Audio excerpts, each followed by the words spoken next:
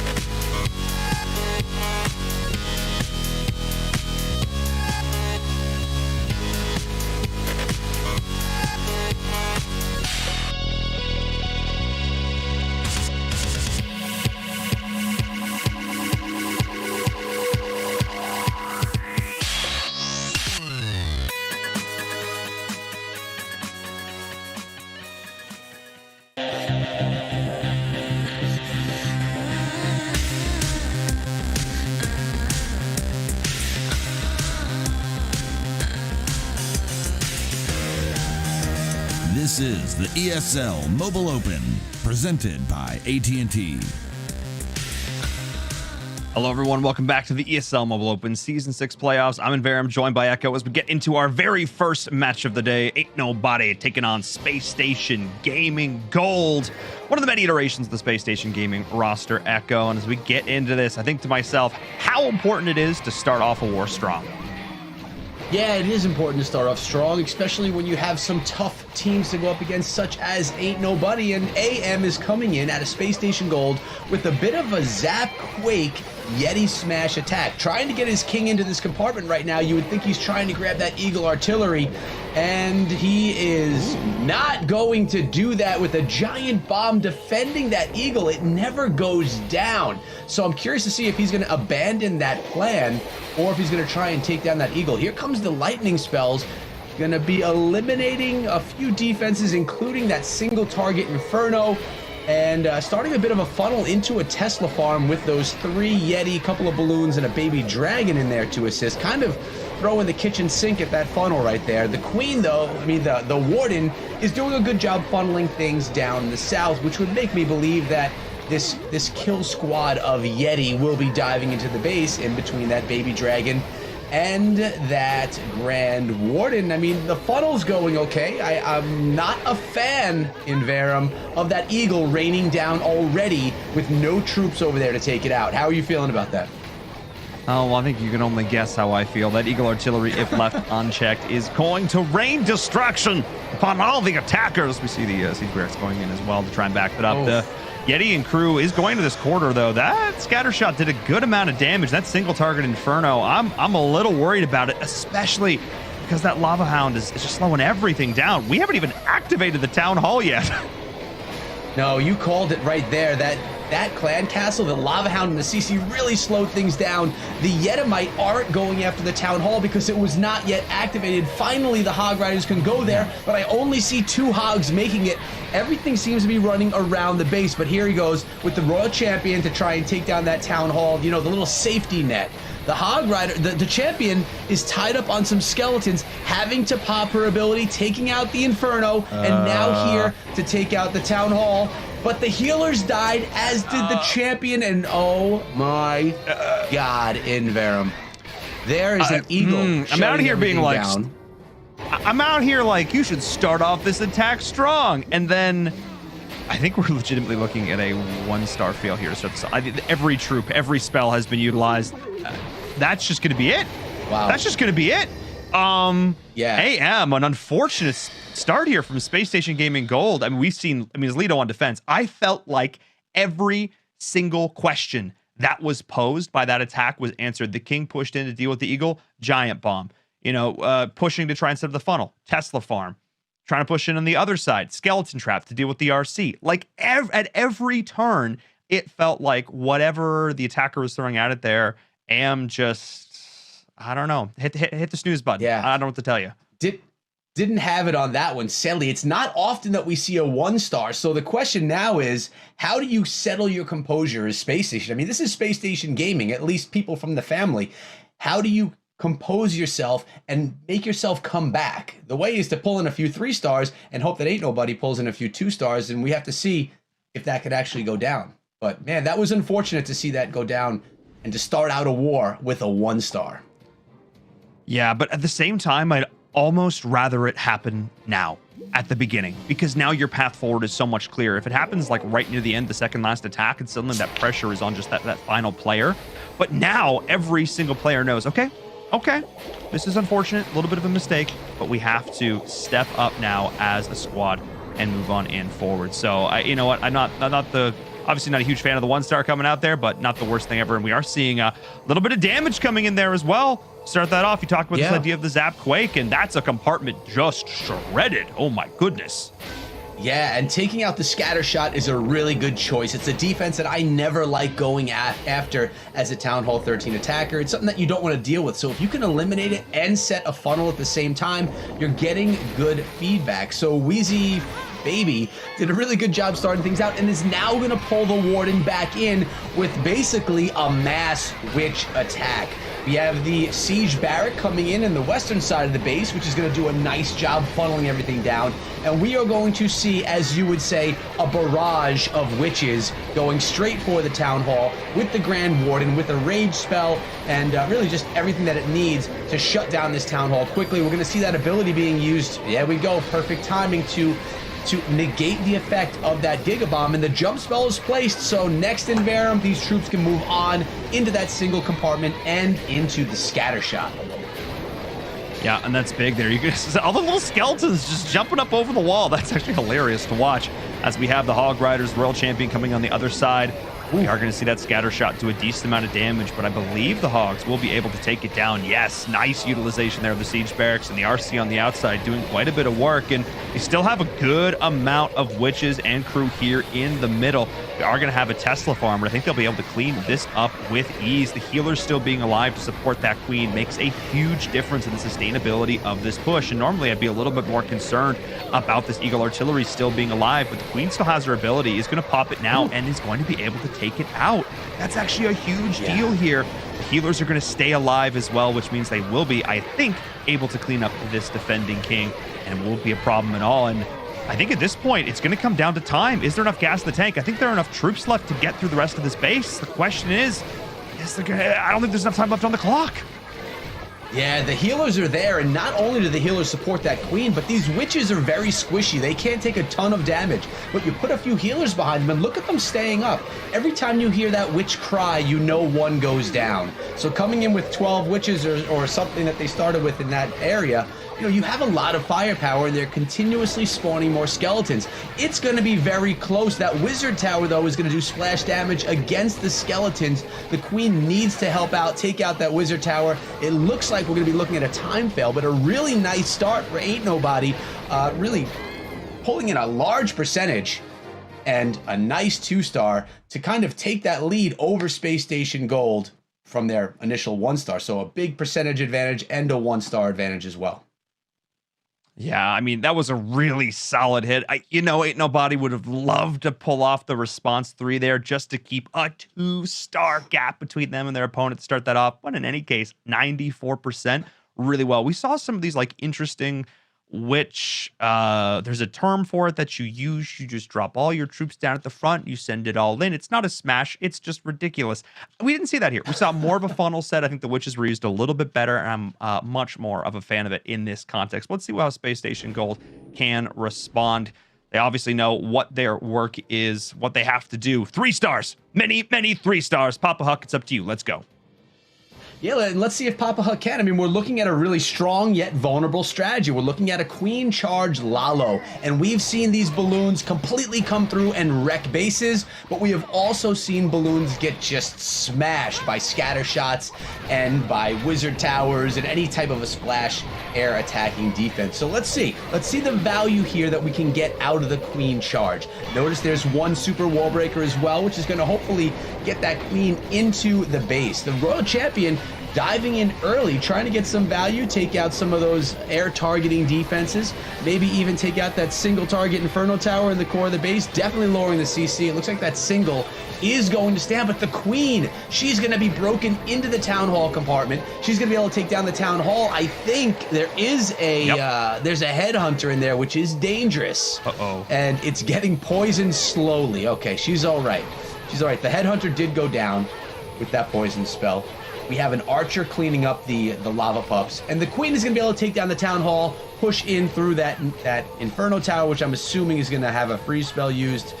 So far, things are looking kind of good. I would feel good as Papa Huck right now. Time not yet an issue. Yep, no, I would feel pretty solid about that. Not even needing to use the freeze, instead opting for the rage in that situation. I was a little bit worried there for a second, like you mentioned, of course. The Headhunter is able to slow down the attacks of the Queen in that situation, but still able to go on through. Nice use of the poison, good use of the freeze as well. And wow, we're seeing a lot of rages committed to this. This Queen Charge has done a significant amount of damage, and here comes the rest of this Lalo attack coming right in behind the siege. I mean, this is looking pretty solid so far. Grand Warden's gonna be here, gonna have that life aura ability, gonna be able to get these balloons, keep them alive a little bit longer. The Queen does eventually go down, but there's still a lot of attack to be had here. The question is, how fast can they deal? this Eagle Artillery. Well, there are 3 haste spells and 1 more freeze spell in the composition, so haste spells do make things move quite a bit faster, especially these balloons, so they should be able to path quickly through the base. We're looking at that wizard tower on the back end and the scatter shot, which can be scary, but the Grand Warden's ability is intact in Verum, and there's a freeze and a haste, so I anticipate seeing the haste. Oh, the balloons jumped out of the haste. Let's get them back on the Inferno. Now, will they path to that scatter shot? That's the question. Freeze spell on it. There's not many defenses left. If they pass to that scatter, which they're not, they're going in the other direction, but the dragon is there. The dragon is there on the scatter and going to be safe. In Verum, we may have ourselves a 3-star right here. There's only 1 defense left, and if this is a 3-star, that's going to put Space Station Gold back in the running, back in this war. And there's 14 seconds left.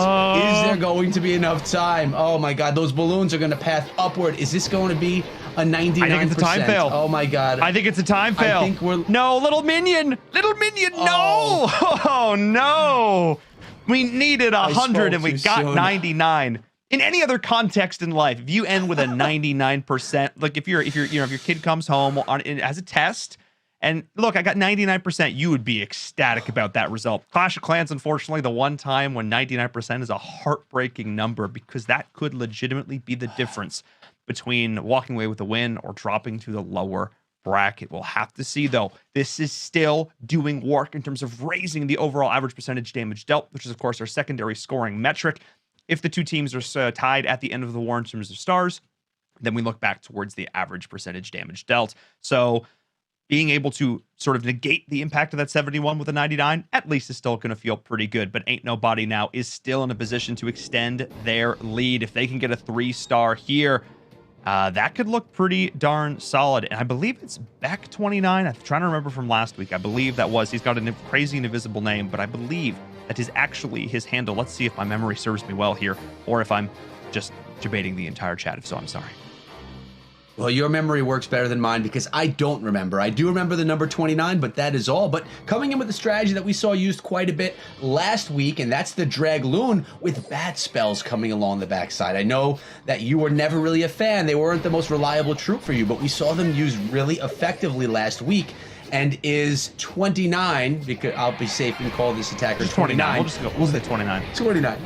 Will they be able to do it again? Are they going to be able to replicate it and kind of put the nail in the coffin? Although it's a little early for a nailed-in coffin, you know, Space Station does not want Ain't Nobody to pull in a 3-star. That would make it a very difficult road ahead.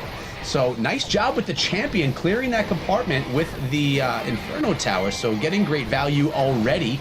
Queen charging in, or not really charging with no healers, but she's going to be following in behind the tanking king and that Royal Champion that was actually tanking as well. All the while, the base has been cut in half for the dragons and the balloons heading straight for that Town Hall. Queen taking down the Eagle, your most feared defense at Town Hall 13. I know you could sit back, relax right now. You're probably feeling a little bit better that that's at least out of the way. But Battle Blimp coming in. Is it going to make its way to the Town Hall in Verum? That's the big question. Going to be moving on forward, using that invulnerability a little bit longer. And that tornado trap, though. Uh-oh. That's actually a huge deal. That actually is a huge deal. Now forced to preemptively freeze, drop the rage. Everything needs to be committed to take down this Town Hall here. The Dragons are going to be able to go in and try and clean this up. The bats are spawning on the outside as well. We're seeing a bit of a bat bomb situation. And we are going to see that Town Hall drop 75% in climbing. This was a risky, aggressive strategy. Dropping, this entire air attack down on the opposite side of the base, knowing you had to clear out the entire way through in order to make it down, but great utilizations of the freeze on the bottom. A couple of dragons left, the Grand Warden as well, some balloons. This attack looks like it is paying off. The aggressive play from 29. Oh my goodness, with a minute left on the clock. This is definitely one of the better attacks we've seen, I would say, all playoff long. Literally 60 seconds left, and that attack is completed. That was just made look easy. There was a second there I was like, ooh, I don't know. And I looked at the HP bars and all the dragons, and I went, no, he's fine. That's fine. This is fine. Yeah. I mean, I think bats are proving themselves again in the meta, at least here in the Mobile Open. We've been seeing tons of attackers have success utilizing Dragloon with the bat spells, utilizing a little bit of the Lightning Quake in there as well to help take down the Inferno Tower early on in the attack. A beautiful attack right there. And, well, Now it's a 2-star difference and still a pretty big gap in percentage as well. It's getting more difficult for Space Station. They really need to respond with a triple soon to keep themselves in the game. At least one. At least one. We're going to need to see, and Tom will be the one to get it done. Take a look at this, and okay, we're seeing more Earthquake spells come in, a little bit of Zap as well, but I love the fact that pretty much every single attack we've seen so far, Echo, has been different, has been unique. That's really cool to see. Yeah, and I love what they're doing right here with the Lightning and the one Earthquake spell. It's softening up the defenses enough to have the Royal Champion be able to throw that shield and clear out the single target Inferno. Great use of spells, getting good value out of only 2 spell space, and just completely clearing an Inferno tower and completely clearing that compartment. So really good start. Now we have the charge coming in, and again, you're going to be happy because the Queen is going to walk herself right into the Eagle Artillery, shut it down before it even opens up its eyes, and that's going to be 1 less defense plus an Inferno tower down. So far, a pretty good start for Tom. You know, Tom in the back of his head right now is saying, we need to 3-star. And what I like right here is that the Queen, she's got to deal with a multi-target Inferno. No fear there. Her healers will keep her up. 2 headhunters, though, coming out of that clan castle. And she does, will she get the headhunters before? Yeah, she'll be all right. She's going to be slowed down on that Lava Hound, but she's safe over there. And Dragons, Grand Warden, the Stone Slammer, all coming to town right for that town hall. They don't have much of an option for a direction to go.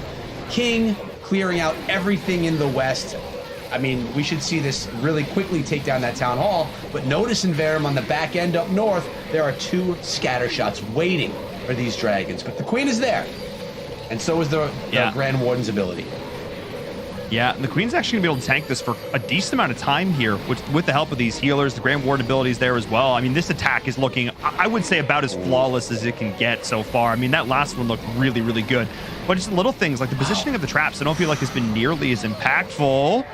Ooh, the Queen's going to stay alive for just a little bit longer, and there's a lot left in terms of this attack. I think the question, once again, here, Echo is going to come down to time because there's no haste spells left.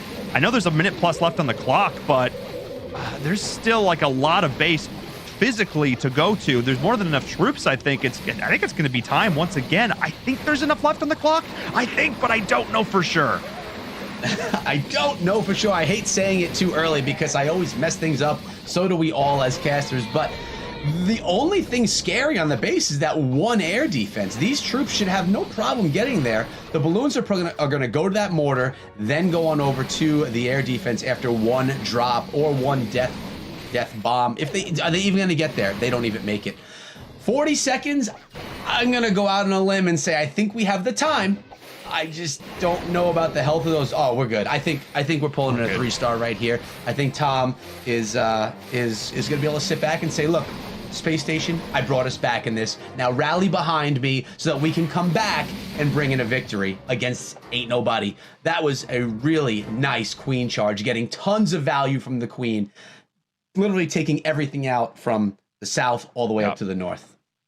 Yeah, the value that was had by those 2 heroes was just insanely good. You said butter it up with those additional spells and just not hesitating to use that Seeking Shield too, because it procced before the Skeleton Trap spawned, which actually, and the way the positioning of the Royal Warden was so good. The Royal Champion was so good because she was actually able to take down that Inferno Tower before getting tied up by the skeletons. Just little things like that make a huge difference. And man, Space Station Gold, we'll see if they're regretting that 99% at the end of this, because that 100 at least brought them back. That looks like exactly what they need to do, but we'll see what the response from Ain't Nobody is going to be. They are still in the lead right now with that 3-star. We'll see what Lido is going to be able to do. It was Lido's base that gave them so much trouble in that first attack, resulting in the 1-star. Let's see if, with his help this time on attack, they can continue to extend this lead.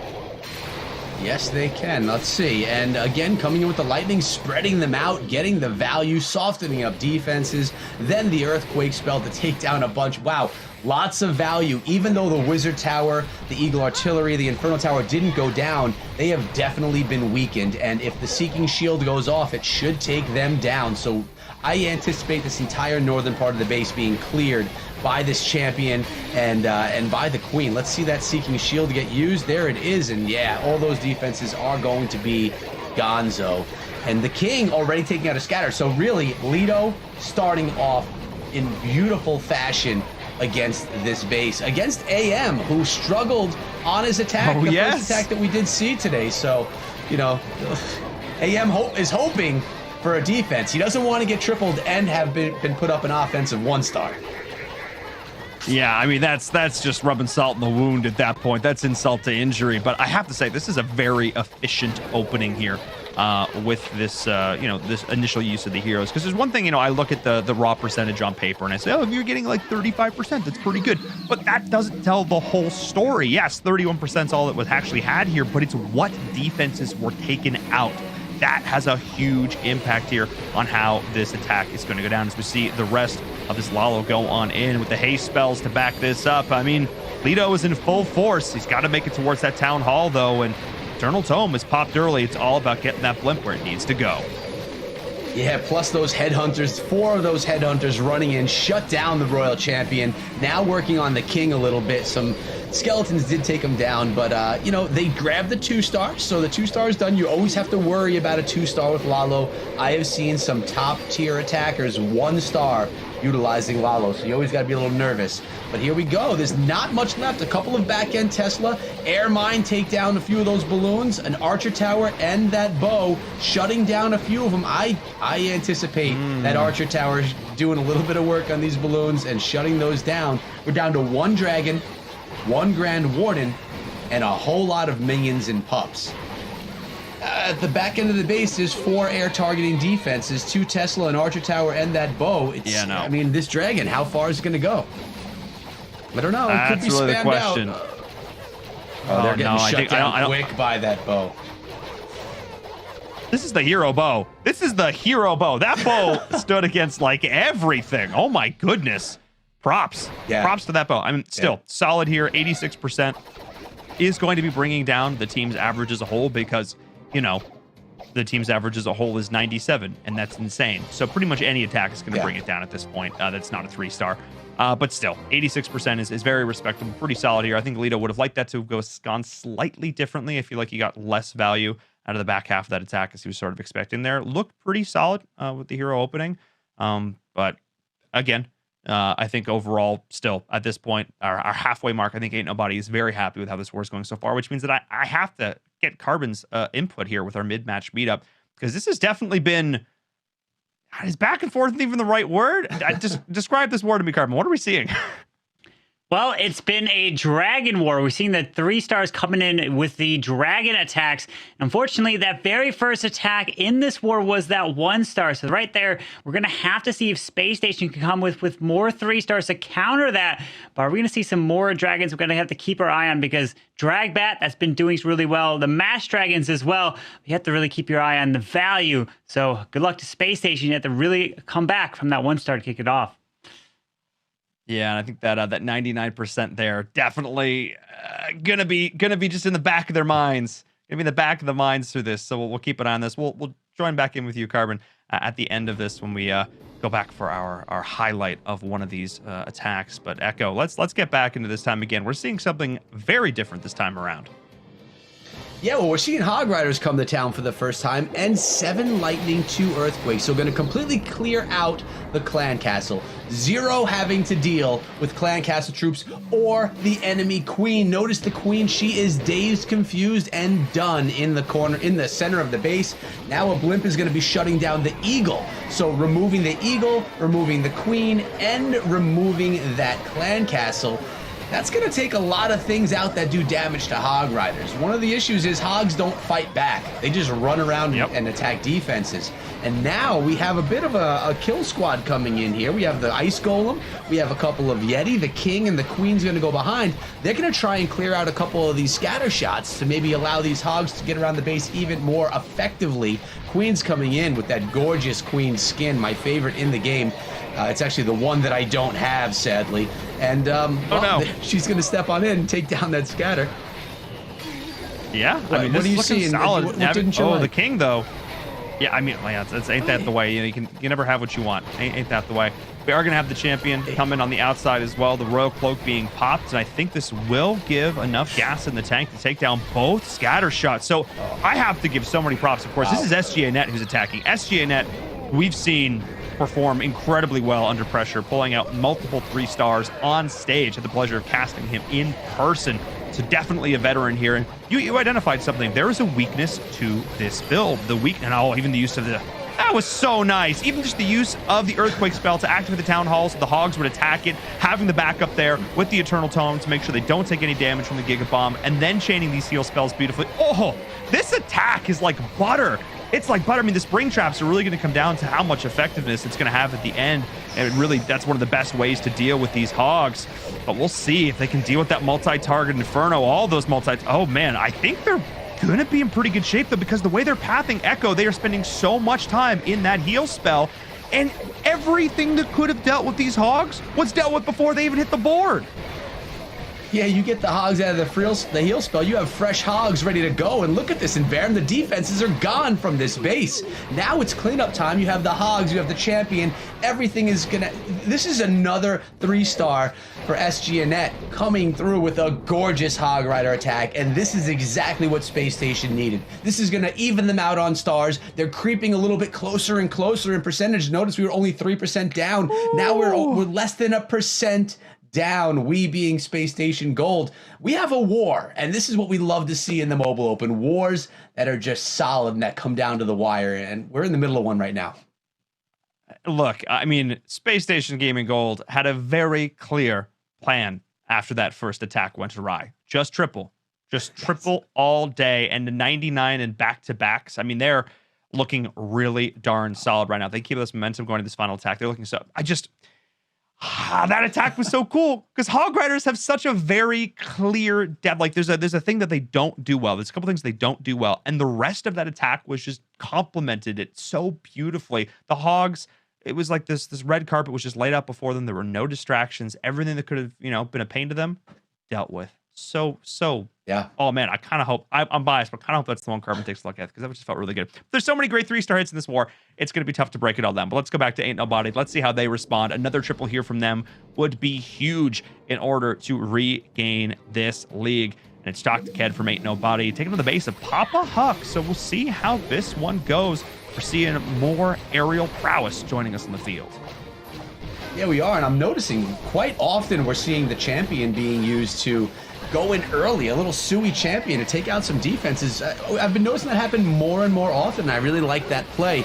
But we're seeing Drag Bat come back again, and it's a scary attack strategy that's been proven over and over again this season in the ESL Mobile Open. So when you see that cooked up, you have to worry and say, is this going to come through and triple my base? And remember, when bases are built differently because of changes in meta, I know that was a gorgeous freeze from that ice golem. That when timing changes was happen so in meta, good. Yeah, it was that ice golem knew exactly what it was going to do the entire time, right? Yeah. Oh, 100%. And just to get the queen right in behind it, like no hesitation. Yeah. I don't think that single target Inferno got a single zap off towards that queen. It was just timed so flawlessly. And this is one of the best. I keep saying this every time. These are some of the best Sui hero hits, like between both of these teams. Like no matter who wins here, I'm really glad we're in the upper bracket because I think either one of these teams definitely deserves another shot in the lower bracket because they have both been performing so well. We are going to see an insane star war here as the rest of this attack is coming in. The next big question, of course, Echo, is where are those bats going to be joining us? Yeah, but look at this. Both heroes, you have the queen in the core of the base.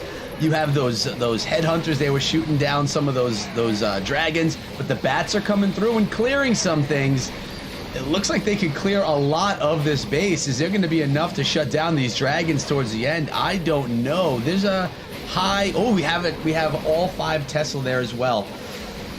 It looks like there's a lot of power going through the base, and it looks like Chuck the Cat is yeah. This is looking pretty good if you ask me. Lots of dragons left over. The bats are working on that Lava Hound, which is going to have some pups to deal with, but there's only 2% left in the base in Vera. Make that 0% left. A 3-star answer to Space Station's 3-star.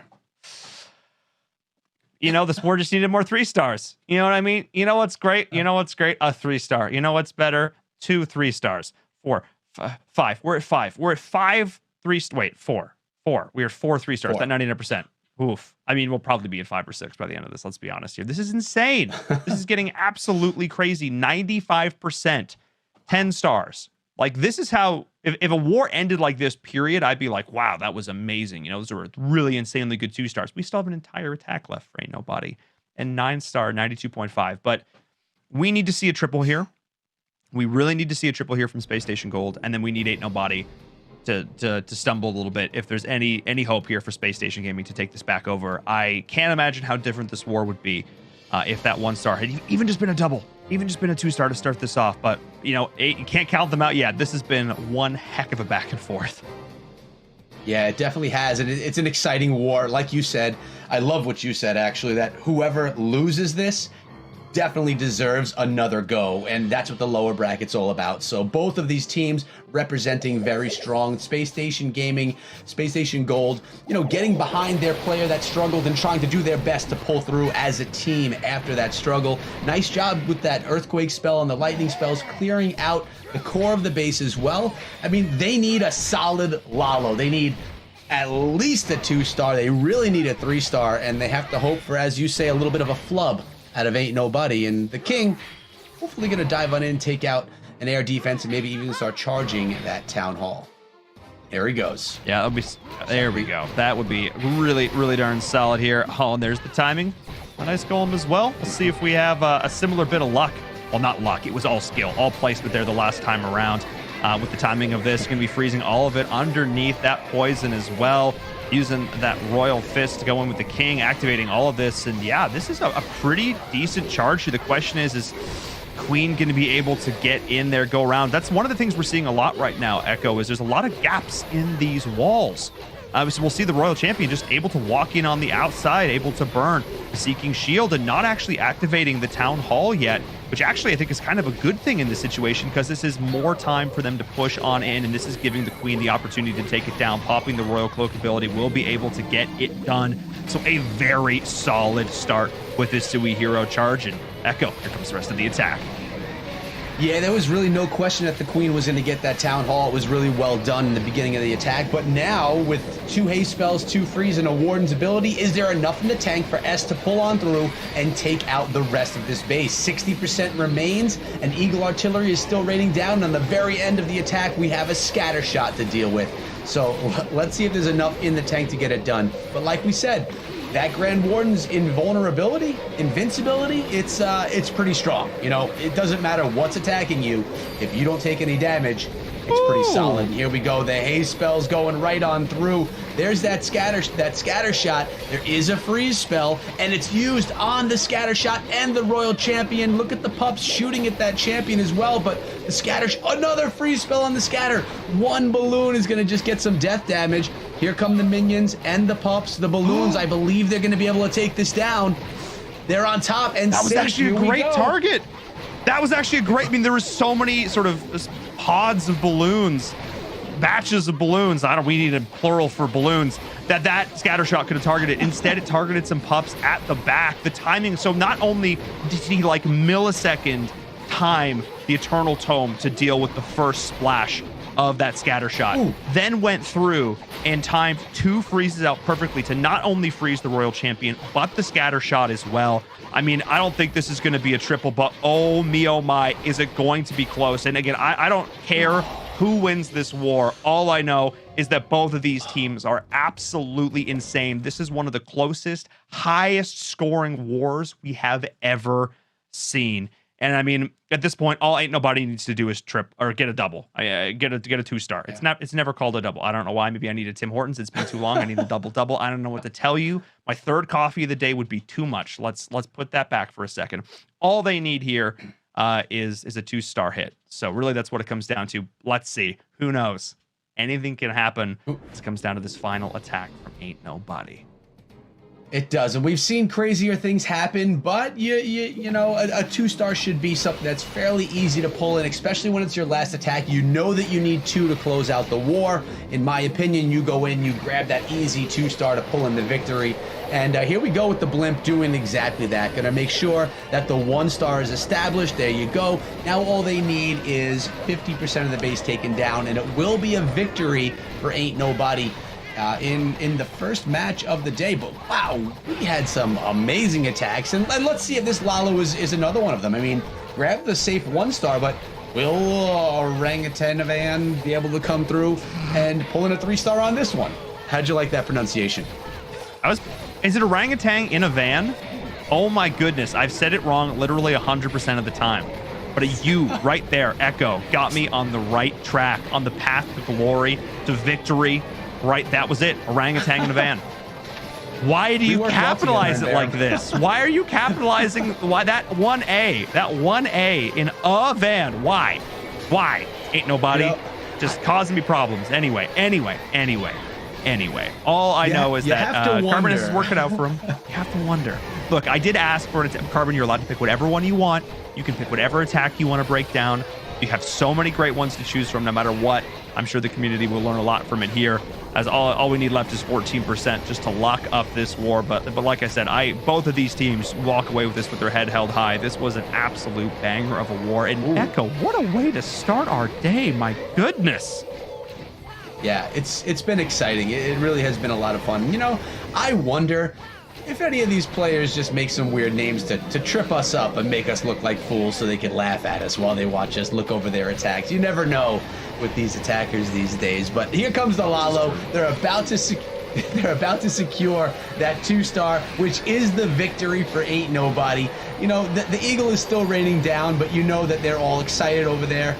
You have our Orangutan that's excited as well, being able to secure the victory to keep Ain't Nobody in the upper bracket. We've seen them 2 weeks in a row doing some really nice attacks.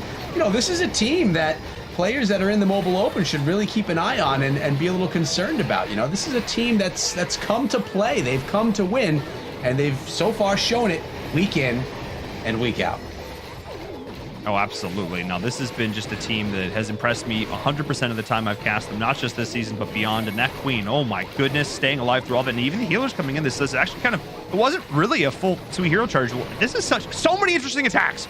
So the second I feel like I know where, you know, like how these attacks work, and the second I feel like, okay, you know, this is going to go here, and the funnel's going to be set there, and the charge is going to be, okay, you know, balloons are going to, every single time I think I know what's happening, Echo, these players surprise me, and I love it. It just goes to show that they're constantly pushing the meta, constantly pushing the boundaries of what players think they can do. And with another 96% here, they weren't going to go out quietly. They weren't going to say, look, we just needed a 2-star. They were going to go for the triple every single time. And Ain't Nobody secures the win in game number 1. A 95% 2-star war? Wow. What? I mean, both of these teams, though, 11-star, on most days, an 11-star, 93% war would get you a win. It would get you a win on most days. Not today, though. What an insane battle from both of these teams. I'm so impressed. And we'll talk about it more, Echo. Don't worry. We'll get some more thoughts in on this, but we're going to go to a short break. We're going to, you know, give ourselves time to recuperate, and then we'll be able to break this down, set up our next one. Before we go to this break, I want to remind all the folks at home, if you're not following our brand new ESL mobile Twitter account, you definitely should be doing so. !social in the chat. We'll get you the link for that, or over on Instagram as well. We're doing some behind the scenes stuff there that you're definitely going to want to check out. Definitely recommend you do that. We have a lot of cool stuff coming down the pipe, and this is the home for all things ESL mobile, not just for Clash of Clans. So get you some updates there from across the program as a whole. And of course, if you haven't signed up for our giveaway yet, I saw some folks in Twitch chat earlier type an ! Giveaway. Keep doing it, because make sure you go and sign up and get those entries. $200 worth of in-game currency could be yours. Buy those fancy in-game scale, all the good stuff. You want to buy that. And of course, Echo, I think you know what's coming next. I'm looking to the side, even though it's just me. I'm trying to look like suspicious. I don't know. There's a secret code. That's what I'm trying to get at here. This is exactly, look around. There's a secret code just for you, just for the folks who are tuning in right now. I'm never going to talk about it again. This is going to go way into the ether. But for you who are watching right now, fans of the Mobile Open, Mobile Day 2 will get you a bunch of free entries in that giveaway that I just mentioned before. So make sure you put the link in, go enter that code, and get some free entries. We're going to go to a short break. When we come back, we're going to break down that first match. It was intense. And then I get, of course, into game number 2. Oh my goodness. We're back in a few.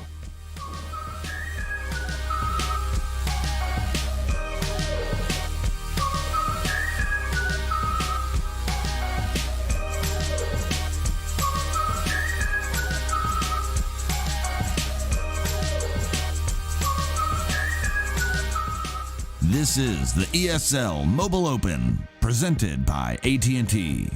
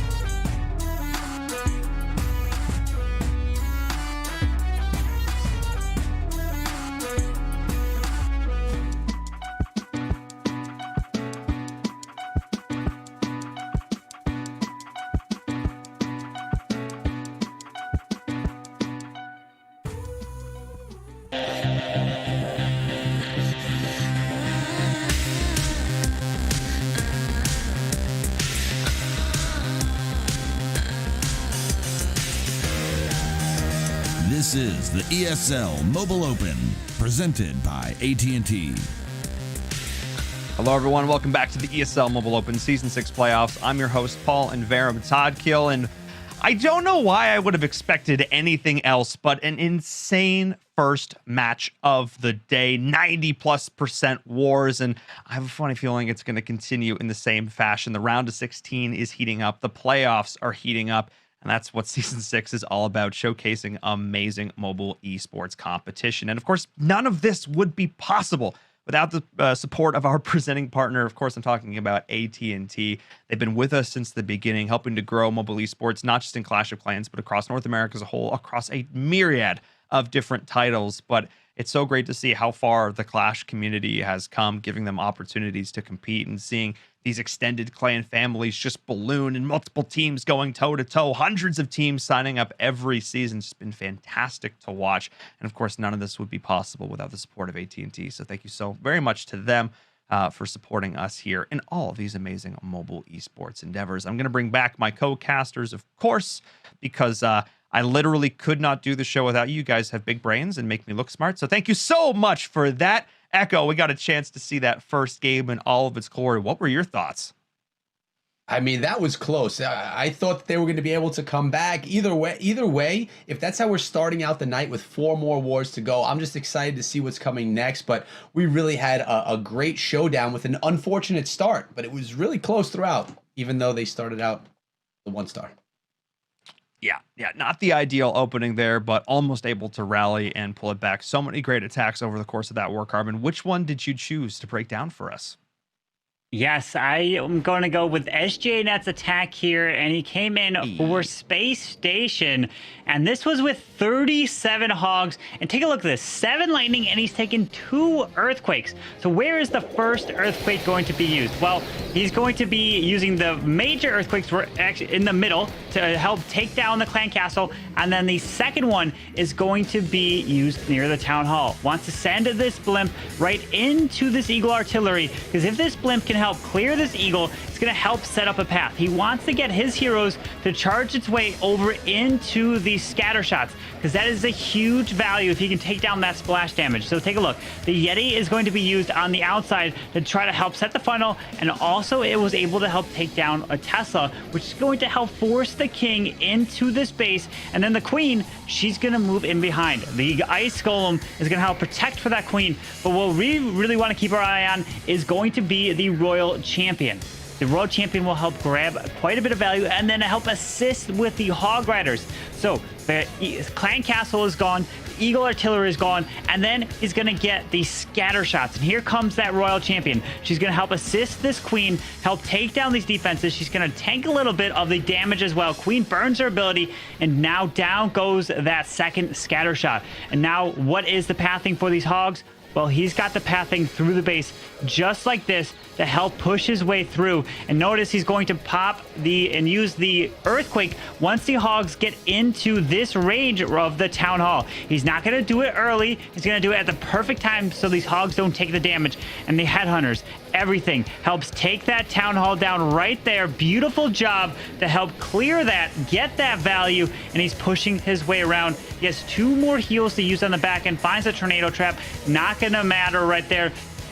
But that incredible value with the lightning, the Sui heroes to take down both scatter shots, royal champion helping assist in with that hog push after she's taken out those initial defenses, and now it's just a matter of cleanup after dropping that final spell right there. What a beautiful attack from SJNet coming in. Even though Space Station was not able to win this war, it was such a great war. We saw so many different triples, but that one was unique. It came in with the mass hogs to show how to get it done. Yeah, I was just so impressed with that attack. I just felt like all of the groundwork, the foundation laid early on in that attack just were perfect to set up those hogs shining. And you mentioned before sort of that royal champion, sort of the bridge between the opening phase and the second half, being able to continue to support it. Mwah! Chef's kiss. Beautiful attacks, one of many in that first war. And I have some expectations that the rest of those wars are going to follow suit. Before we get too much farther into the action, if you've tuned in at all over the last few weeks, last few months, this year, if you've tuned in like this year, if you've seen a broadcast, you've heard me talk about the Good Luck Have Fun pledge for good reason, because we've had over 800,000 signatures on this amazing pledge, this initiative that we are so happy to support here at ESL, all about being a better online digital citizen, creating a more inclusive and accepting online community for all sorts of games, not just here in Clash of Clans, but beyond, just wanting to create a space where everybody feels welcome and that they can show up and say, hey, I'm interested in this. And everyone's like, yeah, come join on in. Because I feel like the Clash of Clans community, every time we interact with them, is always just so welcoming and wholesome. And it's always so fantastic to see. And we're looking to try and spread that love a little bit further beyond as well. Exclamation point GLHF in the chat can teach you a little bit more about that if you do want to sign up, and you get that exclusive Twitch badge as well. Earlier, I was going to say this year, but it's actually last year, I got a chance to sit down and talk with some amazing folks in the esports community to learn a little, hear their thoughts about it. So let's take a look. My name is Jordan Gilbert, aka Nothing. Hi, my name is Sue Lee. My handle is Smix. I think it's important for these initiatives to happen. Empathy really, really goes a long way, and it always means so much to us, and I think that's where initiatives like this really help. I encourage everyone in the community, anytime they see bullying, anytime they see someone getting called names, I encourage you to step up and say something. Good luck, have fun. Good luck, have fun.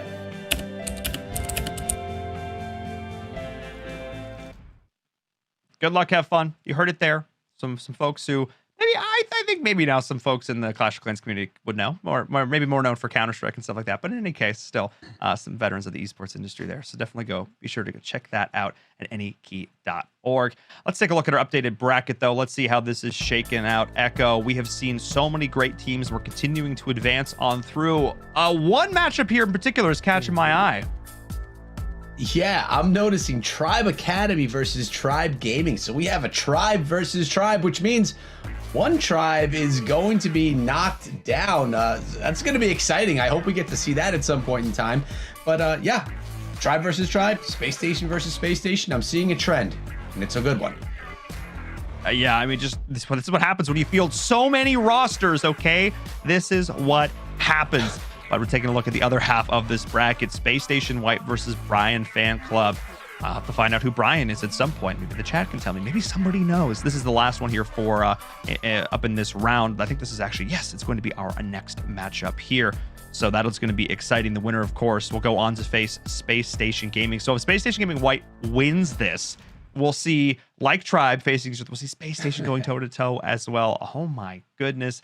What a day of matches, or what a playoffs worth of matches so far. This is just looking at the upper bracket. We've got lower bracket matches as well. Oh my goodness. All right, Echo, we're going to say goodbye to you for now. Take a little bit of a breather. We'll join back in at our mid-match meetup. Carbon, you got a chance to watch that first match, and we could talk about it all day, but we have to get into our next one. As much as I want to hype up how amazing the first one was, who are you predicting to come out on top in this second game? Well, Space Station has the org behind them. Between that and Brian Fan Club, I'm going to go with Brian Fan Club here. Let's see if we go with maybe an upset, or we'll have to take a look. I don't know exactly which players are on. There's so many Space Station teams out there, but yeah, let's just see who can get this. Well, darn it. I was expecting you to pick Space Station, so I was going to be like, counter to it and pick Brian Fan, because the name's cool. I'm going to go Space Station then. We're going to go into that. I'm going to pick Space Station. I think they're maybe going to look for some redemption for that fallen squad who's still not out of it yet, though. Of course, upper brackets. I'm holding off a cough. We're going to go to a break, but before we do, exclamation point social in the chat. I have the tickliest throat right now. Exclamation point social in the chat. Be sure you're going and following us over there on Twitter, and then of course. Oh my goodness, I'm going rogue. I need to cough, guys. We're just going to break. Do go follow us on Twitter, but we're going to come back with our very next matchup here. We'll be back in just a few. Match number 2. Don't want to miss it.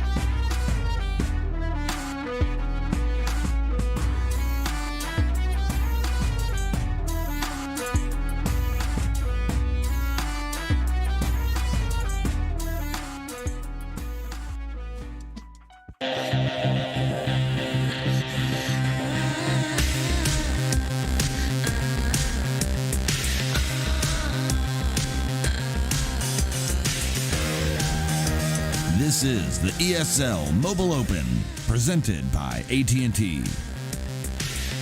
Hello, everyone. Welcome back to the ESL Mobile Open Season 6 playoffs. I'm your host, Inverum. I did cough. It was 6. We're there. We're better now. Yay. Carbon Fin's here as well as we get into our second war of the day. And wow, we're just starting things off. We're just going. We're throwing spells left and right. Okay, things are happening. We're seeing the use of these lightnings using on different parts of the space, not going for that clan castle. He's going to leave it in the middle, and he does have one lightning, probably for some maybe headhunters that are going to come out of the clan castle. But this Raw champ is going to look to try to use her ability and take down this Inferno Tower to get all of this value, because he's going to come in with the Suilalo. But notice these two middle air defenses can really mess up the pathing if he doesn't get this properly set here. Yeah, there's going to be a lot on the line here to try and make that happen. We're going to see the Seeking Shield going in. Nice straight line. Gets the damage done. Wow. Okay, Royal Champion, I see you. And getting the air defense as well. Got to be pretty happy about that, Carbon. Yeah, absolutely there. And he used the lightning there, but unfortunately didn't take out the headhunters. And he could have used it, had another spell. Now he's going to get stuck onto this Lava Hound. Here comes the headhunters, need to take down these heroes. And here comes the CC. He's going to take the Queen forever to get through this. The Lava Pups, but the headhunters did some beautiful work, took down these heroes. But the question is, this Eagle Artillery is still standing, so he's got to start a Lalo from right on top of the Queen to get this Eagle Artillery down. Notice the one sweeper, it is pointing over the Town Hall, so he's going to have to end over it, and this can be a risky hit here. Hopefully he can get the value. Yeah, I don't think the Queen... Yeah, he's going to have to go all the way through. We've seen some risky hits so far today, and in the very, very small sample size we have, it has paid off. See if that's going to be the case this time around, as the rest of the Lala is going to be coming in. Still 13 balloons being held in reserve. We'll see where he opts to deploy that, going in towards this Eagle Artillery and this air defense. But you'd mentioned it, Carbon. There is a key structure that needs to be dealt with. We've seen one really heartbreaking one-star fail today. We don't want to see another. Yeah, that blimp is going straight for the Town Hall. Luckily, he finds the Tornado Trap. He does have a free spell. Finally uses it, but doesn't use it on the scatter shot. This blimp will make it to Town Hall. Probably going to have some sneaky goblins. No, he's going to have also balloons and a dragon inside of this. The Town Hall does barely just go down here. But unfortunately, that Eagle Artillery, the pathing was not set, and all of that damage was devastating there. He has the minions around, grabbing a little bit more percentage, but it was looking great for the start. But unfortunately, he didn't path to the Eagle right away and kind of split off that Lalo pathing. Yeah, just a little bit of unfortunate pathing there. We're still going to see north of 80%. So, for NSR hockey, I can read, I swear. We're going to see still a pretty solid opening. I mean, I think that last war sort of had a condition to think like every hit needs to be above 90%. But, getting in the 80s here, a solid 2-star to start this off. You're still setting up your team for success. Players looking to get above 85% now is sort of that sweet spot we're finding. That does have a pretty good impact on your overall average percentage damage dealt. So we're keeping an eye on that here. Space Station White off to a solid start. A Brian fan club. A lot of Brian fan club the Brian fan club is in the Twitch chat. So they're all here for the Brian fan club. So we'll see as we get into this next attack here, Carbon, what the response is going to be.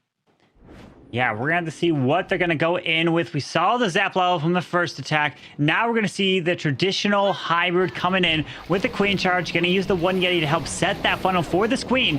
He's going to send this blimp straight into the Town Hall, where he's going to pull out the CC, drops this rage, going to help take the Town Hall down here.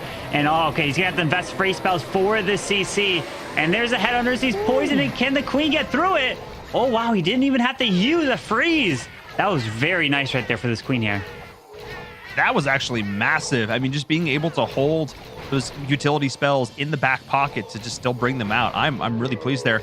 Queen is going around on the other side, and Carbon, this thought came to me during rehearsal, and I'm looking at this, and I noticed this last week. We're seeing it more now. But tell me the thought process behind leaving all these gaps in the walls. Talk to me about it. Give me the breakdown.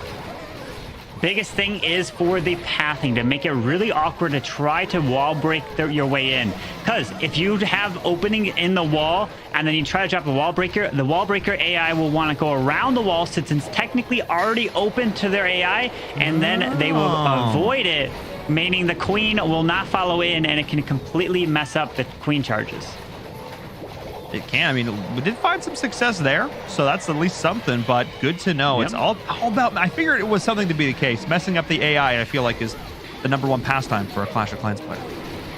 Yep, absolutely. Now we're seeing the beautiful queen charge. She actually got in because he did set up a beautiful funnel over on the right side. So now she can grab everything in the middle. And here comes the hybrid right in between. This is such a great value from this queen into the middle. Finds 2 Seeking Air Mines, unfortunately, with that Grand Warden ability through the Eagle, the scatter shot. Now there's a multi-target Inferno. He's finding all the spring traps, but the king is on the outside, continuing setting this funnel here. And can he take the multi? This is looking fantastic, but we have another multi-target Inferno at the bottom side at 6, but he's still got a heal and 2 freezes left. Yeah, I mean, I'm looking at what's left in the bank. We still have an ability from a queen. Still have an ability from a royal champion. You could probably, I think, we're swag the freeze. Just do it, just for me. Man, you don't need it. Wow. Luke, you don't need it. Luke, you don't need it. All right. You know what I mean? It's like that SpongeBob meme where he's like, I don't need it. It's like that, but you really don't need it. You used it anyway. Darn it. All right, I understand. It's fine. It's fine. Congrats on your 3-star, because this is a really solid 3-star. Wow.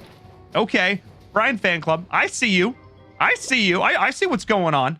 That was a hit. That was just so well executed. The start of that with the set in the funnel, and then just utilizing those spells as well. Wow. Okay. Yep. The beautiful thing about the blimp was not only did it take the town hall down, but it pulled out that clan castle nice and early so the queen can deal with it all the way at the outside of the base and didn't have to get into the middle, because if you have to deal with a clan castle and those defenses firing on the queen, it is devastating. Beautiful job, got all the value, and then the hybrid was perfect. The queen charge right into the core of that base. Yeah, I mean, what a solid start here for Brian Fan Club. Let's see how Space Station White can respond. They're going to have to answer with a 3 of their own, at least 1.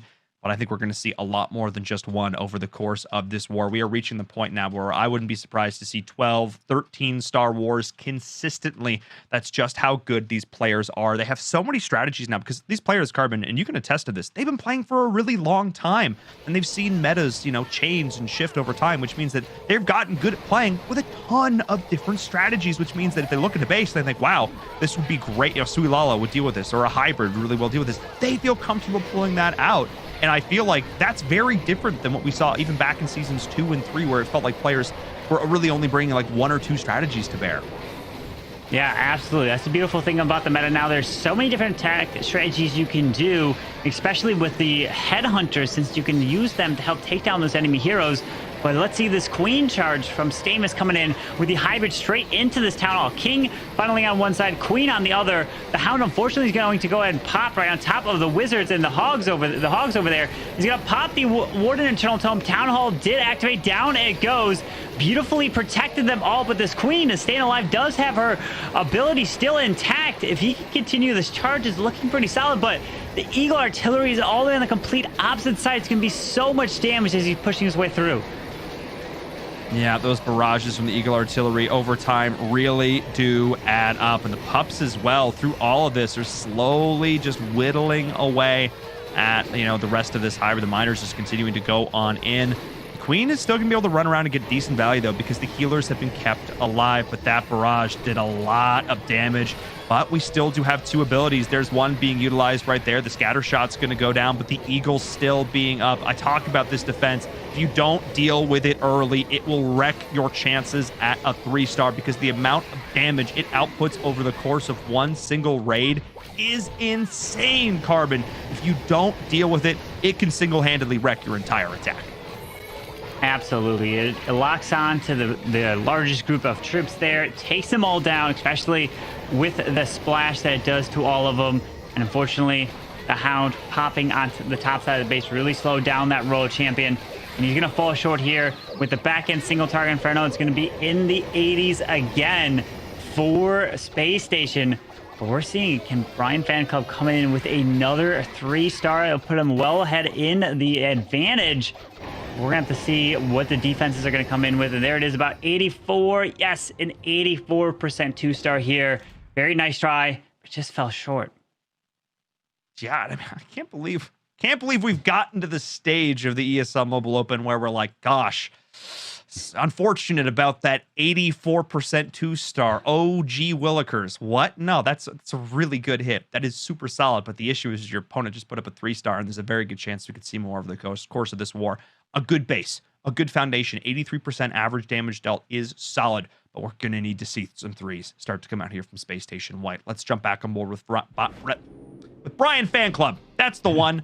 Those are the words. In that order. Carbon, please start talking. Oh, God. Yeah. Yes, we're going to be going in straight with the drag bat. We got 4 freezes, 2 rages, 5 bats. Let's see, he's got 10 balloons, but interesting enough, he's going with some hog riders with dragons. You typically don't ever see hogs being used with those dragons. So I'm assuming maybe he's going to try to get some value with the Royal Champion potentially to help distract and get... Oh, wait a second. He's going to get this air defense here on the outside so that he doesn't have to take it down with the dragons. Okay, so it looks like the hogs got their value there. Not only got the air defense, but made sure you got to also set that funnel. King's going to run up and around. The biggest thing about the look at where the CC is, all the way at the bottom side of this base, and the sweepers are pointing to the top side. Interesting. So that feels like something that was brought in specifically to deal with this base, with this route, with this attack, those few hogs being utilized there. That, you know, the term custom was thrown out last week, and that definitely comes to mind here as we're seeing the Royal Champion in on this other side, going to be trying to get through a decent number of those defenses. But, oh man, there's still a lot of base to go here. He used the Royal Champion and Headhunters and a free spell perfectly to take down that enemy queen. Now here comes the dragons down south at 6 o'clock. They're flying right in, pulls out a little bit of a CC. Looks like there might be a witch in there with some skellies. But these dragons can get through this section really easily down here.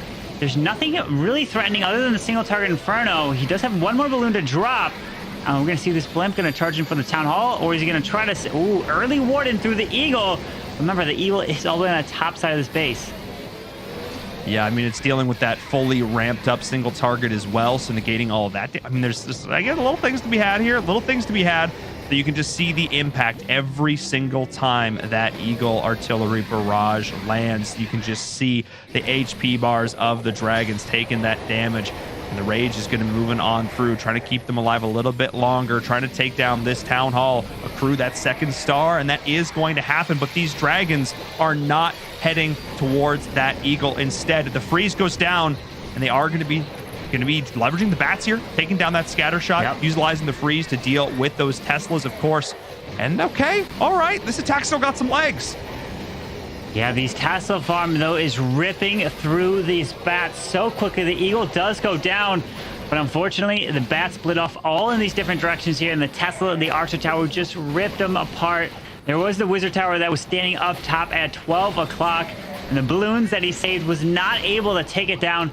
So in this case, he would have probably tried to maybe get some value with the bat wave, because he dropped it right on top of the scatter shot because there's the dead zone. But unfortunately, it just could not get the bats to keep that momentum. The Tesla farm really ruined it there. It's almost like they were expecting something like that to come out. Here's where the Tesla farm comes in, and you talked about, you know, where the sweepers were positioned, where the clan castle was positioned, where the Eagle artillery was positioned. This base didn't really offer a very clear-cut way through, and I gotta give props to Andreas here for this 85% 2-star. Looks like will be the final tally in terms of overall percentage damage, but, you know, super solid here, but a good hold from 124 GP. Really, really solid defense here. Yeah. It was a great job. The Tesla farm was the one that saved that base right there. If it wasn't there, if the heroes were able to take it down in their Sui value, then the bats would have got so much more value, potentially even stayed up and tripled this base. But unfortunately, they did split up there, but it was a really nice try. And he did have to send the blimp for the Town Hall to secure it. Imagine if he was able to send it somewhere else to get even more value. Yeah, that would have been a very different looking attack. A couple things, and that's where the Clash of Clans is all about. One thing goes a little bit different here, one thing goes a little bit different there, and that attack is entirely different at the end of the day. One or two little small interactions makes a world of difference. But let's see what Space Station White can do in their third attack. So we're reaching the halfway point. Seeing 124 GP, who just held off the assault here from Brian Fan Club. Let's see what he can do. We're going to see the attack coming in with the hybrid as well, using the one lightning earthquake combination as well, trying to get this value. There goes the rage spell. Can he take out? Oh, he does activate that town hall. Can he take out the queen? Yes, he does. Takes out the enemy queen, pulls the clan castle, but he does not grab the single target inferno. Ooh, that's going to hurt. Let's see this charge that he's going to try to get. Yeah, so single target inferno is still there. Town Hall's still there. Yes, he did take out some of those defenses, but in terms of the heroes, I don't know. Oh, I feel like maybe that wasn't 100% according to plan. The queen, he missed the poison on the headhunters. Wow. Okay, so remember I was talking about how it's not going to plan. It's really, yeah, that plan. Well, we were at a slight deviation. Now the plan's on fire. How do you recover from this now? I mean, this is.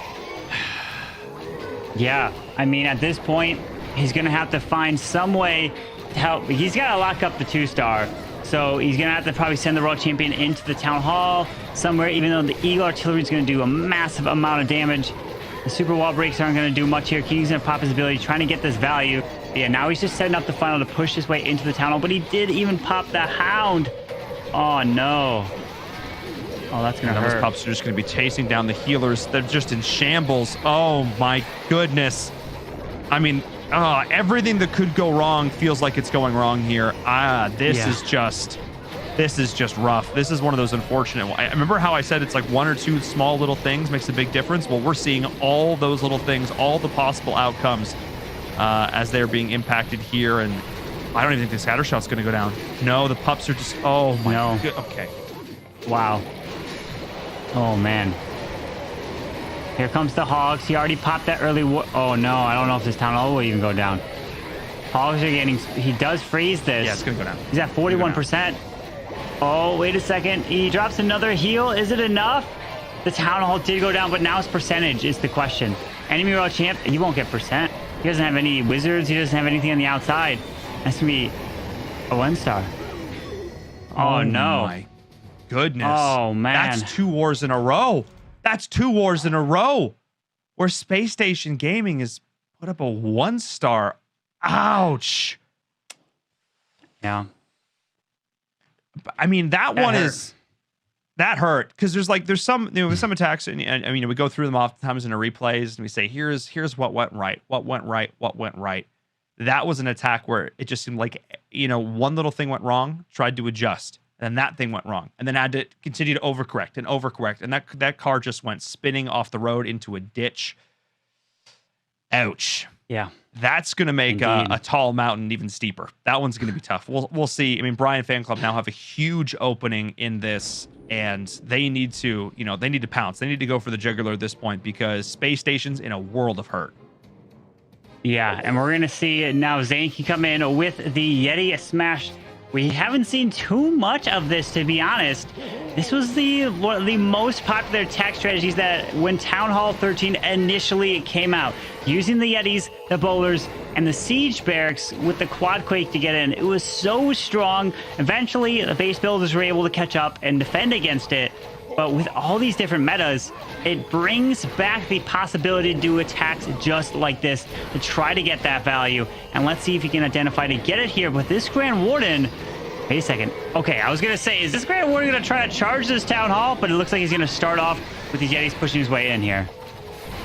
Yeah, the Yetis are going to bring that Grand Warden back under control. Why so many people do favor this over the Queen charge. You should have that a little bit more flexibility because you can bring that Grand Warden back where he needs to be. There's the rage spell going in now. This is a smash if I've ever seen. When Eagle Artillery Barrage is going to get a decent amount of value. There is the Eternal Tome going to be utilizing it to negate the damage from that Giga Bomb.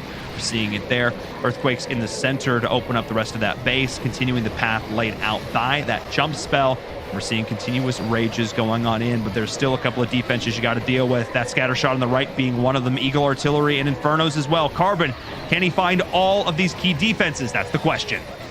Yeah, he's pushing his way through. The singles did lock onto the Grand Warden. He does invest the freeze for the Royal Champion, but he lost the whole push in the middle of the base with the Yetis and the Bowlers, unfortunately. No. And that single did so much work. Finds the Tesla Farm now on the outside of the space. Road Champion finally pops her ability. The Queen doesn't have her ability. The Air Expo is going to go down.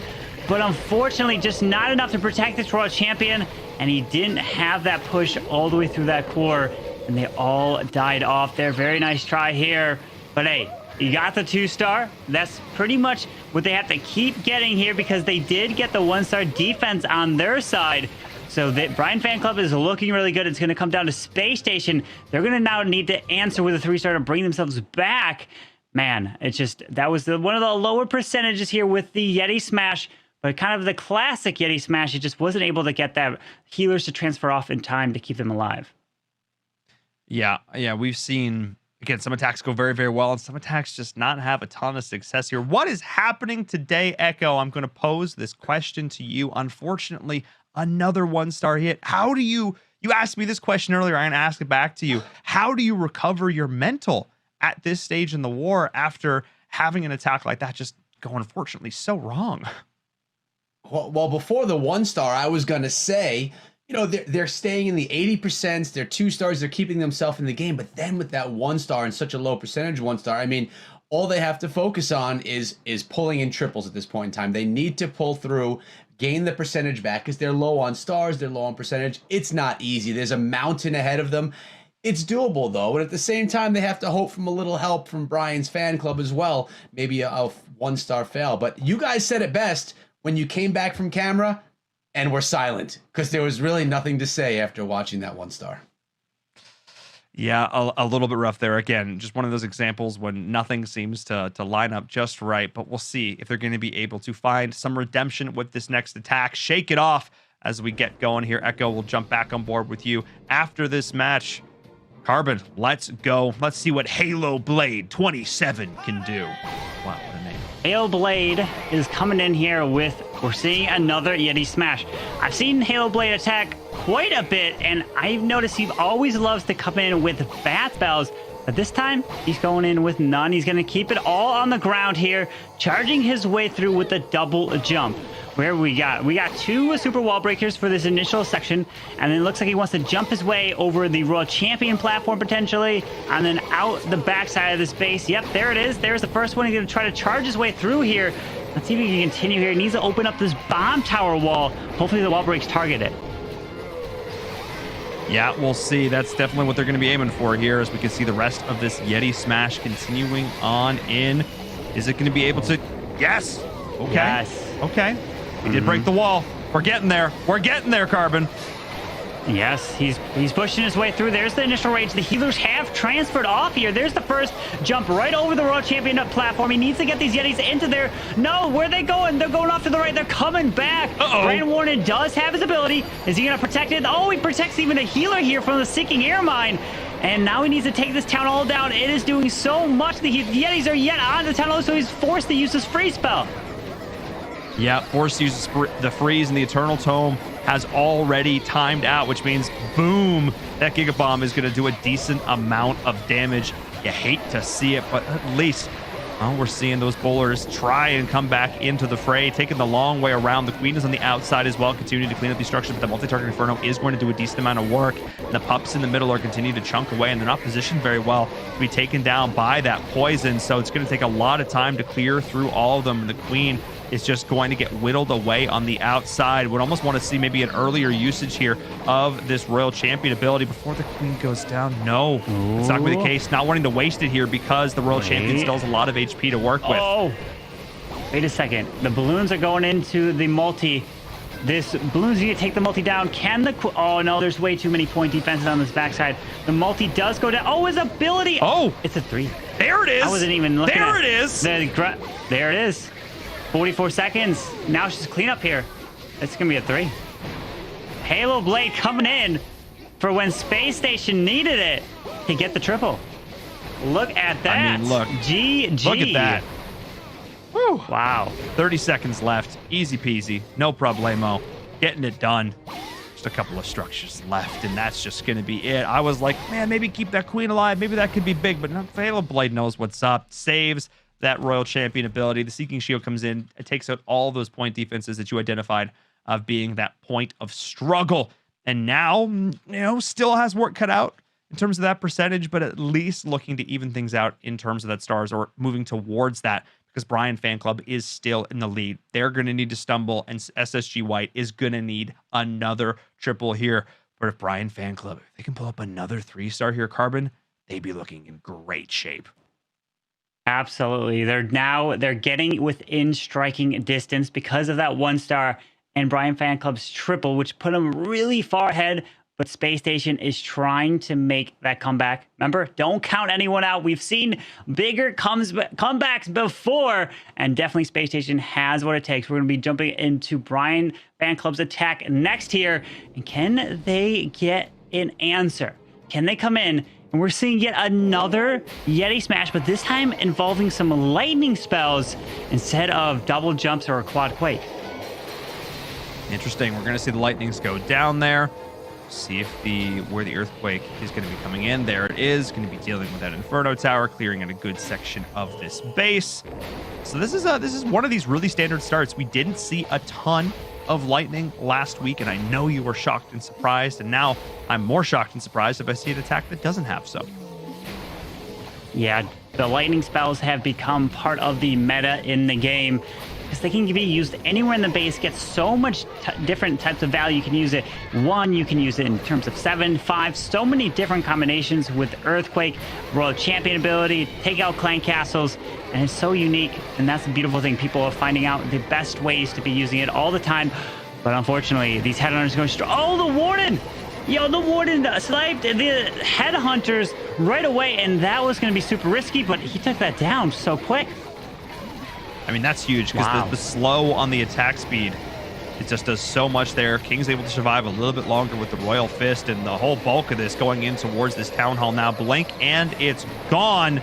And good usage of that Eternal Tome as well. The Queen's going to get slowed up dealing with the pups, but the core of this base is wide open here. Carbon Rage spells just going on in, and it feels like there's still a good amount of this attack still with pretty solid looking HP. It's taking down this Eagle Artillery that's going to be so crucial, and of course those 2 scatter shots, because they do so much damage if left by themselves for too long. And as I say that, it seems like that's exactly what happened.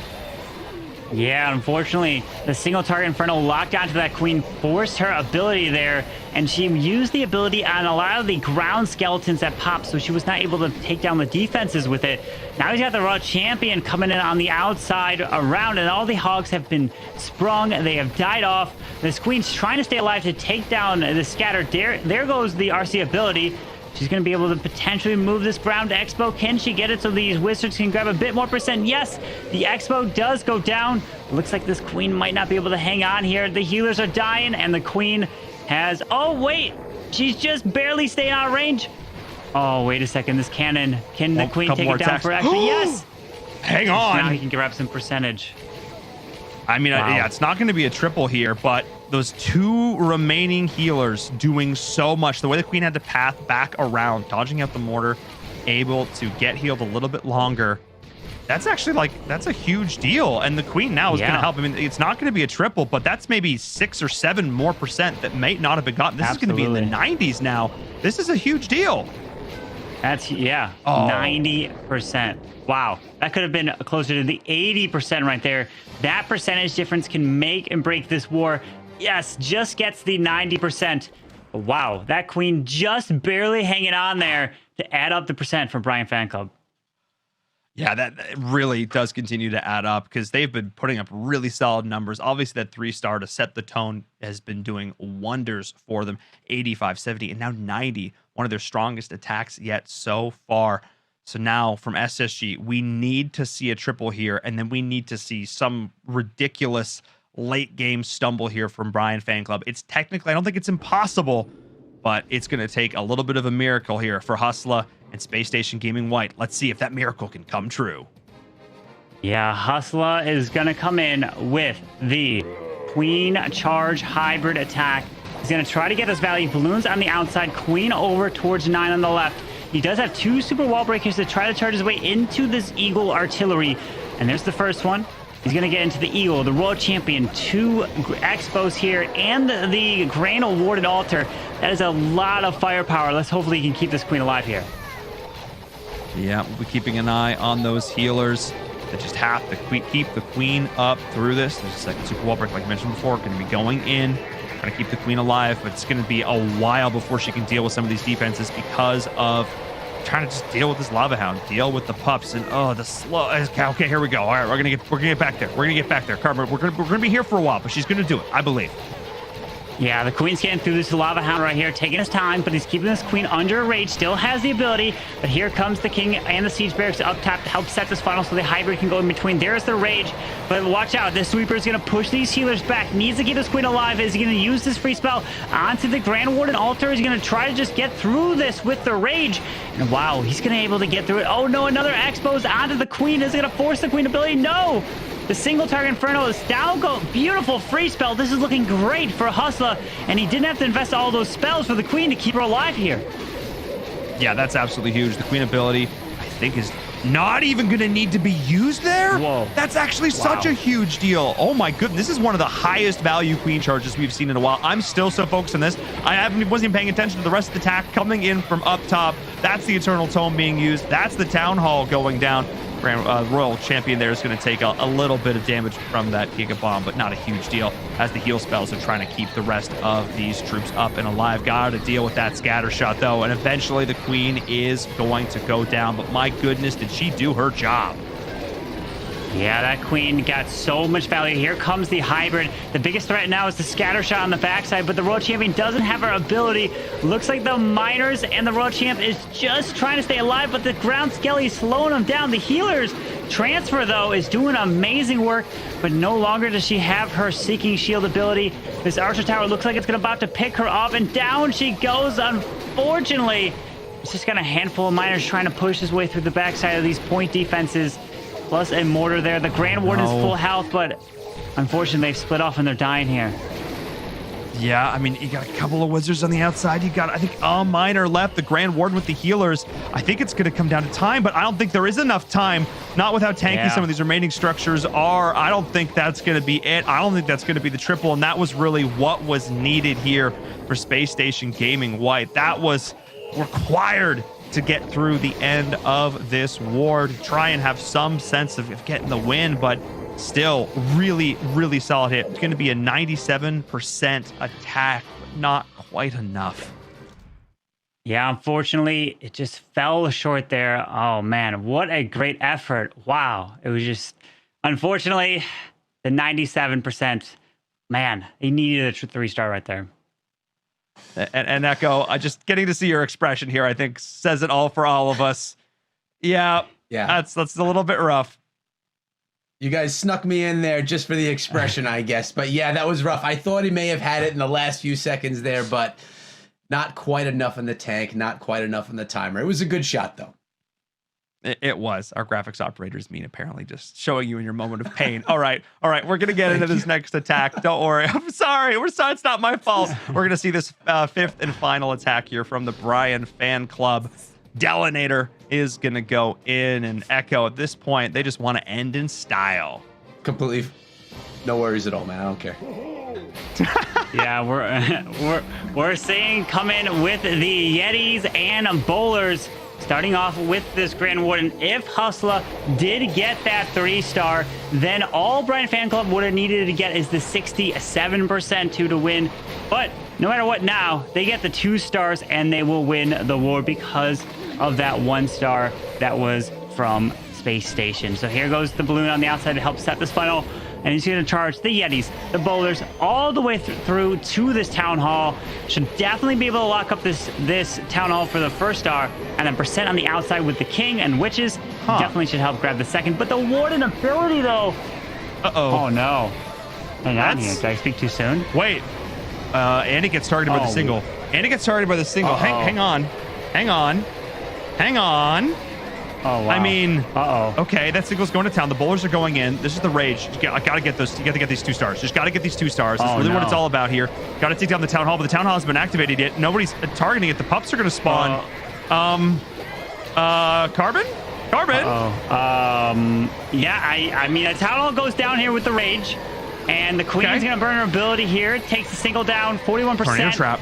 He should he should be able to get at least the 50, right? I mean, there's not too much. He's got Hogs RC still going through. He's got Hogs. He's going to get 44. He's going to get 50. Yeah. Delanir, come on. Don't play with my emotions like this. 2 more percent. Okay. Oh, man. I think we're fine. Wow. Seeking Shield will get it no matter what. Okay. Yeah. Oh. Okay. That was Wow. closer than it needed to be. Delanator. Yes.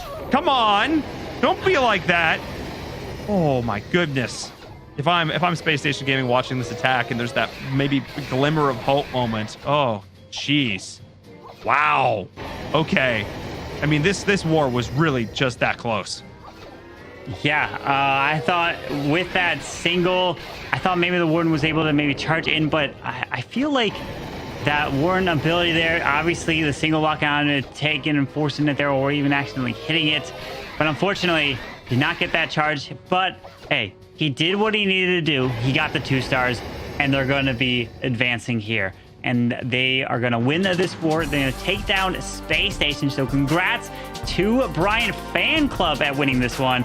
And that unfortunately means 2 Space Station teams have gone down. Because they actually ended up dropping behind in terms of percentage too at the end there. Oh wow. Yeah. Wow. That was what an intense war. What a crazy finish. Unfortunately, yeah, Space Station Gaming is going to be dropping down, but again, another one of these super close wars where either team drops down. Again, a couple of things I think to correct there. A little things that could have gone a little bit better or a little bit different. Definitely a learning experience here. I hope this is one they take down to the lower bracket, continue to fight through there. There's so many strong teams.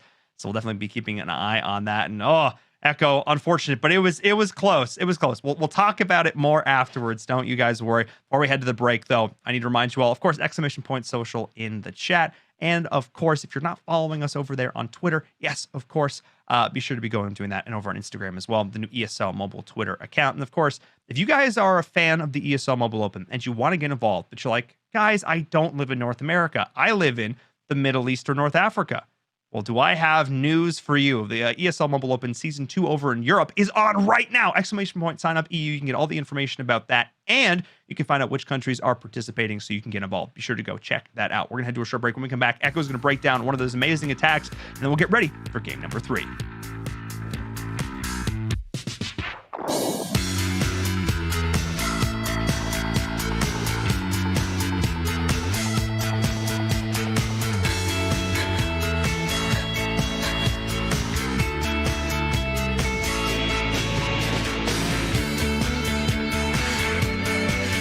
This is the ESL Mobile Open, presented by AT&T.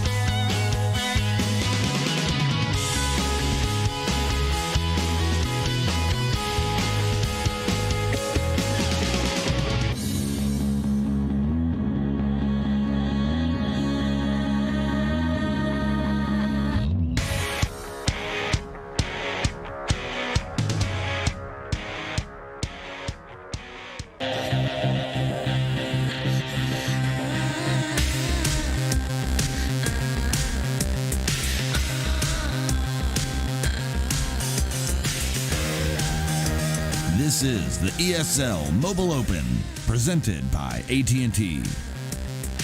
Hello, everyone. Welcome back to the ESL Mobile Open Season 6 playoffs. I'm your host, Paul and Verum Todd Kill, joined by the lovely Echo Gaming Carbon Finn as we get through our two first wars of the day. I think overall, I'm pretty pleased with the attacks we've seen so far. Carbon, what do you think? Yeah, we've seen a lot of 3-stars coming in, but the thing is, those 1-star killers, they've been determining the results of these wars. And unfortunately, you hate to see it in a situation like this in the playoffs with everything on the line. Hey, but I like them taking the risks, which you have to do, but you just have to have that backup plan. And that's what cost these clans the wars. Yeah, it's really unfortunate that just come down to a couple small mistakes that have really added up to a lot here. In any case, we can talk about mistakes, and we can also talk about some victories. Echo, I know you had an attack picked out from that last war, one we can take a look at again. Yes, I do. There was a really nice attack out of Brian's fan club. It was their 100% from the war, and it was Luke coming in with a now classic strategy, the hybrid. And I really liked what he was doing over here when he came in with that blimp. He's coming in right here. The blimp is going to be able to take down that town hall, also lowering the clan castle as well. And notice right here, these headhunters, they're going to be taken down by the queen and the poison before any of that before the queen takes any damage whatsoever. Plus the placement of those healers was just beautiful. Now the queen's value here is immense. She's gonna just come on in and clean up this entire side of the base. I believe she jumps back into the wall as well. We're gonna have to watch right here because this was the first attack of their war. Nice use of this headhunter as well, slowing down the king so that the queen doesn't take as much damage as she typically would. And now we have a Yeti that's even funneling things out over in this portion of the base right here. Kind of cleaned that all out so the queen can dive herself back in. Nice use of the balloons as well, making sure that there's nothing in the skies to take down those healers because the queen has a lot to deal with. Wall break gets her in as well. That's giving her full access to the core of the base, which is going to allow her to take down a Scatter, the royal champion. I mean, we talk about value in Clash of Clans, and this is a great example of it right here. That queen value is incredible. Now we have the king. He's coming on in, doing a little bit of funneling, followed by the miners straight on into the base, and then you have the hog riders behind that as well. All the while, that queen, she's still getting a lot of work done here on the outside of the base, keeping things rolling. But the hog riders, they have plenty of heal spells as well. Notice there's a heal spell, a champion ability, and a queen ability left over in this attack. And only the eagle, which in this case, it's a lot less scary, that eagle artillery, because of the heal spell, going to be able to path these troops right down and around this portion of the base. And, at this point, Luke was sitting back, excited, knowing with 2 hero abilities, he's going to be able to pull in the triple. Really great execution, getting great value out of that queen charge that went into the base. It really just started things out in the right foot. You kind of knew it was going to be a great attack just from watching that charge. Oh, yeah. I mean, again, we talk about high value queen charges, and that's certainly up there as one of the best we've seen in a hot minute. I'm excited to see more of that. I do love a good queen charge. But Carbon, let's take a look at our schedule. Remind the folks what we have in store for them today. Yes, the next up is going to be the first match today of the lower bracket. In the round of 16, we have the Studs taking on Scorpion and Monkeys. And remember, if you lose here in the lower bracket, you are eliminated and you are out. So everything is on the line.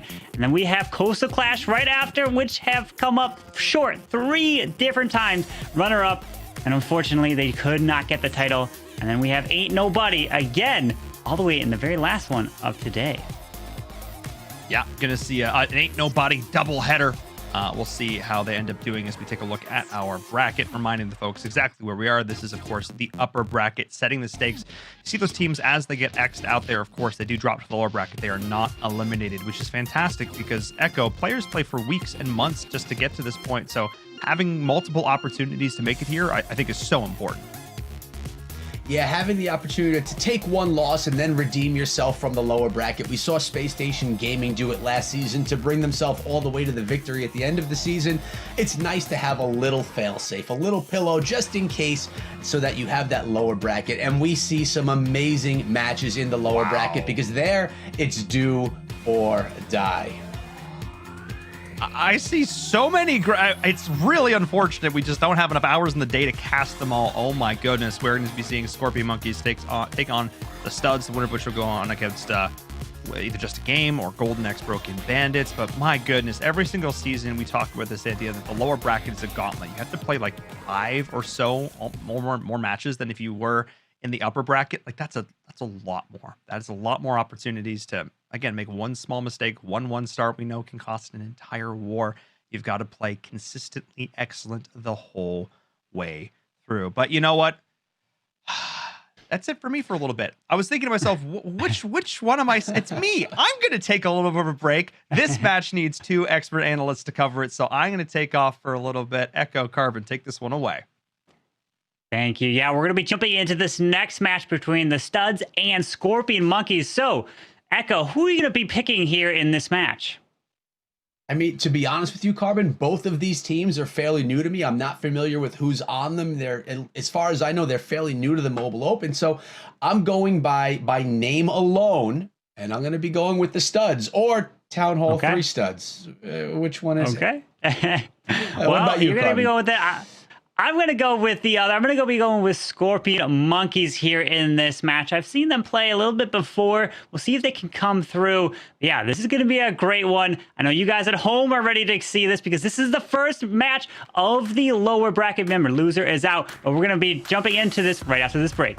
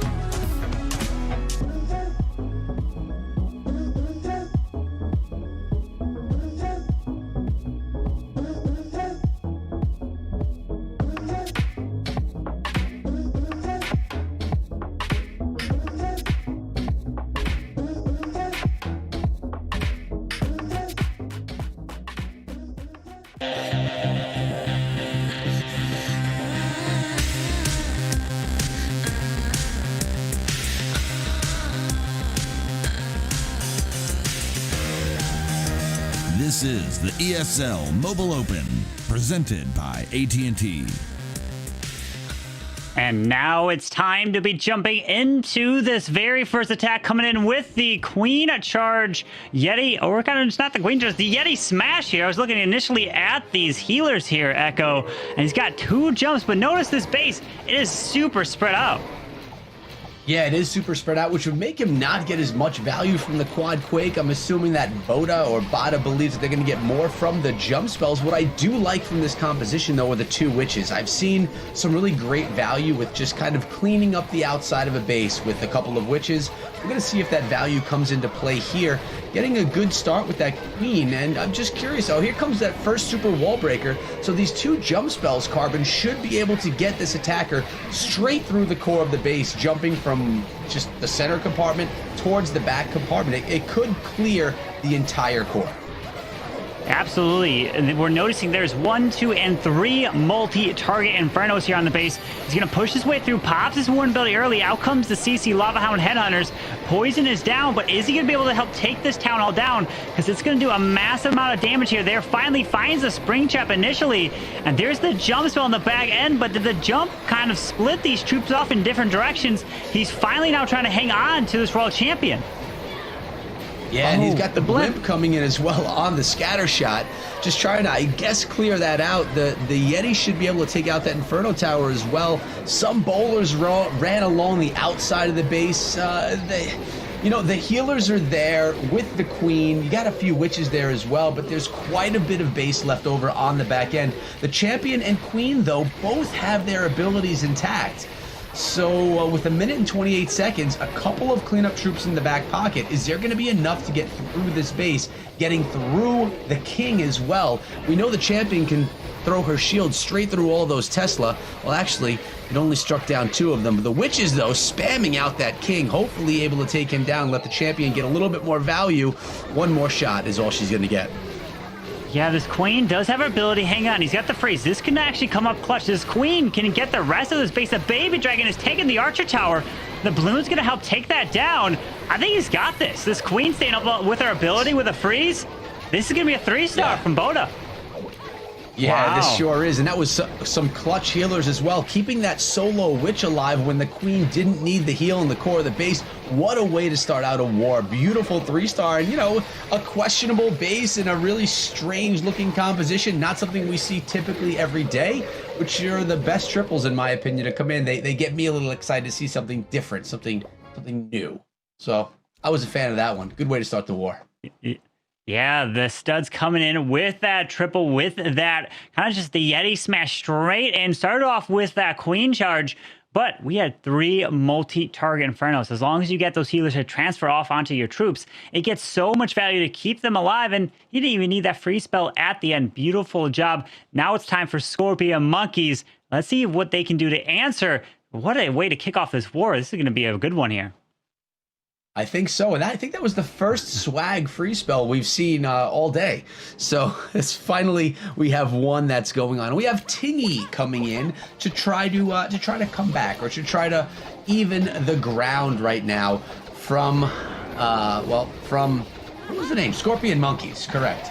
Scorpion Monkeys. Yes. Got the baby dragon coming in with that funnel. The queen, she's going to be able to get herself into this compartment and holding off on those heroes a little bit, the healers, just to make sure that they don't go on off to that king. You want the queen to get all that healer value, and she's going to be able to step up in here. You're going to engage with that scatter shot. The king's ability still intact. He should be able to clear that side of the base. Pretty decent initial charge into the base, Carbon. I mean, it's looking pretty good so far. Yeah, we're seeing another triple multi-target Inferno set here. There's the poison onto the CC troop, does take it down, and the deal with the sound, but he's going to be able to get 2 Archer Towers to scatter. These Expos are going to lock onto this Queen, gets incredible value, but is he going to break this Archer Tower to get the Queen to continue to walk up and get these scatters? That's the only value I can really see. And then hybrid his way. Oh, I mean, let's see. There's another rage. Is he going to drop it? Yes, he does drop the rage. Oh, he has to force the Queen ability. And okay, so there is the wall break to get the Queen continuing her way through, and he's going to have to hybrid this Town Hall now. Yeah, he is going to hybrid the Town Hall, and, he's got that Eagle raining on him from the back end, and over in the east, there is that scatter shot as well.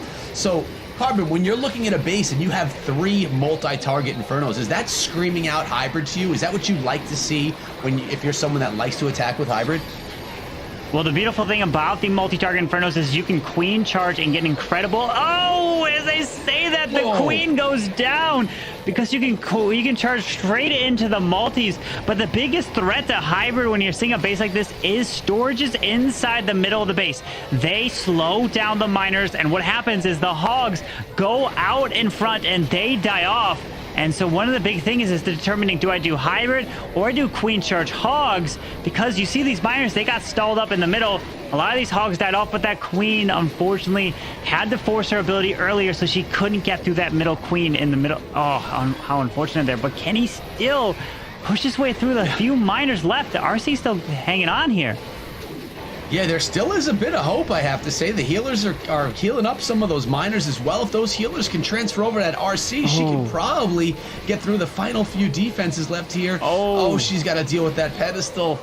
It's 30 seconds. A wizard can clean up everything in the east. The warden can clean up these final few defenses. It's going to come down to time because it looks like all the defenses are going to be down.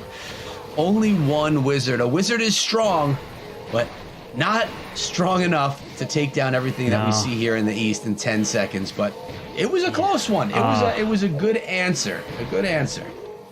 Imagine if that queen stayed up in the middle. She could have beat through the wall, got some of that value, and unfortunately fell short there on time. Didn't get that one. But hey, in the 93%, that's still a really solid answer to the 3-star. That definitely keeps them in the game here. But if the studs come on with another triple, that's going to be a great advantage to kick off the war. Yeah, but triple after triple, that could be a very difficult thing, especially at this point in the game, because we're looking at great builders, great attackers. So looking at this base right here, look at those center channels with the air sweepers inside and electro dragons on the attack. The first time that we're seeing an E-drag attack here, no clone spells, just rage spells, freeze spells, E-drags, and balloons, starting out with some Sui heroes to try and notch out this northern side of the base. Absolutely. Remember, he also does not have any lightning spells, so he's going to have to deal with these sweepers here through this push. He's going to have 7 E-drags because he already deployed one, but he's coming from the left side here by 10 o'clock.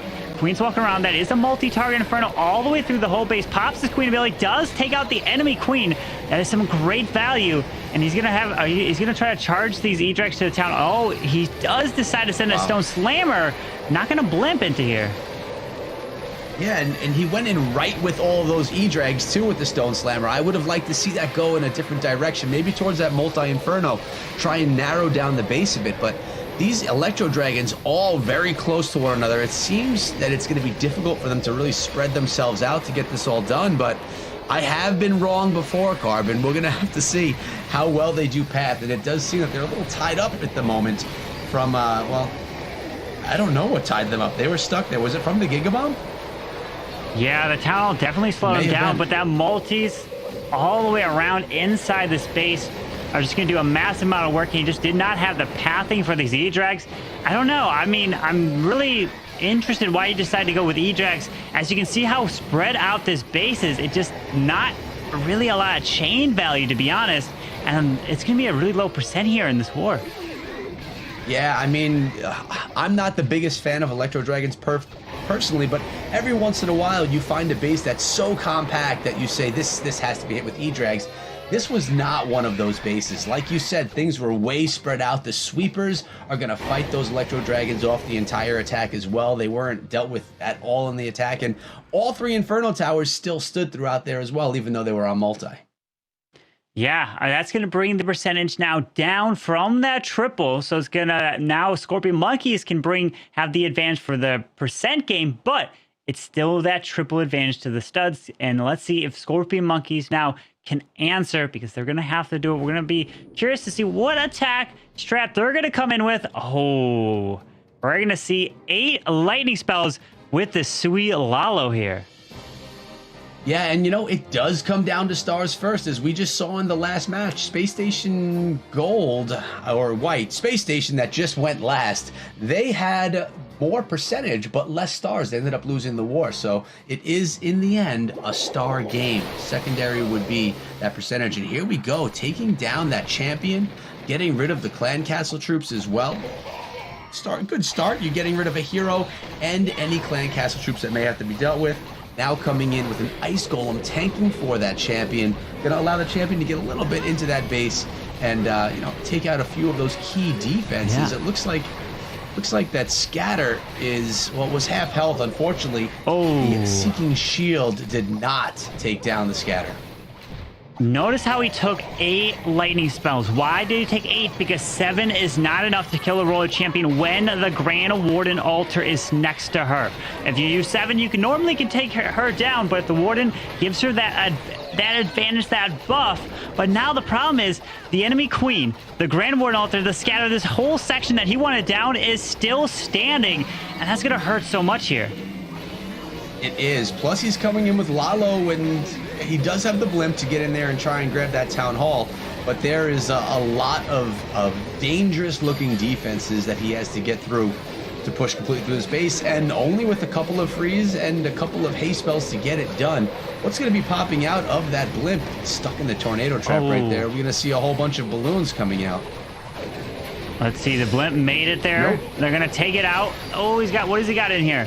Sneaky Gobs? Yes, Sneaky Gobs are going to help take this town hall down. Yeah, the dragon's going to get slowed down. They're going to try to help take this queen, but unfortunately the pathing is not going to be able to get this because it's all over the place here. The queen does eventually die off, but that right side still stayed up, and yeah, it's going to fall short. Very nice try. Those were almost my words exactly. It's kind of all over the place. The pathing was never set the way that Acid wanted it to go. And at the end of the day, you had a huge chunk of base up in the north that's just not going to be able to be taken down with Lalo. The pathing just was not right for this to be the attack Acid was looking for. And Warden's going to go down. That's going to be the end of this one. Yeah, it was unfortunate. Even though the Lightning did take down the Royal Champion there, his Royal Champion got stuck onto the enemy king, was not able to take that scatter shot down, which meant that the hero charge into that corner was not able to get that value. Very nice try, and then just completely stopped the Lalo in his tracks. But still, got the 2-star. Now we're looking at the percent game. They are down by just a little bit. So the studs have the advantage now in stars and percent. And then going into this with the 2 attacks from each side, I feel like they would love to have this advantage. Yeah, of course you want an advantage, and it's only a 0.5% advantage right now, but it's also a 1-star advantage. So they really want to make sure they can try and, capitalize on that. Maybe try and pull in another 3-star. Try and put the war in the back pocket, in the bag, and get some comfort. But, is he going to be able to do it right now with another hybrid attack? We're seeing quite a bit of hybrid today. Yeah, a lot of hybrid being used here with this baby dragon starting it off. But look at the CC. All the way on the left, next to the king, the warden, the royal champion, and the queen. All the heroes over here gonna help try to defend this left side. And we're gonna help the queen's charging straight into this town hall section. Can she loop there? There, down goes the air defense. Will her next target be the town hall? Oh wait, that's it. Oh yes, the queen goes straight into there. Wow, look at this charge here. Yeah, it's a nice charge for sure. She's gonna path her way right around the base, really narrow the base down completely. Super wall breaker having a long path ahead, not really getting any value though because the wall was already open. But now, we got that hybrid coming in. He's going to be coming in right by that king. The king's starting a little bit of funneling, but jumping those miners and hogs in awfully fast. I'm wondering if the healers are going to end up following behind or if they're going to stick with that queen. Going into the wizard tower, I like the use of that heal spell. Try and keep those hogs and miners up as long as possible. Yeah, what are you seeing? Look at that. What are the you Tesla liking? farm pops into the middle. He's popped the Grand War Internal perfectly with the rage here. Gonna take down the multi-fine spring traps. But we got all the expos here on the backside of the space. Ground skellies pop, but watch out. The CC has yet to be coming out to defend the space. Oh, hopefully, no, it's only a lava, but the headhunters, all the poison's kind of off here. Can he still get through here? Yeah, I'm not sure. The headhunters did go down. Now, this lava hound is going to hold things off for so long, it's going to make it difficult. Actually, while the king's able to pop himself through the wall, I'm wondering if he's being targeted by a bow, and it doesn't look like he is. He's not being targeted at all. He can get himself through the wall there. hopefully take down some of those bows. 53 seconds is left. There's a queen and a champion, but the freeze spell on them, man, it's really down to the champions with a couple of wizards coming through on the backside. A lot to deal with on the back end of this base. This is a heavy backside where you have to decide, do you want to deal with that first and then have the clan castle on the other side of the base, or do you want to take down the town hall first? And you know what? Is this going to be a time issue right here? It looks like they have enough to push on through. Oh, the queen. Yeah, the queen, she takes out that. All the defenses are gone. The only defending thing left is this king. But the king will probably wreck through this queen here in 2 shots. Down she goes. Oh, yeah. This Grand Warden could eventually potentially kill the king because of his range. And unfortunately, it's going to be a 95% 2-star there. So they're going to rack up even more percentage here in the war. Really nice try there. It's just that final edge there. That CC, you just didn't have that push at the end there. Well, the back end of the base did exactly what it was supposed to do, and that was, maybe allow the 2-star, let the town hall get taken down, but really make it difficult to get that 3-star. You had the bows all lined up, you had all the heroes waiting there, the clan castle troops. It was a really tough western side of the base, but like you said, racking up more percentage, a 95% 2-star, keeping that percentage advantage. Scorpion Monkey's gonna have to come in, pulling a triple. That's all they gotta do, right? Yeah, it's not too difficult to do, right? Here we're coming in. Let's see. With the... Oh, hang on. A Queen Charge Lalo. Starting off with a haste spell. Drops down to this Archer Tower. And it does target the single target Inferno here. So now that the single is gone, we tend to see, a Lightning, maybe even an Earthquake Royal Champion to help clear a single. But this time, he's going the old school route of using a haste and loons to help take that down. Double wall breaks to get this whole bottom side, get access to the enemy queen. Potentially wants to walk this way. There's the first one. Let's see where she'll go here. Yeah, I like the wall break right there, though. Going to allow the queen to engage with the opponent's defending queen as well. This base is tough, though, and when you look at it, you see some Town Hall 10 and Town Hall 11 level wall, which really this is showing you right now that that wall is not the most important thing, especially because the attacker is coming in with an air attack, right? So they're not even worrying about the wall. Plus, these small compartments that the queen is dealing with right now, I call them finger compartments. They're difficult to get through. You have to really take your time and either pound through all of them or wall break through all of them. It's really difficult to get the value. And the queen, she's in trouble right now with that single target Inferno, but nice job with that freeze spell. And they're actually doing nice work getting through these compartments. And this is where the wall level makes the difference. The queen beat through that wall so quickly, didn't have to invest any queen ability, just was using that one freeze there. And I mean, normally you're like, oh, walls aren't going to matter, right? So I'm just going to go and upgrade my base. And then because balloons, dragons, miners, hogs, they either go over or under your walls. But in this case, the queen went right through. Rage in this queen. Look at this. She's going to get the town. I mean, what is left in this base after this queen? No. Oh, there's nothing left. Do you even need the Lalo? I don't even know that you need the Lalo at this point. What? Give the queen the time. Oh, she would have gotten through this base on her own. What value from that charge? Wow. And yeah, you said it there, Carbon, and bringing up that point about the wall, about how it was enabling the charge to be a little bit easier, a little bit smoother. Really well said. And right now, little Tesla farm, everything's going down on top. This is looking really, really nice. A beautiful queen charge, getting through those finger portions of the base, as I call them. And Grand Warden's ability being used early with, half of the base was taken down by the charge in those heroes.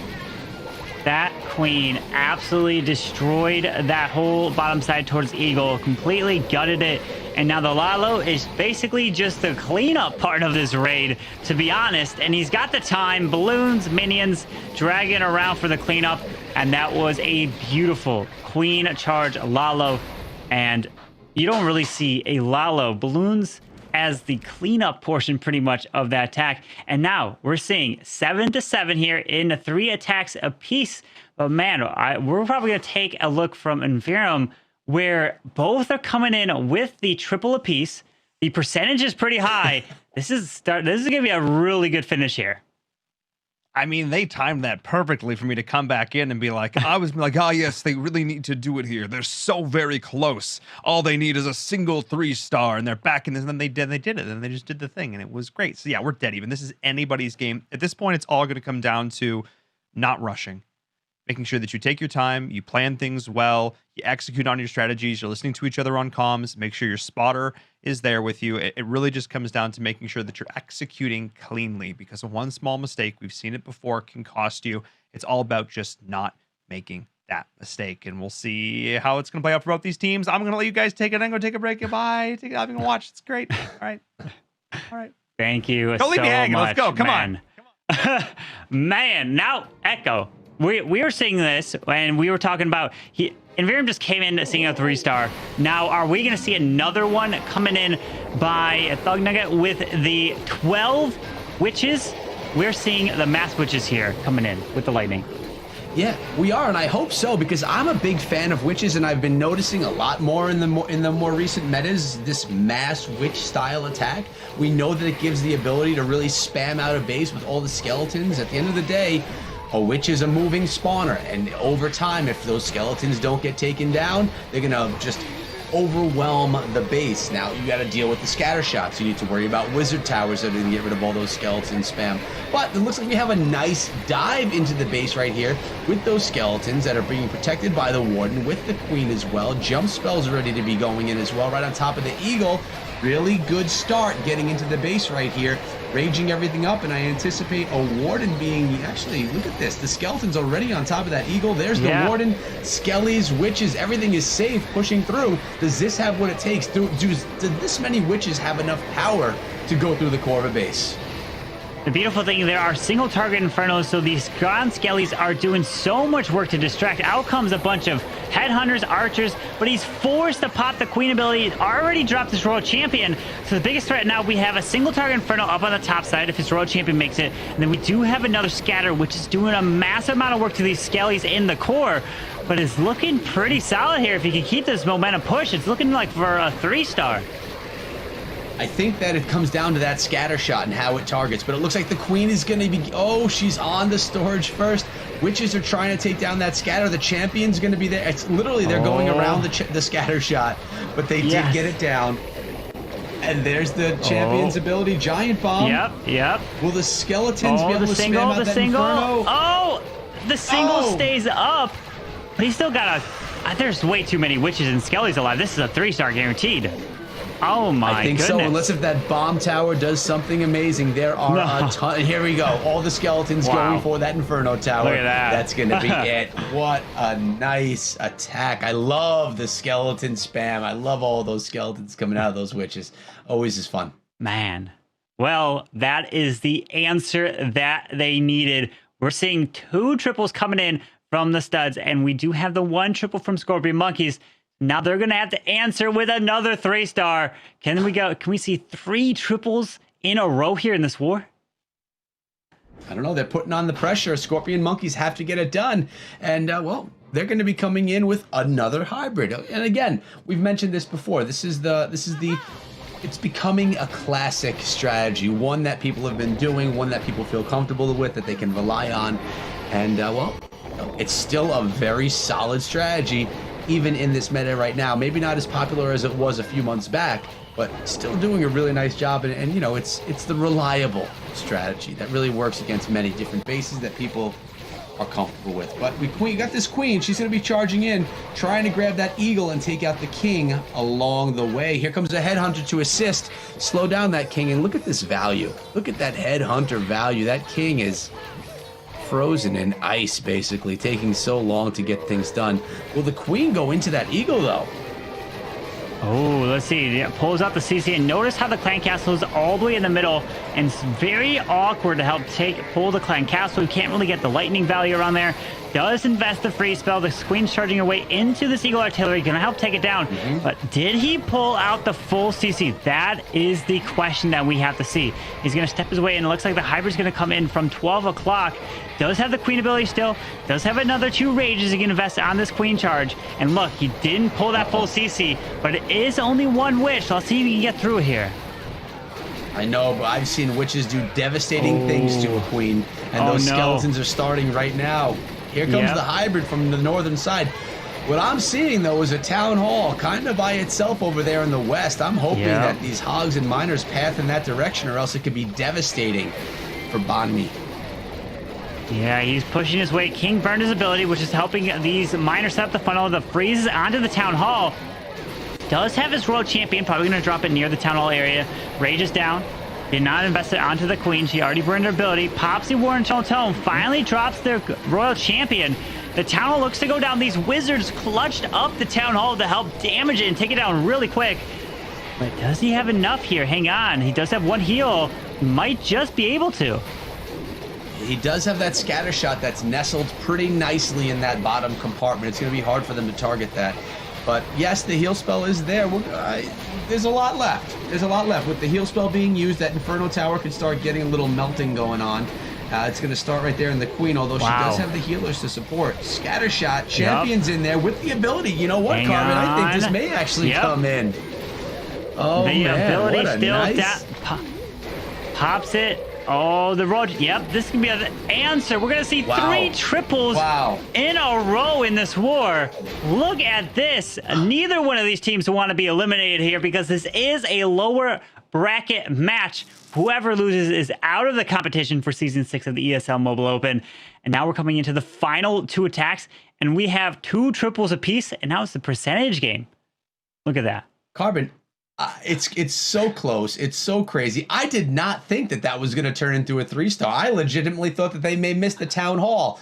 Yet you put me in the right direction, Carbon, and you said, that may actually work out. And what a nice 3-star in the end. It had enough in the tank to get it done. But we have a 1% war tied on stars. It's all down to this final attack, and we have Littlefinger coming in with what do you know? Another hybrid attack.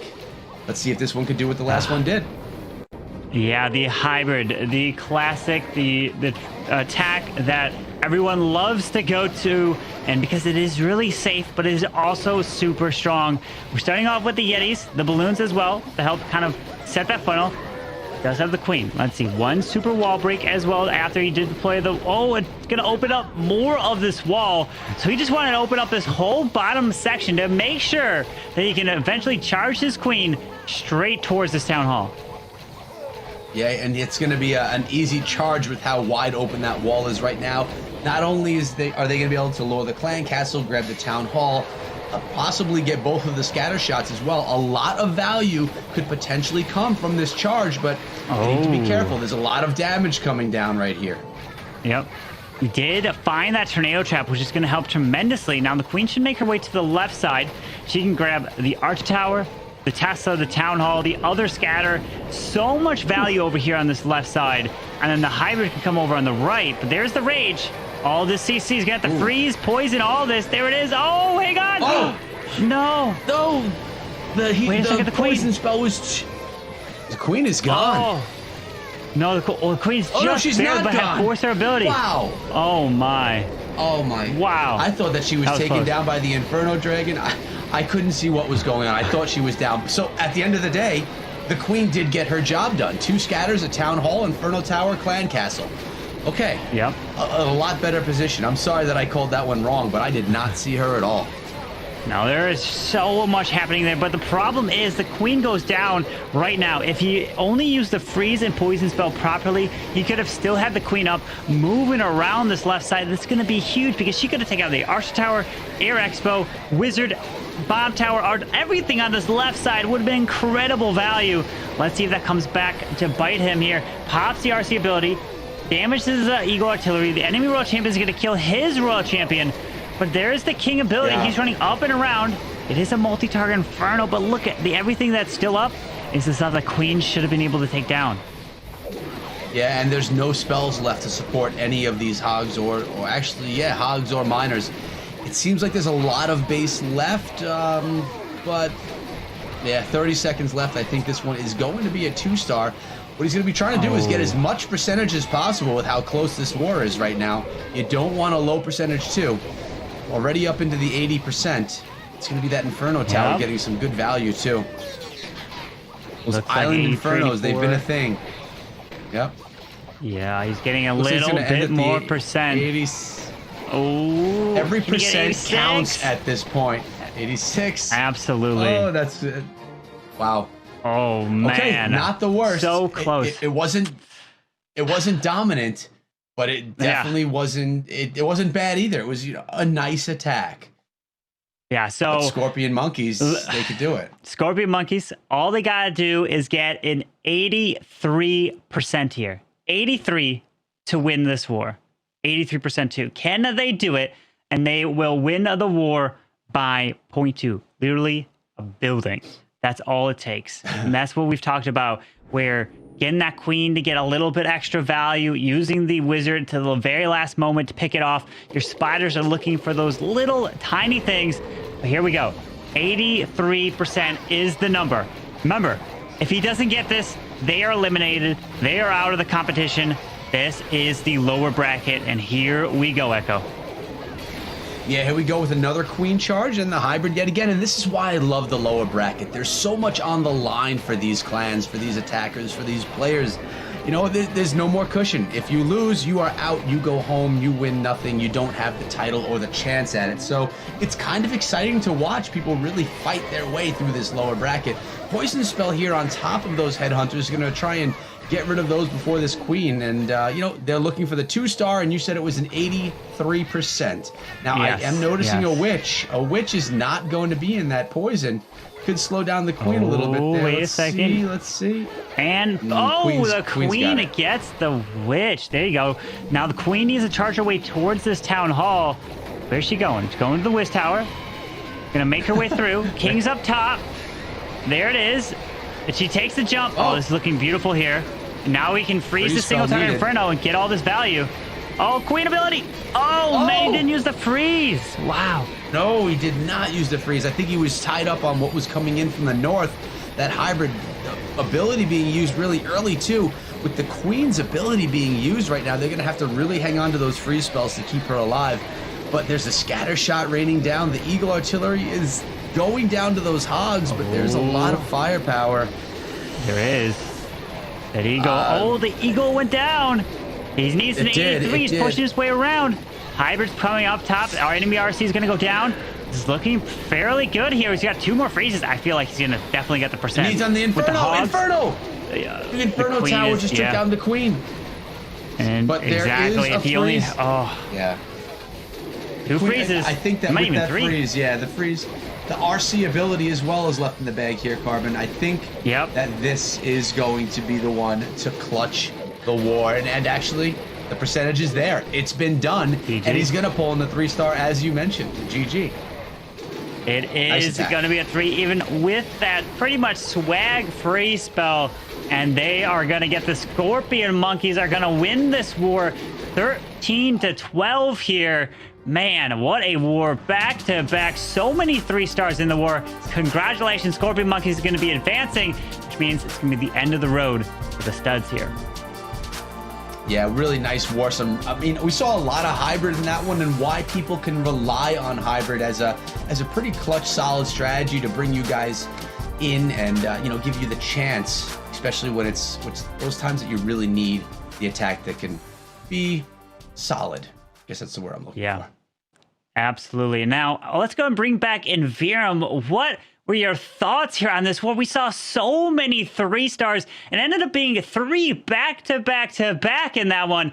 Definitely the most epic match so far yet today. I mean, when I came into this, I was talking about, we're going to see 13-star and 12-star wars like easily. And then we immediately saw that. You said that back-to-back-to-back triples there. Scorpion Monkeys undeniably showing that they deserve to stay in the lower bracket, but either one of these teams could have justifiably won this match. It really came down to who was just a little bit better on the day. Every single one of these squads, if you made it to this far, even if you're getting knocked out, and you do still get some prize money, which is kind of nice.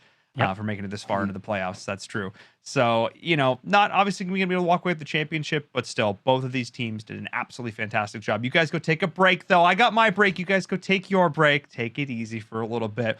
I'm going to call out a couple of things here, and then we're all going to take a little short break, and then we're going to get back into this next match. Where's the time going, though? Oh, my goodness. We've already done 3 wars. What is happening. All I know is the only thing that should be happening right now is you in chat typing !social. Bam. Do that. Go give us a follow over on our brand new Twitter account. ESL Mobile is the home of all things mobile here for ESL, and as well over on Instagram as well at ESL Mobile. So if you want to catch up, stay up to date with all sorts of cool behind the scenes stuff, it's definitely the place to do it, and make sure you're staying up to date with all the things you're doing now and in the future. Wink, wink. Got some cool stuff coming down the pipe. You guys are definitely going to enjoy it as well. Of course, if you aren't participating in our giveaway to win $200 worth of free in-game currency. But why? But why are you not doing that? It's free. You can just enter. It's just a Gleam campaign. You just do a couple of little small actions. ! Giveaway. Go do that. Go do that. We're going to head to a break. When we come back, we're going to break down that last war, highlight one of those stellar attacks, and get ready for match number 4. Don't go anywhere.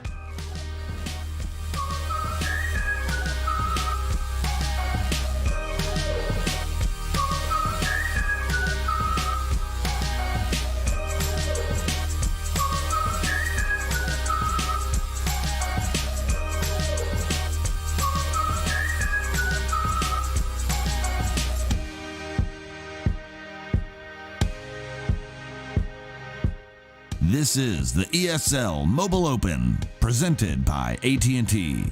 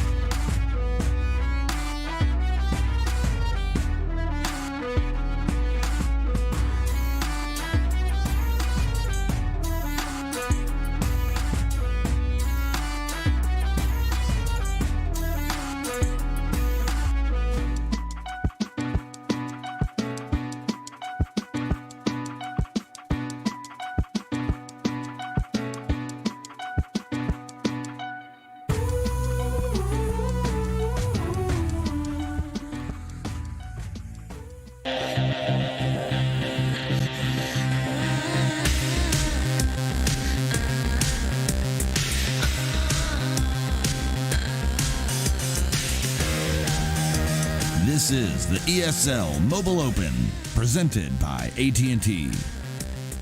Hello, everyone. Welcome back to the ESL Mobile Open Season 6 playoffs. I'm your host, Paul Inverum Toddkill, and wow, these wars today have been absolutely epic. Back and forth, nail biters, so many 3 stars, epic victories, crushing defeats, and that's really what the ESL Mobile Open is all about. It's all about showcasing these rising stars here in North America. And of course, we just couldn't do this without the ongoing support of the presenting partner of the ESL Mobile Open. Of course, I'm talking about AT&T. I have to give them a huge shout out here. They've been with us since the beginning. They've been supporting the grassroots of mobile esports, especially in Clash of Clans. I think back to when we started at the beginning of 2019, there really wasn't a Clash of Clans esports scene like there is today. But now we have a competitive format growing that really in North America, expanding across the world championships and beyond. Clash of Clans esports, is blowing up in a fantastic way. And, a lot of that, at least for the players here in North America, got their start in the Mobile Open, which is fantastic to see. So thank you so much to AT&T for helping to make that a reality. Let me bring back my wonderful co-casters, though, because we do have to talk about that last match, Echo Carbon. It was an absolute banger, Echo. I know there was like that one attack. You were convinced it wasn't going to triple, and then it surprised you. And those are some of the best ones to see. Yeah, those are always exciting. And what makes it even more exciting is it's from players that I'm not familiar with and teams that I'm not familiar with. And that's why this is even more exciting. It's not that I know every one of these players that's coming across the screen. Some names I've never heard of, doing some amazing things that I'm not expecting. That's how you do in the Mobile Open, I guess. If I know you, that's fantastic. If I don't, that's also fantastic. It just means that you're gonna have a new fan after that if you can pull off a clutch triple. And we definitely saw some clutch triples there, Carbon. I think there's one in particular you want to take a look at. Yes, definitely. We're going to take a look at Mayhem's attack, that Queen Charge Lalo that literally took down almost the entire base, and the balloons were part of the cleanup. So what does he do? He starts off with the balloons and the haste here. Now take down that single target Inferno. That's an old little tip that used to be used quite a bit way before the lightning spells, before even the Royal Champion. We would use the haste and loons to help take down and pick off an Inferno tower. Why grab the Inferno? Because he's charging this queen. He was thinking the queen's gonna walk her way and through and maybe into the middle just like this, but he drops the super wall break, which ends up going for the wall right there. And then where's the next wall break gonna go? Well, it's gonna go next to the next compartment that's gonna be right here, because that builder or the barracks is touching that wall. So that's why the super wall break wants to go there. It wants to open up the compartment where the building is touching. And so now the queen will be able to charge her way through here and get incredible value. But what is the biggest threat now? Well, it is that single target Inferno down here. But the thing is, these are very low level walls, so the queen can get through it relatively quickly. Drops this rage, drops the king, thinking maybe the single target might lock onto the king, but it does lock onto the queen, so he's gonna have to be forced to use the freeze. But look at this value. He's gonna be able to get the eagle, the expo, the air defense, everything down on this bottom side, and then she's gonna continue her charge up top and even grab the town hall. Incredible stuff through this charge. Royal Champion, she's going to come down here. She's going to grab everything on this bottom side of the base, including the other scatter shot. Look at this. Now the queen loops back around because this whole bottom side is gone. She comes back, goes for this top side, and now what is left? Well, where's the air defenses? Well, they're on the top side. The sweeper is only pointing up toward the top over here. Yeah, it is pointing to the top side there, but why does he decide to come in with the Lalo? Well, he could have, to be honest, Lalo'd from this side, and he wouldn't have had to fight the sweeper, so it would have been an even better Lalo. He wouldn't have had to fight it, but he drops the poison spell, and there's literally nothing really much left of the base. He still got a blimp, which he could have even used the Stone Slammer if he wanted to, but the blimp goes in. The death damage helps take down these buildings, and then also locks on to the queen. The only threat would have been that king here, but taking a look at the dragon, it does lock onto this Royal Champion, helps take her down, and now just has way too many balloons left. It's just, you have to give it to Mayhem. Identifying the value with that queen charge was incredible, and then the loons and minions was just a matter of cleanup for the base. Wow, that was, we've seen so many disgusting queen charges today. It's the support that they've been getting, whether it be the good uses of the rage spells, the freeze spells, when it's time to pop that royal cloak. It all comes down to balancing out all those little things that you have at your disposal to just keep extending that queen charge, keep adding to that value. In any case, a fantastic war from start to finish, but we still have more in store. Echo, let's take a look at our schedule. Let everybody know what is coming up, because we have another lower bracket match coming up next. Yeah, Golden X Failboat versus Coastal Clash. We've seen Coastal Clash season after season. I'm really excited about this one. This is the first time that I'm seeing Coastal Clash in the lower bracket with the pressure on, where they go home if they lose. So, and Golden X, that's another team that we've seen across the Mobile Open over the last few seasons with a bunch of teams here. So I think we have a good match ahead. Oh, for sure. I mean, either one of these squads could potentially go all the way. Like, that's sort of the place we're at right now. All of these teams are absolutely top tier. As we take a look at our lower bracket, you can see them right down there at the bottom. The winner of this match will go on to face Titan Renegades. And no matter who they keep playing throughout this, there are so many incredible teams. Every single season we call this a gauntlet, and it only gets more and more and more true.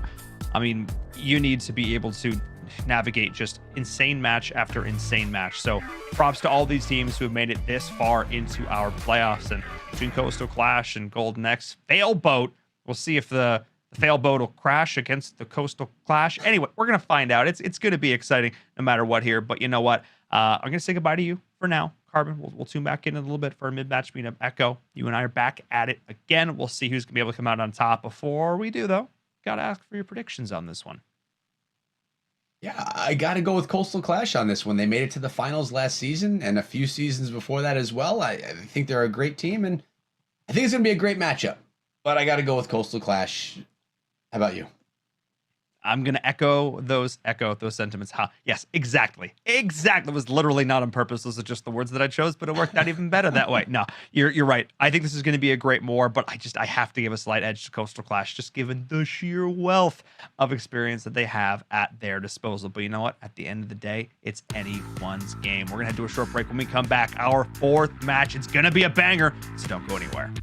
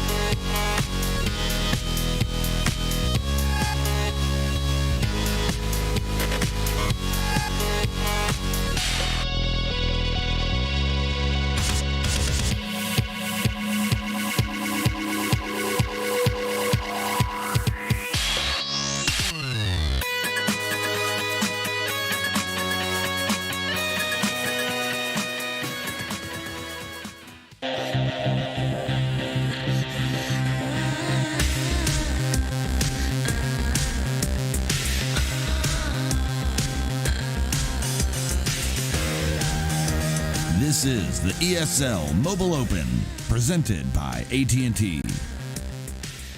Hello, everyone. Welcome back to the ESL Mobile Open Season 6 playoffs. I'm Inverum, joined by Echo, and we're getting into our fourth war of the day. Another brawl down in the lower bracket is Coastal Clash. Oh, my goodness. They're going up against a pretty tough opponent here, Echo. This one's going to be tough. I mean, Golden X, we have seen so many iterations of this roster so far. Yeah, we have. They're definitely known in the ESL Mobile Open. A bunch of teams that represent for them, and they always come through with a good attempt, a good war. And I think we're going to be in for something really nice here today. And I'm looking at this army composition. I'm really happy to see 4 witches. I like seeing these witches charge into the base, and I love the lightning spells being used, really getting some good value, as well as the value that we're seeing from this Grand Warden starting things out with this funnel.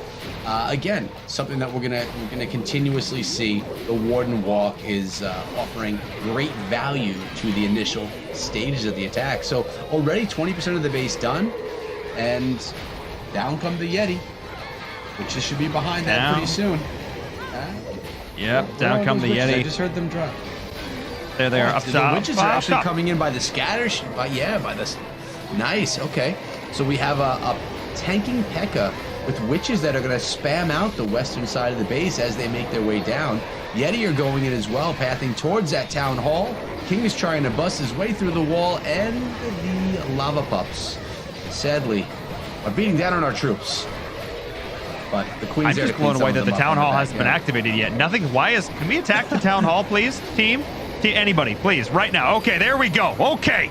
It took a second. We got there. I also love, like, a lot of players would have just, when all the troops got in range, a lot of players would have just immediately popped the Grand Warden ability. But I have to give so many props to Eric Hamilton for just not doing it, for really paying attention to what was happening, holding that Eternal Tome to get the maximum value out of that invulnerability as we're seeing the rest of the troops break through the center of the base. The scatter shot did do a decent amount of damage, though, but I think enough troops are going to be able to get in here to deal with this Eagle. That's really what needs to be dealt with. That's one of the last big hurdles left. I mean, other than those, I don't know, Inferno Towers. Those are typically. Yeah. Well, I like the freeze spell right there because that Inferno Tower was melting that RC. So really nice use of that freeze spell. Warden's there, the Queen's there as well with her ability. The Royal Champion's ability is intact too. There's a little bit of legs left on this attack. Although we're only looking at a few heroes, there are no cleanup troops. And with only 34 seconds, I think time is going to be the issue. Oh, the Warden went down. The Queen has her ability though. She's got to use it soon, but oh man, there we go. Finally getting on that Inferno Tower. Unfortunately, there's just going to be too much base left, even when all the defenses, if all the defenses do go down. Just time and not enough troops to clean things up. Pretty solid attack, 75% 2-star. Not the worst way to start a war. Definitely better than some of the 1-star starts that we've seen a few times tonight, right? Yeah, I mean, to be fair, that is not the highest bar to surpass, if I'm being honest. No, I mean, 77% is respectable. It is respectable, but when we're seeing consistently wars with 11, 12, 13 stars, 77% 2-star is good, but it's not necessarily going to get you the win. You know what I said? The expression used to be way back in the day, 2 stars win wars. That ain't the case anymore. It is all about the triples. You got to be able to perform under pressure and get that 100%. Check those check boxes, walk away with that really solid start for your squad. That's what the Coastal Clash is going to be looking to do here. And we'll see if Golden X will be able to respond. But let's see what Coastal Clash can do with our very first attack here from them. It's Mikey. I want it. There's 2 Ks, and it confuses me, Echo, every time. I asked, I don't know how many times at this point. So many. There's so many times, every time. Why did you spell spelling like that? Many of these names and other things confuse me as well in Verum, so it's perfectly okay. Hey, look at this. We're seeing a wall wrecker come in. This may be the first time tonight that we're seeing a wall wrecker. And the Queen, she's taking a little bit of damage from those CC troops, but that clan castle will be taken down. Inferno Dragon coming out of the CC, also trying to take out that Eagle artillery. So diving into these open, wide island compartments, trying to clear out this side of the base, and then they're going to plan to lalo the back side of the base and try to find the sweepers for their positioning, but maybe they were even taken out already through this initial phase. They were, oh no, they're right there in the core of the base. They're right there in front of my eyes, in between the scatter shots. So the queen ability used. The king ability used about to go down. And one thing I definitely noticed in there is Super Wall Wrecker actually ended up coming out of the Siege Machine and out of the Wall Wrecker. I think it was trying to break down the wall. I think there was an expectation that that Wall Wrecker was going to get a lot farther than it did. I could be wrong, but it just seems like a weird choice to have inside of that. We'll see if it's going to make a big difference as these scatter shots are still up and alive. The queen did not end up targeting them. The ability was used pretty early there, so she was taken down. We'll see how much damage these balloons are going to be able to do. They need to take down that town hall, surviving a lot of damage, of course, with that Red Warden ability. Forced to use the freeze spell, though, using the dregs of that invulnerability to get in towards the scatter shot. Going to be able to take that down. That's a big deal, but there's another one still left to go. But at 74% in climbing, Echo, this attack is at least going to match what we've seen before. Yeah, it definitely is. I mean, you have to be happy with the percentage. I think we may have one defense standing at the end of all this, and it's going to be that scatter shot, maybe the wizard tower as well. Oh, these minions and pups. Oh, the air bomb takes them down. 2 defenses remain. We're going to look at a very high percentage 2-star on this one. I mean, quite possibly a high 90%. But that Grand Warden can even possibly snipe out that wizard tower. I mean, could they? I don't know if they have enough, if that Warden has enough in the tank to take down that scatter. If there's any weakness to it, no, it's a full health scatter. We got one more shot. It's going to be a 99% right here in Verum. It is, I think. Yes, it is. It absolutely is. That scatter shot, though. That scatter shot is going to make all the difference in the world. Man, makes you think if things had gone just a little bit different off that opening there. But in any case, Mike's going to be super stoked about this. 99%. So at least in terms of that percentage game, while it's not a 3, at least it is keeping the team in a pretty great... Wait, hang on. Okay. Just out of range of that dead zone. It's so close. It's so close. So close. Well, for a second, I was like, wait, do I not know how this... Yeah, for another 99%. That's what, our third today? Our second today? Yeah, those... I think it's our third, yeah. I think it's our third. It's... I mean...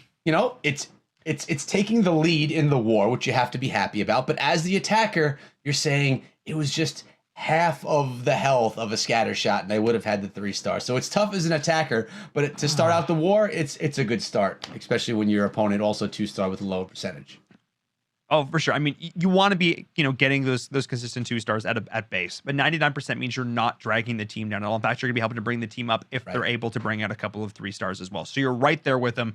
You're doing really well to start this off, but it all comes down to how many players can 3-star here and how they're going to pull it off. What compositions will we see? Let's see. With Golden X Fail Boat up next. No fail boats today. Cam Wow. I need only... Never mind. I don't know where I was going with that. I don't know where I was... You know what? Let's... Echo. Take... What are we looking at? Wow. I don't even know in Verum if you know where that name came from. You may be too young for the Cam Wow fail boats? stuff. Sham Wow? I do know. I was going to go on an infomercial rant, but I don't know. I'm not... It's fine. It's fine. Okay, but there's already wow. He's already got the wow. He's got 3 exclamation points. Where do I go from there? There's no more hype that I can lend to this. Okay, this is the pinnacle of hype here from Cam Wow. I got nothing. I got nothing to add. He's doing your job for you right there in Verum, and I like how this Warden's going to get pulled right in here into that single target compartment. Jump spell should take those troops right over into the compartment with the Town Hall. And dealing with Little Clan Castle is going to slow some things down, but the poison spell is actually dropped a little bit deep in there. But at the end of the day, it's not going to be the end of the world. Rage spells drop, not only raging up the troops, but also the Yetamite. If the Town Hall gets activated, the Yetamite will actually help take it down. Nice job with the Grand Warden's Tome as well. And we have witches on the outside of the base, kind of spamming things in the eastern side, heading down south. But there's that single target Inferno Tower in the middle of that large island. Queen, Champion are in there with their abilities. Lots of scary things left, but there's also a lot of troops left in the base as well. And some spam. So spam is always good when you're trying to distract those defenses. Champion's gonna get struck by that giant bomb. Will her ability get used? I'm not sure if it was used earlier or not. It just was. It just was used. It did connect onto that scatter shot. cannon and that single target as well. So they're going to be very buttered up here when they are eventually targeted. So the queen should be able to rip through those pretty much with ease, which is going to make this a lot easier. But the question becomes, getting to that single target Inferno is going to be a struggle. But wow, I'm so impressed. These witches along the outside, like, this to me feels like this should become the new default way to clear up these track structures on the outside. Because with these spawners, with the skeletons, the sheer DPS that the witches offer, I mean, it just feels really good. Oh, setting the minion in to try and deal. Oh, that was close. But now with the queen here to clean this up, 47 seconds? Are we looking at a 3-star? I think we are. Plus, the queen is tanking that wizard tower so those witches' skeletons can stay alive. The mortar's going to take down a few along the way, but the queen has enough health to take down this cannon. And even, I mean, with the Yeti, the warden's range, and these witches creating more and more skeletons, we are looking at a triple right here. There are no structures hiding anywhere in the base. This is a nice one. Pulling in a 3-star. Cam, wow, the exclamation points, they were worth it. The hype was real on this one, which is maybe why we were a little tongue-tied in the beginning. The hype was there, pulling in the 3-star. Witches spamming out the outside of the base in Verum. It's good. Throwing me under the bus. We're gonna move past that collectively together. Look. All I know is he brought 1 exclamation point for each star he planned to get. There were 3 exclamation points. There were 3 stars. I don't make the rules. That's just how it works. You want a 3-star at home, kids? Here's your best new tip for winning a Clash of Clans. Just put 3 exclamation points in your name. That's bad advice. Anyway, let's get into the next one. Coastal Clash looking for some redemption. 99% heartbreak here from them, and now they absolutely need to pull off a 3-star, or they're once again run to the finals. Their 4th could be cut short here in the round of 16 lower bracket. Yeah, they have to be hungry for this. They've made it so close so often. They have to be hungry to bring in the title. And, you know, I mean, we're going to find out at the end of the day today if they're going to be advancing or if they're going to be going home. And that's kind of exciting for me. I like to see that pressure. You know, sometimes these lower brackets are even more exciting for me than watching the uppers because, you know, it's more of a dire situation for some of these players because they know that they go home if they lose. The blimp is going to grab that town hall. I'm not sure why I went in with the blimp and not the... not one. I feel like you get more value out of many of the other siege units, but either way, we do have these dragons invincible momentarily, trying to get on top of those scatter shots. The invincibility has worn off. Queen's ability, Champion's ability, still intact. Single target Inferno now connecting with that champion. Her ability used and takes it down. Nice job. I mean, is there enough on this? Are there enough wings under these dragons to take down the final compartment? Is an air defense and a wizard tower and 2 archer towers. I think this is going to be another triple. Plenty of time on the clock. 1 minute and 46 seconds in Verum. If they path to that, if they path to the air defense, which they are, we're looking at a triple. That's fine. Oh yeah. I don't think this. Look at the HP bars on the Grand Warden, on the Queen. I think there's no doubt in my mind. We still have 1 minute and 30 left on the clock. Okay, Brad Pitt out here looking absolutely stylish with this 3-star. I see how this is going. Wow. I mean, I said they needed to find some redemption, and I said they needed to answer back. And what did they do? It's like through the ether. They heard me and delivered on one of the most dominant 100. Okay, I was gonna say 1 minute 5 left on the clock. It's 100% with like in as many seconds. That's nuts. Wow. Yeah, they hear you in Verum. Don't you ever doubt it. They do hear you, especially Brad Pitt, because we've seen that name over and over again in the mobile open. Yeah. It's definitely a name that's been clutch. And I think last season, when we talked about what player I was going to kind of lay my eggs in the basket for the team, Brad Pitt was the one that I said was going to be clutch. And he was just clutch here again. So my prediction still stands. That's your headline there, you know. Brad Pitt goes clutch.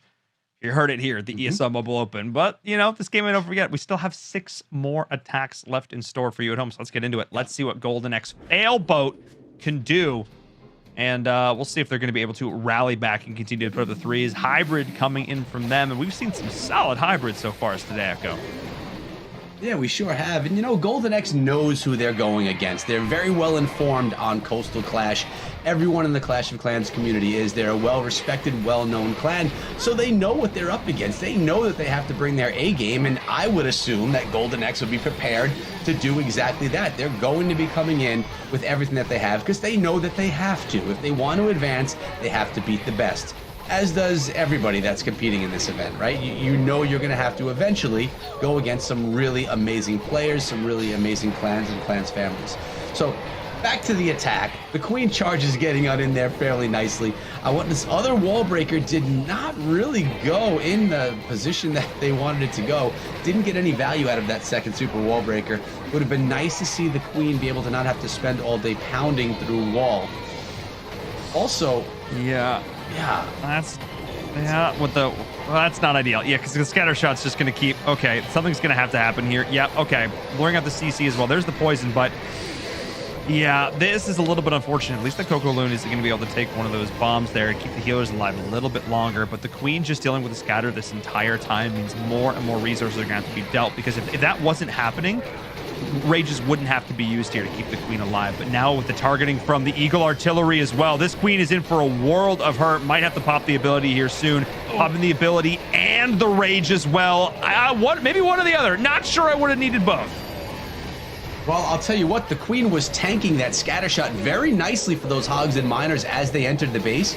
So her being stuck there, although she didn't take it down, she did protect the troops for a while from it. Now she's going to be making her way around. She's not targeting the Town Hall. The champion is plus a few miners. This could actually do okay on the back end. The Royal Champion has her ability intact. There's one wizard that was just dropped to start cleaning things up on the western side of the base. But now things are quickly slowing down, if you can quickly do something slow. If that makes any sense. The Queen... Deceleration. You can decelerate quickly. No, you're right. No, don't second guess yourself, Echo. You can absolutely decelerate quickly. Yeah, I think that analogy is not the worst ever, because this attack is slamming into a brick wall. That is not great. Just the Queen basically left standing. Healer's not enough left to keep her alive, and that is going to be the end of this one. Still a lot of base left to go. KP, unfortunate there, only able to find 73% on that attack, the lowest one here of the war. They really would have loved to have answered back with a triple of their own, just to match Coastal Clash, just to try and keep the pressure on them needing to respond to threes, because now we're dead even, and now if you're Golden X Failboat, you are well behind in terms of percentage. Yeah, that's not exactly what they were looking for. Of course, they need to start increasing the percentage. You can't, 99%, 100%. You gotta guess that Coastal Clash is going to keep these high percentages up. So you have to kind of at least match that, if not start throwing up a few 3 stars to get the star advantage. But Coastal Clash is coming in again. You know, if they have like a 15% advantage. They're going to want to maintain that. So they're going to be looking at obviously a 3 or a high 90% attack. We're going to see what they're able to pull off and what strategy they're going to use. Let's go. Let's find out. Let's get into it. We've seen a lot of hybrids today. We've seen a lot of Lalo, and that seems to be what the case is here again. Once again, going to be starting things off with the good old lightnings ripping through the center there. No real surprise. And another air attack coming in. These have been incredibly popular today. Yeah, I actually really enjoy watching Lalo because it's an extremely hard attack strategy to master. You're working with troops that are really fragile. Those balloons, they can't take a ton of damage, so you have to really be good and well practiced, well versed with the strategy. So I could personally really respect someone that's able to pull off a really nice looking Lalo. It's something that I watch and I say I could do that, and then I try and I quickly stop trying because it's something that's very, very difficult. So when a good Lalo comes in, it's something that I can respect, and I'm hoping I get a good one right now at a skip from Coastal Clash. He's going to be coming in with that charge into the base. Unfortunately, the scatter is targeting the Queen, not the Ice Golem. Will she turn it up? Okay, the champion's on the scatter shot, which is good. We also want to see the Queen take down the opponent, the defending Queen. Ability pop, bomb tower goes down, as does the Queen. So a few objectives have been accomplished there. Now the Queen is also going to get on top of the Eagle. Oh, wow. Not sure the freeze was needed there, but in any case, absolutely securing that key objective. You know what? Maybe it wasn't, but in any case, better to absolutely ensure the Expo is frozen, the Queen is going to stay alive because that Eagle would rain destruction down upon this attack. Speaking of destruction, we have whirling death up there at the top with that tornado trap. A lot of damage being taken there onto those balloons, surviving a little bit longer, of course, with an Eternal Tome barely timing that correctly. That bomb, that was pixels. Those were pixels close. Oh my goodness, milliseconds being the difference maker there. That could have been not ideal for the attack of Skip, but good timing on that Eternal Tome. Now, it was disappointing to see that Stone Slammer come in and really not get much value. The scatter shot really shut it down, and then even the dragons and balloons that came out of the scatter shot, they were also shut down, or out of the Stone Slammer, they were also shut down by the scatter shot. Really ending things a little bit earlier than wanted here from Skip, but again, still above the percentage that his opponents have been getting, not staying up in the 90% range that they're used to, but probably going to pick their way up into the mid 80s with 35 seconds left. Still keeping the percentage advantage, but that's Stone Slammer. Disappointing to see it didn't get more value. Yeah, little thing. Again, this is a battle of inches, not miles. Any small little thing here really going to add up. Again, not even necessarily a mistake, quote unquote. It's just it's very rarely so binary in a game like this, especially with Clash of Clans. You've got so many options, and you can even you can attack the same base with the same hybrid strategy 2 or 3 different ways potentially. There's a lot of, and obviously one is going to be quote unquote more optimal than another. So while it didn't necessarily get the most value that we wanted, it doesn't necessarily mean it's bad or incorrect or wrong. It really just comes down to how the AI is going to react at any given point, and also just how exactly you place those troops down. It's a lot of very little things that need to be done pretty much perfect. And speaking of perfect, we've got a couple of 3 stars here. Carbon Finn, I need to get your opinion on how this war is going. Some impressive 3s, but also some players struggling with the defense. I feel like the bases have been pretty tough this war. Yeah, we've been seeing Coastal Clash coming with all air attacks so far. We saw the 99% that Coastal Clash started. Then they got the triple. So now my question is Coastal Clash going to keep bringing the air attacks? Is that going to help give them the potential win in here? Because we're going to have to see their opponents. They need to answer with the 3 stars. Because not only are they down by the triple, but the percentage is heavily in Coastal Clash's favor here. We'll see. I mean, they've been in the finals 3 different times, but now the question is, can they make it back there? We're going to see coming up. We are indeed. Thank you so much, Carbon. We'll tune back in with you after the war is done. Let's get into our 7th attack here. Golden X needs to put up some triples here. It's make or break. It's do or die. This is the expression that you've used before, Echo, and for good reason. They're down in the lower bracket. It all comes down to these next 2 attacks. I need to see some 3 stars. Let's go. Yeah, and they're coming in with those witches again, starting out behind that Warden walk. Now, Warden's under some serious fire, though. He needs to be raged up himself, which, I don't know. I don't know about the rage. I mean, it needed to be done, but I hate to see the rage burn that early on just the Warden walk. But again, the objective needs to be completed, and if it takes using a spell to get it done, that's what has to happen. But the witches, we're going to see some witch spam here, and with these open wall compartments, Carbon mentioned it earlier that it's to mess up pathing and really confuse the AI. It's builders trying to beat the system, really, when we're talking about how the troops path. But it also opens up the wall and allows for these skeletons and witches to kind of overwhelm a base, and we've seen that happening often. We've noticed that sometimes these open compartments actually make it easier for the attacker to get to places rather than having their troops have to beat down on those walls. But right now, we're going to see. We're going to see. I mean, that's the test, right? And look at this. The scatter shot goes down. One of the devastating defenses out of the equation. Oh, no. But look at this. Look at the siege barrack already going to be deployed because... It was. I saw that happen earlier on today in that first space station attack where the 1 star came through and did not get all of the wizards. I think only 2 wizards came out of this siege barrack, not getting the value wanted, but he's still pathing around with power for that town hall. My question is, how are they going to get the scatter shot out? Is it going to be a chair? It is. There's my answer. Champion coming to town.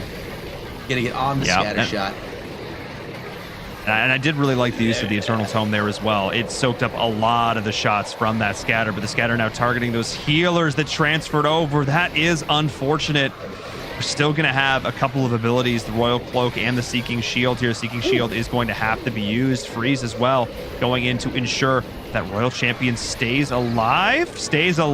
Oh, those skeletons that path in. That's exactly what you were talking about, Echo. Those skeletons able to get in actually helped keep the RC alive. Wasn't quite able to clean up some of those additional defenses on the other side, but look at how many skeletons are still up. You got a full HP Warden, you got a full HP Queen, and I'm looking at where these buildings are located in the space, but with only 30 seconds left, it's going to come down to the wire. It is, and there's 2 headhunters and the Queen's ability intact. I'm glad that the ability was used. I think we're going to be able to get through this space. The headhunters need to be used on that King because the King is going to slow down all these troops trying to go to the pedestal. 7 seconds. It's going to be close, but oh my goodness. The King needs to be taken down. Oh, everything. Okay. It was done. That was so close. A couple of skeletons. I knew it was going to be a triple, but then for a second and they started pathing around the wall and I was like, wait, what? No, please just attack the building. It's right there. Oh my goodness. Okay. Well then. But there were so many skeletons that you were able to get a bunch of them pathing around and a few were able to take out the pedestal. It was close, but it worked out. And my goodness, now we have a little change of events here. Now, 2 triples out of Golden X. 1 3-star so far out of Coastal Clash. The percentage is in the favor of Coastal Clash, but the triples so far are in the favor of Golden X. Yeah, and I mean, one big misstep here from Coastal Clash in terms of a percentage. One attack in the 60s or 70s could also equalize it. So even if Coastal Clash is able to get a 3-star here at the end, I mean, you just need a triple. You just need a triple. And who better to do that than Jaguar, the captain of Coastal Clash? Had an opportunity to chat with him multiple times and okay. Oh, wow.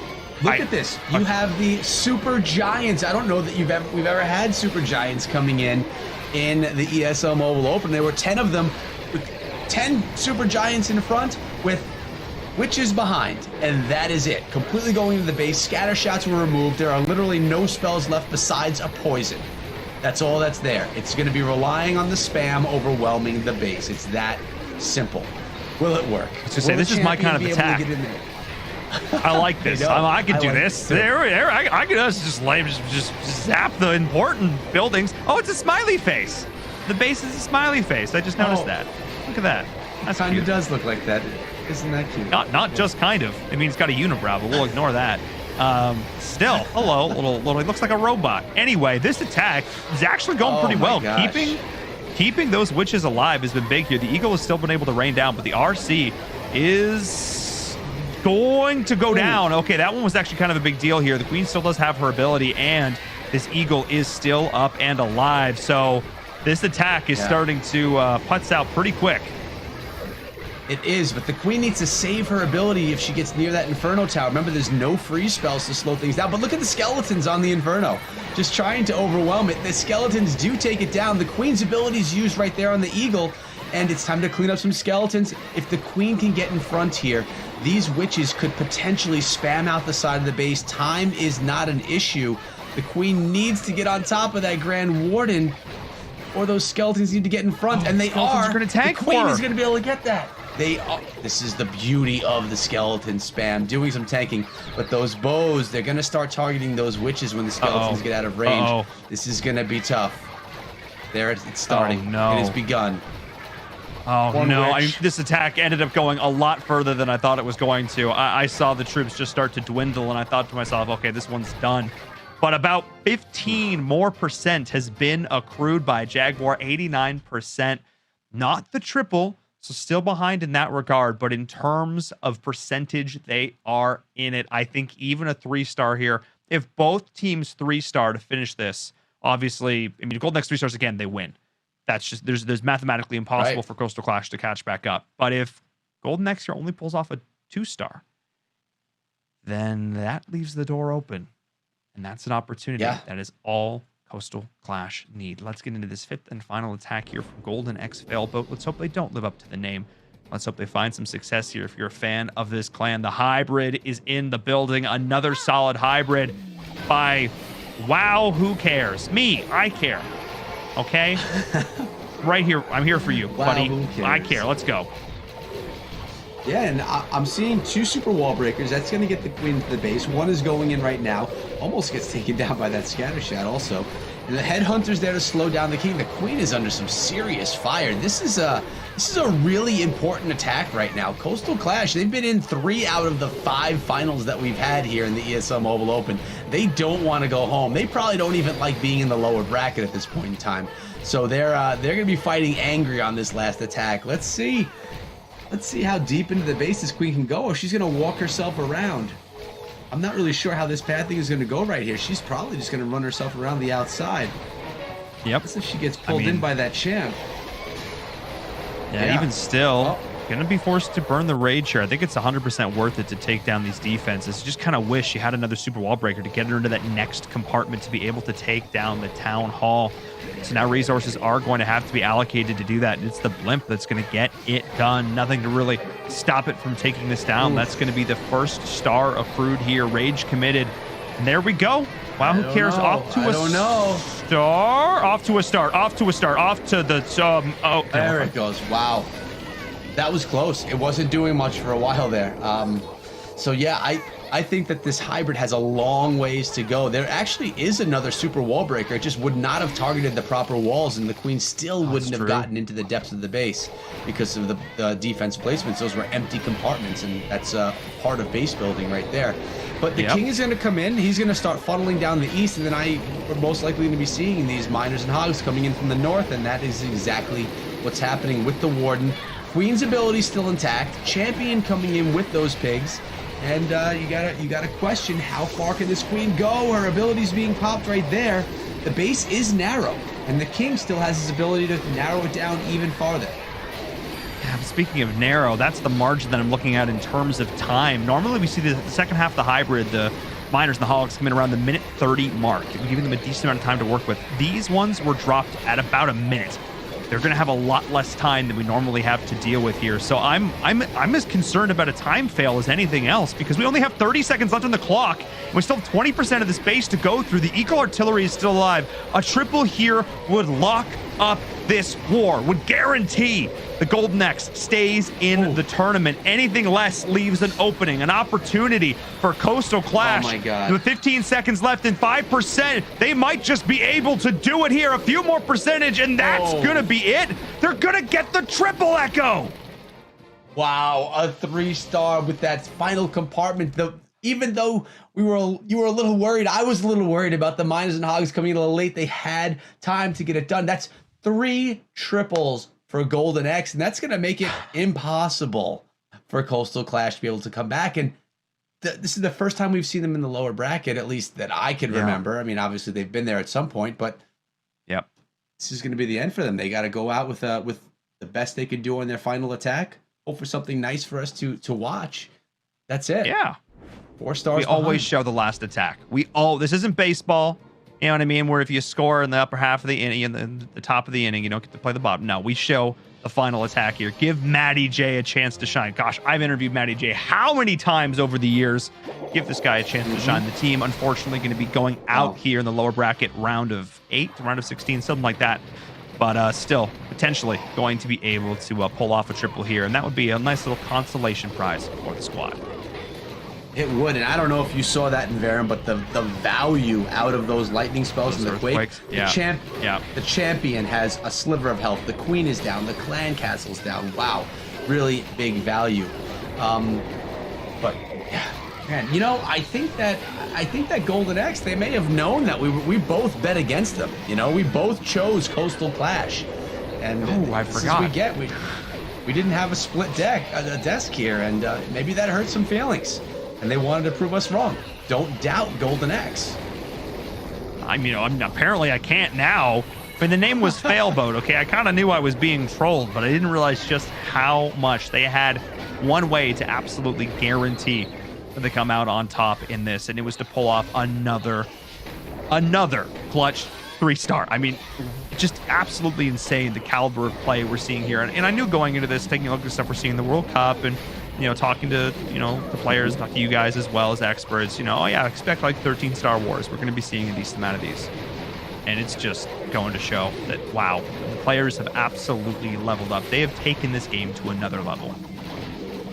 Yeah, we say this every season, which makes me just wonder what's going to happen in future Where seasons. can we go? Like, Where do we go? It just gets better and better and better, which leads me to believe it's going to continue to just get better. And that's exciting for me, doing all of this and being able to be here with you guys watching these. It's really, we're watching some real amazing Clash of Clans, and it's a ton of fun. And we have a Hound that's just finished the tanking. A bunch of balloons left, no scatter shots, a single target Inferno. I mean, Matty J, with a little help of these balloons here, could potentially clean up the rest of this base. There's plenty of stuff in the back end, minions and pups to clean it up. Only an Archer Tower and a Tesla. It looks like, those balloons did go down to that Archer Tower. I think we're gonna have enough balloons, though. I think he's gonna end this. I think he's gonna end it on a triple. Oh yeah. And it's although Matty they're J. going home, it's Matty J. I've heard you've interviewed him a few times over the years. Yes, I have met at events, had the opportunity to sit down and chat with him, both online and in person. So again, folks over at Coastal Clash, always a pleasure to watch them, always a pleasure to cast them, because they're able to put up amazing performances like this. Today, unfortunately, though, it just wasn't quite enough. But 13 stars to 12, 90 and 94.4% respectively. We have witnessed the most consistently high performance. We've seen some incredible wars in the past. Like we've seen a 13-star war, in the past, in past seasons. But we've never seen this many this close. I remember when we got to 10, it was like, yeah, we're always at 10 stars. That was it forever. Everybody got 2 stars. That was sort of the norm.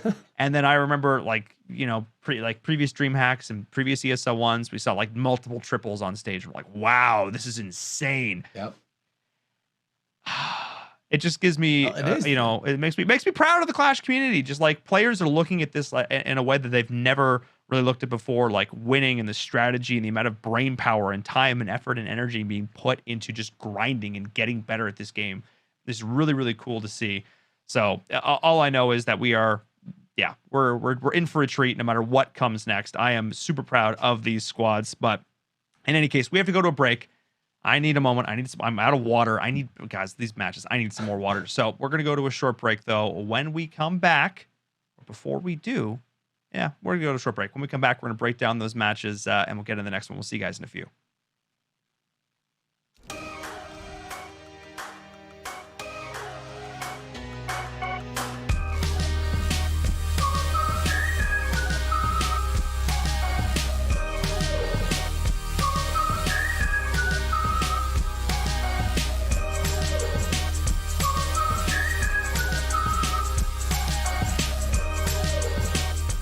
This is the ESL Mobile Open, presented by AT&T.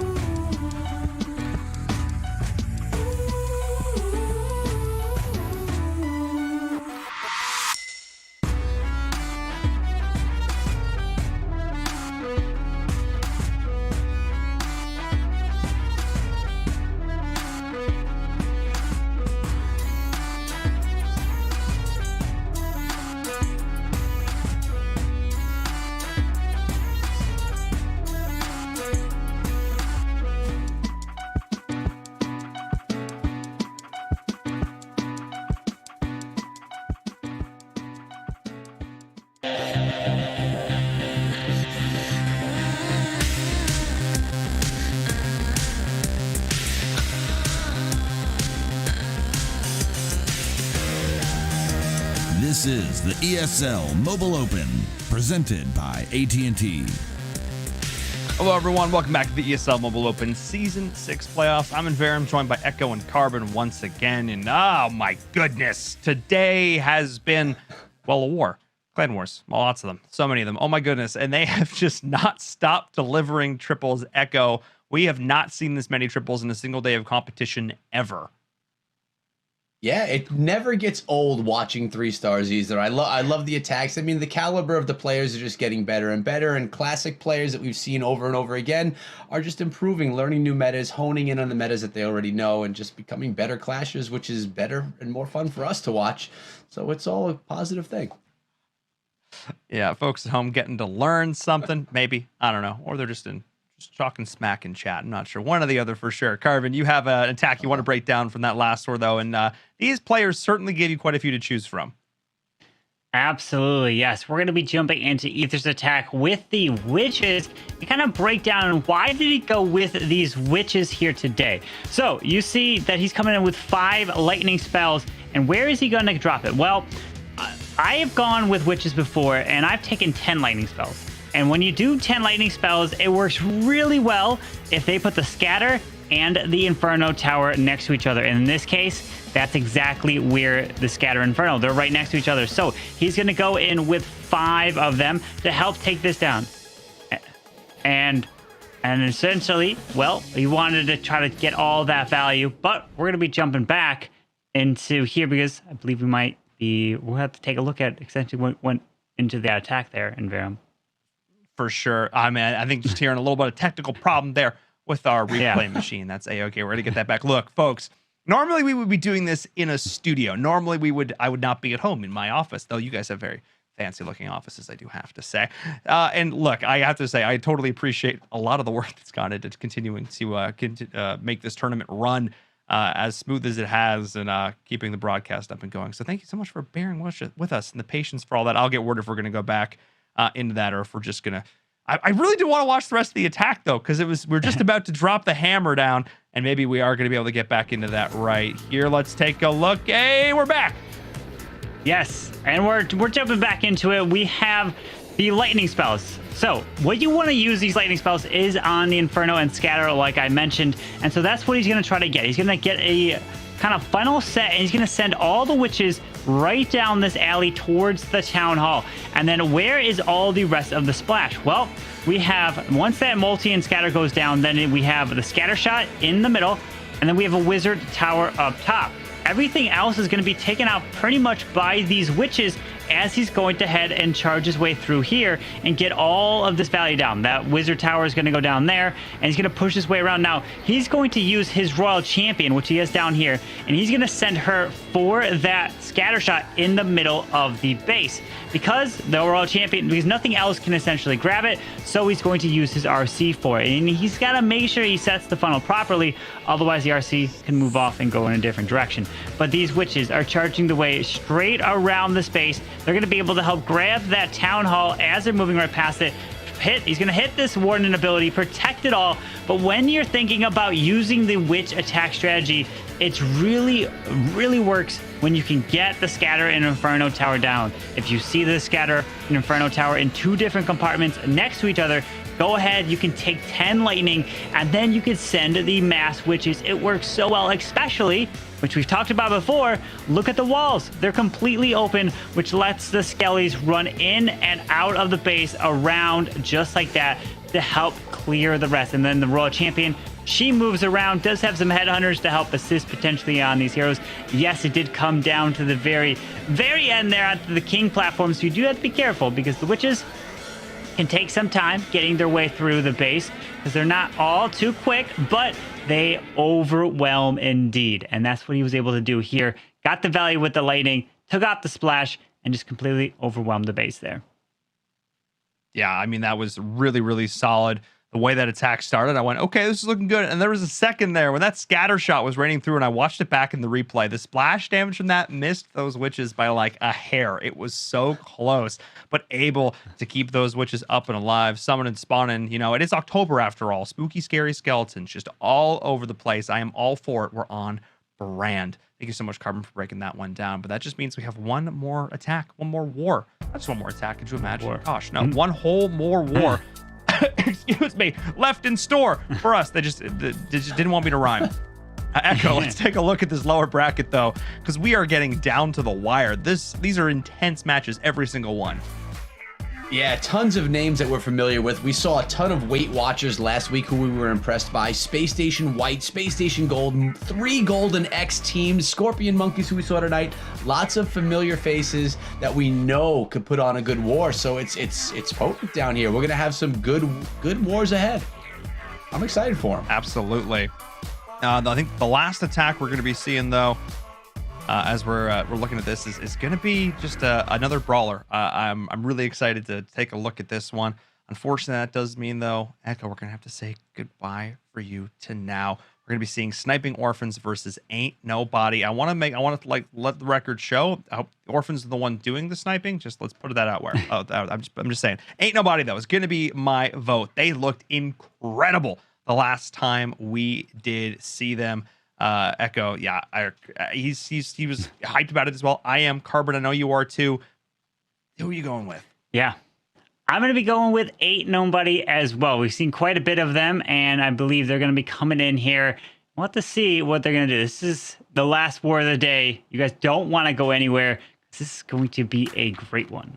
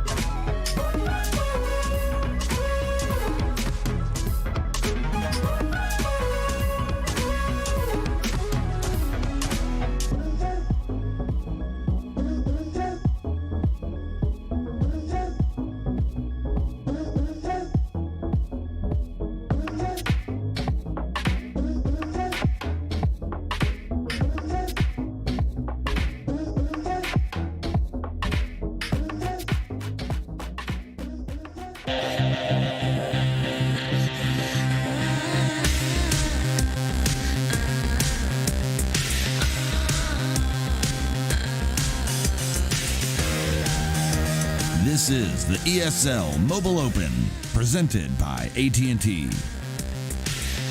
Hello, everyone. Welcome back to our fifth and final match of the day here for the ESL Mobile Open Season 6 playoffs. I'm Inverum, joined by Carbon, as we are seeing Sniping Orphans taking on Ain't Nobody.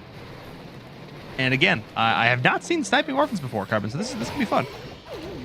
Yeah, we're going to see Dog Wolf coming in. I've actually seen Dog Wolf come in with many different attacks before, and the King is starting off with the Zap Lalo, taking out the Clan Castle.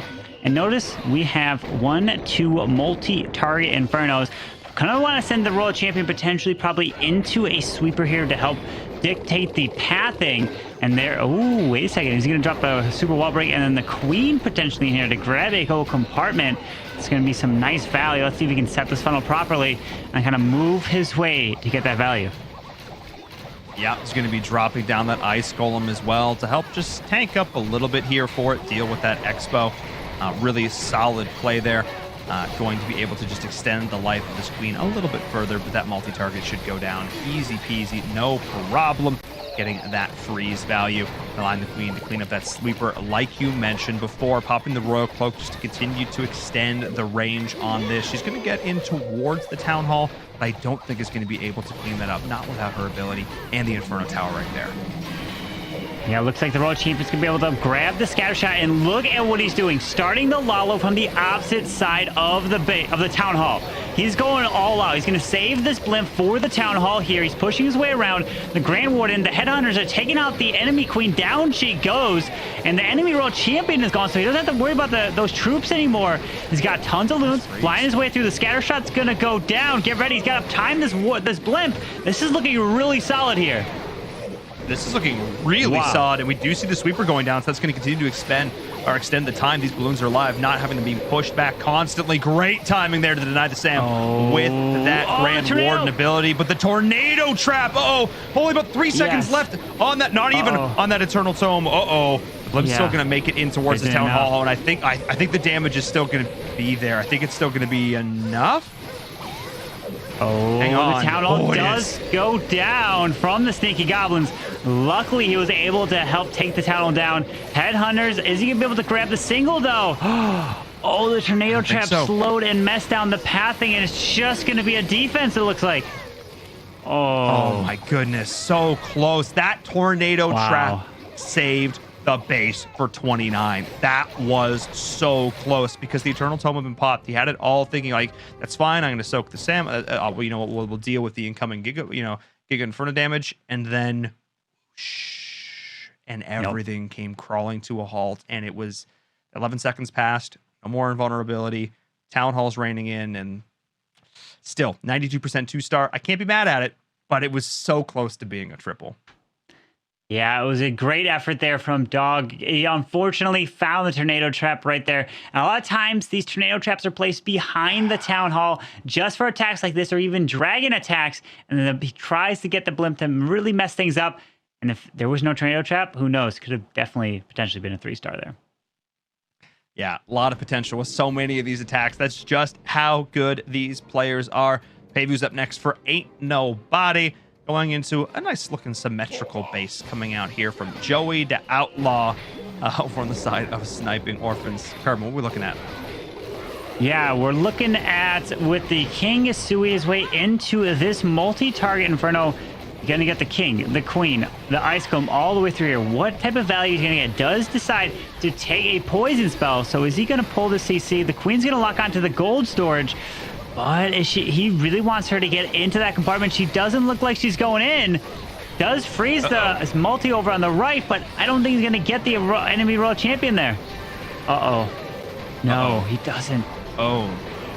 This is a disaster. That's really unfortunate. And I am getting word that this is actually going to be a disconnect coming in here. So I think we're just going to... Oh, no. A disconnect? Well, apparently, yes. I'm getting word from our producers. That is just unfortunate. Wow. Yeah, big tears. That's okay. Chat, I need just Bible thumbs in the chat for me here. That's just really, really unfortunate. So a 33% 0 star to start this off from Ain't Nobody. That we, unfortunately, it's you get one shot. Yeah. It's not over yet. We have seen we have seen comebacks. We've seen 2-star deficit comebacks. It's going to be really, really difficult though. So let's see. Let's see what happens here for Ain't Nobody. Sniping Orphans. The only way to come back is they got to triple out and hope that would put them away at 13 and hope that Sniping Orphan only gets 2 triples max, because the percentage game at 33% is going to hurt tremendously. But don't ever count anyone out here. We have now Loch Ness Monster coming in. But we're Sniping Orphan decides to start off with that blimp up at the top side. And he's going to go in, tries to take out this multi-target Inferno, does pull out the CC Lava Hound Headhunters. And then let's see, he's going to try to charge this Queen for the Town Hall. We do have a single target Inferno that's kind of protecting the Town Hall there. Yeah, I mean... Oh, wait a sec. I mean, we are going to be able to lure out the CC. There's the poison going down. We play this a little bit slow and steady. Nothing wrong with that. We've seen, hybrid work coming in at a minute. So I'm never counting out that timings here. Carbon, there's still a ways to go, but Loch Ness Monster started things out pretty strong. Yep, he did clear this Hound here, so it looks like he's just going to walk this Queen to the bottom towards the right side. Looks like he's going to charge this Queen into the Eagle and Scattershot section. There, he does have 2 super wall breaks, but unfortunately this King is doing... Oh, he was able to get through the King there. Okay. He's going to charge his way through here. King probably on the left side and hybrid over the Town Hall. And the question, how much value can this Queen get? Yeah, I mean, there's still, a lot of resources left to help support this Queen. We've still got some rages. We still have the Queen's ability, a couple of freezes as well. I mean, a lot in terms of utility. The heal spell is obviously going to be used for this hybrid, with the Queen now being raged up with the healers to help her tank through all of that damage. Taking down the Eagle artillery would be absolutely massive. Yes, it was able to get a barrage up. And the healers are down to a scrap of HP, but they're still alive. Never mind. Okay, Scattershot, I see you. That's unfortunate. The Queen is going to get absolutely chunked by that. She has burned her ability, so she's just going to drop. The rest of the hybrid now needs to deal with this Town Hall. Keep on pushing through. This attack ain't over yet, but that Queen surviving there a little bit longer would have been instrumental in helping this attack triple. Yeah, so I believe this base was actually one of the bases that did get tripled earlier today with almost the same attack, but the difference was this Queen here for Loch Ness went into the base because he wall broke in. The other attack, pretty much the same thing, Queen walking around, but he didn't wall break there, and his Queen walked down and around and got that scatter shot, which completely changed the attack there. It was really nice try from Loch Ness. That Queen going down really hurt, or at least something very similar, at least to a base that I was seeing earlier. Yeah, again, just goes to show that one slight... I keep saying this, and it keeps being true. The tiniest differences here. It comes down to the tiniest differences. One decision, where you place your troop, a little bit to the left, a little bit to the right, how, where you opt to bring the troops in from. The same attack on the same base done by 3 different people could have 3 entirely different results. It comes down to execution on the day, and all right, looking at Sniping Orphans, 75% 2-star, a respectable attack, maybe going to get up to 80 before we time out here, and that's just going to be it. Okay, solid, but 78. leaving an opening though. Yeah. The opening is there indeed. We're going to have to see Ain't Nobody pretty much triple out here and going in, unless Sniping Orphans get a 1-star or something, but hey, it's never over until it's over. They still have several attacks to go in, even with the disconnect. So just still believe. We still believe here. Definitely. I believe we picked Ain't Nobody to win, and then they 0-star the first attack. Okay, I'm already nervous. But it's Lido. It's Lido. We'll be fine. Lido's gonna triple. I have 0 doubt in my mind. All right, I'm just gonna put it out there. Lido 3-star. LLC stands for Lido's Liquidating Clans. He's going to liquidate Sniping Orphans. He's going to take over, and that's actually stands for Limited Liability Corporation. But we're not going to talk about that. I needed a snappy acronym. Okay, let's get to the attack. Well, dropping the lightning here to help try to damage this the single target Inferno, I should say, and probably going to send this Royal Champion to try to get the skiff value. Let's see. Going to take down the Usher Tower. Now moving on to the air defense. Going to pop her ability.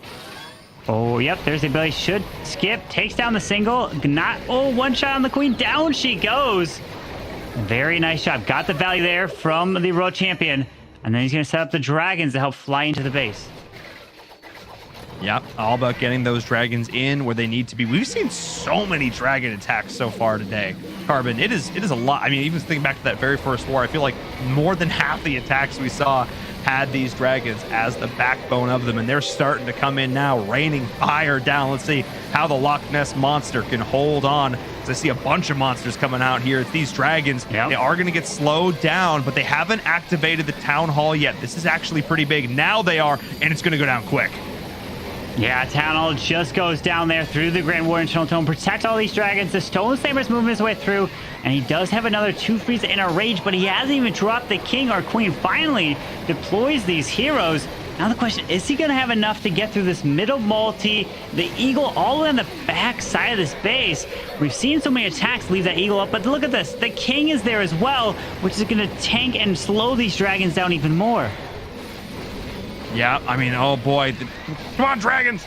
Go, do it. I made a hard prediction at the start of this, and you're making it difficult here. Oh, man, and with this, okay, the freeze is coming in. It is going to be slowing down the Eagle Artillery, but the multi-target Inferno is doing so much. The King on the outside with the Royal Fist is going to be able to generate a decent amount of DPS to try and chunk on through, but there's still so many core key structures, Carbon, that are still alive. They haven't gone down yet, and the 3-star dream is slipping away. Yeah, he's trying to push his way with this queen still, but the dragon, and look, the multi and king in the middle. Even though the king couldn't hit the dragons, he was tanking the shots from the dragons to let that multi take them down. And he's gonna be grabbing percent. 35 seconds, does have queen ability here, can reach the air expo as the queen walks around. I just can't imagine him getting all the way through. No. I don't think, there's no way. There's no way. There's no way. Even with the Royal Cloak, the additional damage per second from those archers, no, it's going to come down here to 95, 96%, but that's just going to be it. I mean, at least it's able to dramatically bring up the average percentage damage dealt. We're up to, only still 20% separating these two players. But yeah. Again, assuming Sniping Orphans can't pull off many triples, 1 or 2, it's still possible for Ain't Nobody to just back triple, which is basically what they're looking at needing here to try and overcome both this deficit in terms of stars and percentage. We'll see. Let's just get in this next attack from Sniping Orphans here. They're looking solid in this game. A 3-star here, though. You hate to say take advantage of a bad situation, but at the same time, they're here to play. They're here to win. Sniping Orphans with a 3-star here could really take them a long way. Yeah, we have Lando coming in, and Lando was actually part of Noble Nines, the final team that made it out to DreamHack Atlanta to take on One Hive, and which One Hive did end up winning that one. So Lando's got the experience. He can play under this pressure situations, and let's see, they're in the lower bracket. Remember, this is, I believe, this lower bracket here. We'll see the Grand Warden. Upper bracket. We have the upper bracket. Okay, it's upper bracket. I think it's upper bracket. All right, so which means if you lose, you're not out. But I don't. To be honest, I've never seen someone come in with a 0-star and win. Can they change history here? We're gonna see for Ain't Nobody. Oh, it's good. I mean, well, look. If history's gonna be made for Clash of Clans in North America, it's going to happen here at the ESL Mobile Open. I mean, it's going to happen in this match. I believe. I have some faith. I have some trust coming in here. I mean, Ain't Nobody definitely down, but not out. But at the same time, if you've made it this far in the tournament, if you're Sniping Orphans at this point, you're also a super powerhouse team, so they could just end up rolling this right over. It could just come down to the wire, but might not be quite enough for Ain't Nobody. Sniping Orphans definitely a team to contest. If you make it into the top 32 period, you are a top team. But to make it this far into the upper bracket, you are disgustingly good. Oh, well, what happened is I looked away for one quick sec, and the Yetis and bowlers are evaporated. Yeah, they're gone. They with that CC stalled them up so much. And this is going to be another lower percentage 2-star here, it looks like. This queen is not going to be able to get through all these singles. Going to have to force her abilities. Does have 1 freeze. Decides to use it. RC already burned her ability. 1 rage left, trying to get as much percentage. But, man, those Yetis got stalled so quick. Yeah, the Yetis just... Yetis are one of these troops that I find like super hit and miss. They either go in and the Edomites just blow up everything. I'm like, yeah, Yetis. Or that what happens here, and they just kind of go in, and then I don't really feel that massive sudden impact, the burst of damage as all the Edomites pop out, and it's just sort of this trickle out. I don't know. It doesn't really feel as impactful. I know that, these big Yeti smash attacks are super impactful, and they're, we've seen so many players play them over the last couple of seasons, but at the same time, like a lot of these attacks, either they go absolutely right or they just collapse. We're only at 72%, and we only have 20 seconds left on the clock. Oh, yeah, looks like he's going to finish right at about 75%. Grand Warden, can you get a little bit more? Got 13 seconds, should be able to grab the air defense. The Archer does. Oh, wow, the Mortar was distracted onto the Grand Warden. Remember, every building matters here. 77, 78. No, just a 77 right there for Lando. So the percentage game is still no 3 stars. We actually have what? A 0? We have 2 stars. We don't have any 1s or 3s, but we need 3s to give Ain't Nobody a chance. But Sniping Orphans, they've got pretty much almost like they have 2 triples over them. Yeah, exactly. Now that's just losing those 2 stars right off the bat. It's pretty disastrous here, but we'll see. Ain't Nobody needs to start tripling now. They need to start tripling now. Is 29 the one who is going to get it done? That's the question. We're seeing more Yetis coming in, a couple of witches as well. I know Echo would be happy about that one. Let's see what 29 can do. Yeah, we have the 5 lightning here. We've got 7 Yetis. We're going to try to see either going for a scatter shot or an Inferno Tower. Usually probably these are multi-target Infernos up top. Oh, did he find a Tesla farm? Looks like he might have just barely caught his eye on a Tesla farm over there. Yep, it looks like there is.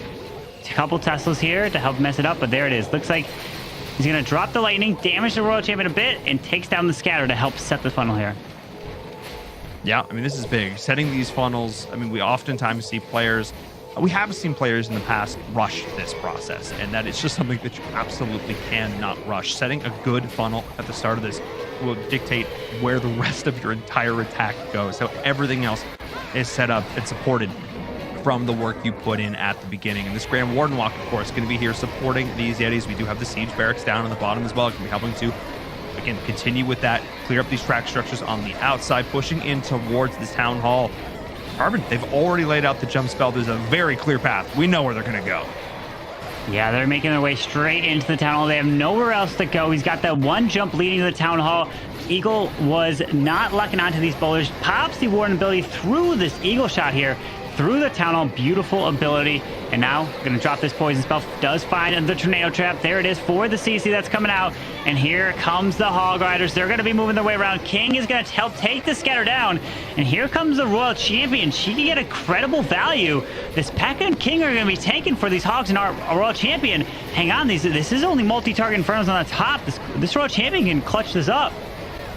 Yeah, we've seen the RC just go off, get her down to around 30-40% HP, then burn that Seeking Shield, can be lifestealing all the way back up to full HP to Kingstal on the outside, continuing to take down these trash structures. All the heroes in the live being alive and the healers on top of that, that's really, to me, dictating how the rest of this attack is going to go. They just have to get through these multi-target Infernos. There's the Seeking Shield going on in with this Royal Champion being able to just jump over the walls, bypass them right on through. Hang on a second.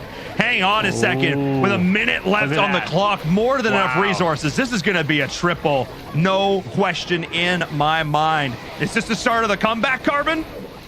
Yeah, looks like it. And 29 coming in for Ain't Nobody with this Yeti smash, takes it down, swags this Queen ability. GG, a 3-star when they absolutely needed it to help get them a little bit closer here in the war, especially from that 0-star start to them for Ain't Nobody. It's going to be, we need more triples to give them a chance. We started off this war at an incredible deficit for Ain't Nobody, and now we are only 1 star and 6% separating them. Echo, we don't see tragic starts like this too often, but is there a chance? Do you think Ain't Nobody might be able to make a comeback here, or do you think it's too statistically improbable? I mean, call me crazy, but I think we have a war. I mean, it's only going to take another 3-star. Okay. I mean, we're not as far apart as, I mean, I've never seen that either. A disconnect in an event like this. It's never happened to me or anyone that I know or anyone that I've casted. But I think we have a war. I think it's close. I think Ain't Nobody could come through with another solid triple, and I think it's there. I think this could be exciting. Okay. That's what I think. Look, we don't know who's going to win. All we know is it's going to be exciting. So, Echo, you're 100% correct. That is the one thing we can absolutely guarantee. If you're tuning in on a Thursday night and you're like, look, I want to watch some top-tier competitive Clash of Clans, you're in the right place. Thank you so much, Echo. We'll tune in with you at the end of this 5th and final war. Carbon, let's get this show back on the road. Let's see what our lovely sniper orphans can do. Sniping orphans. Yeah, it's looking like Simpson's coming in with the drag bat. Does have the 5 bat spells and about 4 lightning here to help get quite a bit of value. But there's the queen ability, and he's gonna lightning right on top of that multi-target inferno. Double earthquakes means that multi goes down. He's gonna help try to take this down. And let's see, the dragon on the outside, he's gonna move to the left. King's gonna help clear this whole funnel. And then he's going to try to get this. Let's see what type of value he's going to try to push his way in. But this Raw Champ, going to pop her ability. She won't. I don't know how much damage she did to this Eagle, but I can't imagine her ability would. Oh, wait a second. It took a little bit of damage from the second Earthquake spell. The Tesla, it messed up the pathing. He wanted that Raw Champ to damage that Eagle a little bit more, but that Tesla forced the RC's shield to go left instead of right. Oh, no. That's just unfortunate here. For Sim 538. Okay, I mean, look, still going to be able to use the Grand Warden ability here, looking to take down this Town Hall, but nothing seems to be damaging it. The dragons aren't doing enough damage, and this is going to end before, bomb's going to go off. Oh my goodness, this is just not quite going right here. Only at 38% damage dealt. Blimp's coming in from the other side. Can look to try and go target out, I believe. That was just going to go take it right into this comp. I got to try and take down the scatter shot. I mean, this doesn't seem to be going according to plan. Well, he's got the bats moving around. And the wizard. No, the wizard tower stays up and takes down those bats. And unfortunately, this drag bat is going to get a very low percentage here in the 60s. And we just talked about it before. And the percentage is helping Ain't Nobody in this war, even after they started with that 0-star. Oh, man. I mean, look, at this point, if you're sniping orphans, you just need to stabilize. Again, you don't need these incredibly risky plays. You just need to deliver consistent high percentage 2-stars. Normally, I say aim for 3s. Obviously, aim for 3s. Yeah, 3s would be great at this point, but you're already ahead. I feel like going for these sort of swing for the fences plays. I mean, that was aggressive with the spells to start that off, and then that RC, again, a little bit of unfortunate path in there, but I don't think that would have made or break this attack regardless. Only 70%, you need to be getting above that 82.3% mark. You need to be making it harder and harder for your opponents to close the gap. And then maybe at the end, if you absolutely have to, if your back is 100% against the wall, if we are able to see another triple from Ain't Nobody, then you pull out all the stops. But now I just need to see solid, consistent play. Yeah, it looks like he finishes off with the 74%. Not going to be able to take that king down. So yeah, the percentage game is very, very low for sniping orphans, and they don't even have a 3-star. They're all 2-stars so far, which is letting Ain't Nobody make this potential comeback possible. I mean, again, no chickens shall be counted before they are hatched. None of that going on here. But this is, like Echo said, this is a war. We have a war in our hands. Only 3.7% and a 3-star separate these two teams. I think a triple here from Ain't Nobody would actually give them the lead. We'll see if they're going to be able to get it done here. Sniping Orphans don't want to let this one slip away. Let's see what Ain't Nobody can do as we get into their 4th attack here. Carbon, let's go.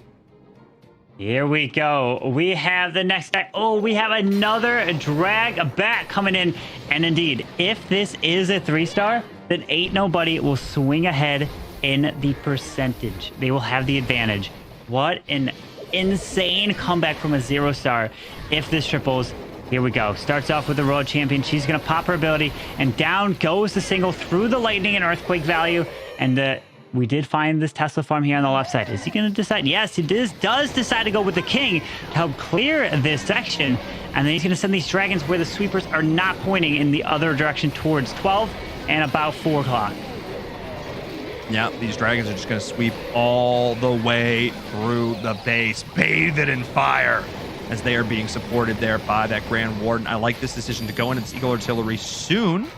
Maybe a little bit of an early pop there. I think it is going to end up tanking the shots there from the Eagle. Oh, it doesn't quite tank them all. That's a little bit unfortunate. Taking a little bit more damage than it necessarily needed to. Maybe a little bit of misclick. I think I want to just make sure they get the blimp in towards this town hall. The rage there as well. Despite the speed, we're going to be able to get that one done. Take that down, secure the 2 stars. And Carbon, here come the bats. Hang on. Yeah, the bats are coming through here. The biggest now threat is going to be that scatter shot on the top side. Decides to drop the ice golem. Going to tank this Archer Tower shots right here. And going to tank the scatter shot as well. But this is looking like a 3-star. The ice golem, he's got... Oh, this got to be a perfect freeze. You can't miss. Oh, there it is. The biggest worry is that scatter shot. It can like 180 onto bats so quick. And the bats, they get into the range. And this is going to be a 3-star for ain't nobody. Oh my, I mean, the pups are trying to clean this up, but with the dragons on the outside, all the minions there to help clean up these trash structures, that's just going to be it. Another triple? Another, okay. Okay. With 1:10 left on the clock, it just comes down to cleaning up these structures and Chalk to Ked. Wow. Whoa, me oh my, never say die. There is a reason we say never give up. There is a reason we say never surrender. There is a reason that it is not over until it is over. And it is wars like this, but it still isn't over. Both teams have an opportunity to pull off a 3-star here. But it just comes down to these last 2 attacks. Another triple, a high percentage 2. Whatever Sniping Orphans do here, it all comes down to ain't nobody to answer. All the pressure is on them. Sniping Orphans do not want to let this lead that they have from themselves from the beginning slip through their grasp. They don't want to make it this far without a triple. Yeah, to imagine that your defense gets a 0-star and they don't answer with a 3-star of their own with low percent, which means the door was open for ain't nobody. And now we have Sniping Orphans coming in. If they 3-star, ain't nobody still has a chance to win. They will have to 3-star to win, 3-star to answer it all. Okay, we're going to be jumping into Sniping Orphans attack here next. And this is a giant attack coming. Not only is it a giant attack, but it is also using super giants in the attack. And he's coming in with lightning. 14 witches. We talked about it before. The value you could get, you really want to get a scatter shot at least. But in this case, he also gets the Eagle Artillery here. That is a great start, taking down 2 of those key defensive components. Limp is coming in, of course, charging in there towards that town hall. Going to pop it a little bit early. Wants to try and take down this additional scatter shot. The line on that, not sure if it's 100% going to work out there. The Yetamites with the support there. Yeah, the King's going to be able to get it done. He's got to chunk through this all, though, taking so much damage. Joey the Outlaw, that scatter shot got way too many shots off. Yeah, but at least he cleared this compartment here, and now out comes the CC, so he's got to be patient here with the Headhunters. Can't drop the Warden or Queen because it will... Oh, there, he drops the Queen as I said that. You got to be careful of these Headhunters. They're going to target her, but he clears the Headhunters. Look at this, the Queen took... I say the Queen took way too much damage there, unfortunately. If he dropped it just a little bit later, but here we go. He's got the Witches. He's moving his way and double jumping through this compartment, which is really interesting. Now he's got... But it's splitting off here. He's got Witches over to the right.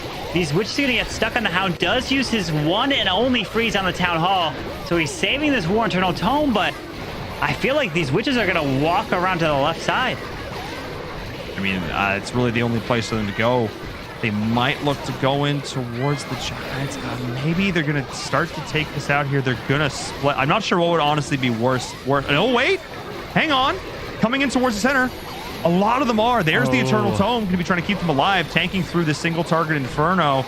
Just keeping that one Witch alive long enough with the RC there. No, she is going to drop the RC, though. Was tanked for. But there's still a lot of base to go. We're only at 55%. A triple here would just be so necessary. Not even necessary, just so big for this team. It all just would come down to the response then from Ain't Nobody. You would basically leave this game out of your hands. And that is not how anybody wants to do it. Everybody wants to end their final attack in control of the situation. And I don't know if we're going to see that control here. No, looks like these witches were dying off real quick. He didn't have the pathing into the middle of that base. And unfortunately, the Raw champion got taken out by that single target Inferno. He was able to keep her alive. And it looks like it's just going to be in the 70s here. So now, ain't nobody only has to get a certain percentage, and they'll be taking this one. Yeah, I think at this point, and anything above like a 54, 55% 2-star would probably be enough to get it done. They literally just need a 2-star basically at this point. That is, oh man. Okay, all right. It's going to come down to the wire with 6 seconds left. It's going to come down to Ain't Nobody securing one simple 2-star. Wow, well, we have these, probably need about a 71% for Ain't Nobody. Really? 71%. I'm getting word of the 71 tie. is I don't know where my tie. 55% number was coming from. 72 It's actually much closer. Is the than that. win. 72 is the win. 72% is the win Oh for my Ain't Nobody. goodness. I mean, that's From a 0-star. Look at that. Unbelievable. That Ain't Nobody even has a chance going into this final attack. Just think about that. All you need to get is a 72%, and you can win the war here. I mean, I would feel very confident there. 2-star 72, that's all you got to do. But hey, the pressure is on. All you can hope for is cross your fingers. Even if you do it, hopefully you don't disconnect. It's already happened once in this war. just log into AT&T 5G. You'll be fine. Don't disconnect. Get a 72% 2-star. Don't listen to me when I try and do math. These are the order of operations. Orangutan in a van. I finally know how to say your name. Yes! And I believe the last time we saw this player, they tripled. So let's see what happens. Well, he's coming in with, well, an attack strat that can definitely 3-star, but it can also be risky if you lose that queen. A queen charge Lalo. It is a risky one here. And he's charging in from the Eagle, and the Town Hall is on the opposite side. He does have a Stone Slammer. He could switch this up to a Battle Blimp, but he does have 2 Super Wall Breakers. But look at this opening down south as this queen is going to try to charge his way in. Does drop this king to help set this funnel to force the queen towards the Eagle, towards the Clan Castle, and get all that value. But notice, he doesn't have... He has 2 Rages and 2 Freezes. I feel like he's going to use both these Rages for this queen charge, which means he's going to have no haste for his Lalo, and he's going to have maybe save onto 1 freeze. So he's going to have like a 1 freeze Lalo. This is going to be insane if he does. I mean, look, there are places to commit your resources. Most folks would commit more resources towards the back half of this attack, towards the Lalo. In this case, it's all about that queen charge. Want to make sure the queen is well supported. There's the poison going in. But we'll see. I mean, I'm looking at where the queen still has to go, and I mean, she's going to take a while to get there. I almost think the rest of the attack is going to have to, start a little bit sooner. The queen is still going to very much be in play, so having to multitask here is going to be a factor for Orangutan and the van. But luckily, at this stage, at this point, these players are good enough to get that done. There's the first rage going down, securing that the queen gets through this. We're seeing the Stone Slammer going to be making an appearance here, moving in towards that scatter shot. Carbon, can we get it done? Let's go. Oh, the Stone Slammer actually opened up the top section towards there. He wanted the queen to make her way to the bottom, to the enemy queen, but here comes the Lalo. Remember, we need the 72% to win this. Can he get it? You have to get that Town Hall down, and he's pushing his way in. The Grand Warden's got his ability, drops the Rage instead over the Town Hall. Gonna take the Town Hall down with the Warden ability. There it goes, 66. He's got the cleanup up top. He's gonna get the percent here. GG. This is looking like a win for Ain't Nobody. That's going to be it. 1 more percent. What? And yes, Orangutan in a van goes clutch, making up for the biggest deficit we have ever seen. We have never seen a 0-star start. It was so unfortunate. It was, you hated to see, you felt it in your heart. You felt so bad for Pavement, but in the end, the team ended up going clutch. And this is a team game, folks. We see one player facing up against one player, but never forget, this is a team game, and what better way to finish it out than a 3-star hit, ending this war in style. Wow, what an unbelievable there. 11 to 10, and they even had a 0-star. It could have been 13 to 10, and even if they tied on stars, they could have won on percentage. That's unbelievable. They won on both fronts, both stars and percentage being there from that deficit. I mean, that just goes to show not only their attacks are stellar, but their base building as well, because Sniping Orphans have made it this far. They are also a top team. So for them to just get shut down the way they did, held entirely in the 70s, held entirely in the 2 stars. Incredible. Echo, I got to get your thoughts on this, man. I'm out of breath, but ain't nobody counting them out now. This was an insane war. Carbon said it before, and I agree. I've never seen a 0 star and then them come back to win. And I mean, I'm going to be looking at one of the attacks here, but all 3 of those triples were amazing attacks. They were all clutch, and ain't nobody. You know that they are jumping out of their seats and feeling really good about that. Keeping them in the upper bracket, I believe, too, right? Yep. Yeah. I mean, don't get me wrong. That's impressive. Sniping Orphans is not out of this yet, but still, not having to go through that gauntlet, they got to be feeling real good. Echo, tell us which attack you picked. Let's go through it. You could have picked any one of these triples and it would have been amazing. And it's Jock to get. Okay, that makes sense. Yeah, we're going. I mean, honestly, like I said, we could have gone with either one of these, but check out how these lightning spells are being used right here, how this value is being used, and really clearing out that compartment. Then coming in and getting this champion. She's going to dive on in and get that value. She's going to be able to take out that air defense. She's going to be taking, yep, there's her ability. Because everything was softened up, she was able to use her ability and clear everything down the southern side of the base. Now, Carbon mentioned it during the attack, but the King was chosen to be used here to clear out the Tesla farm.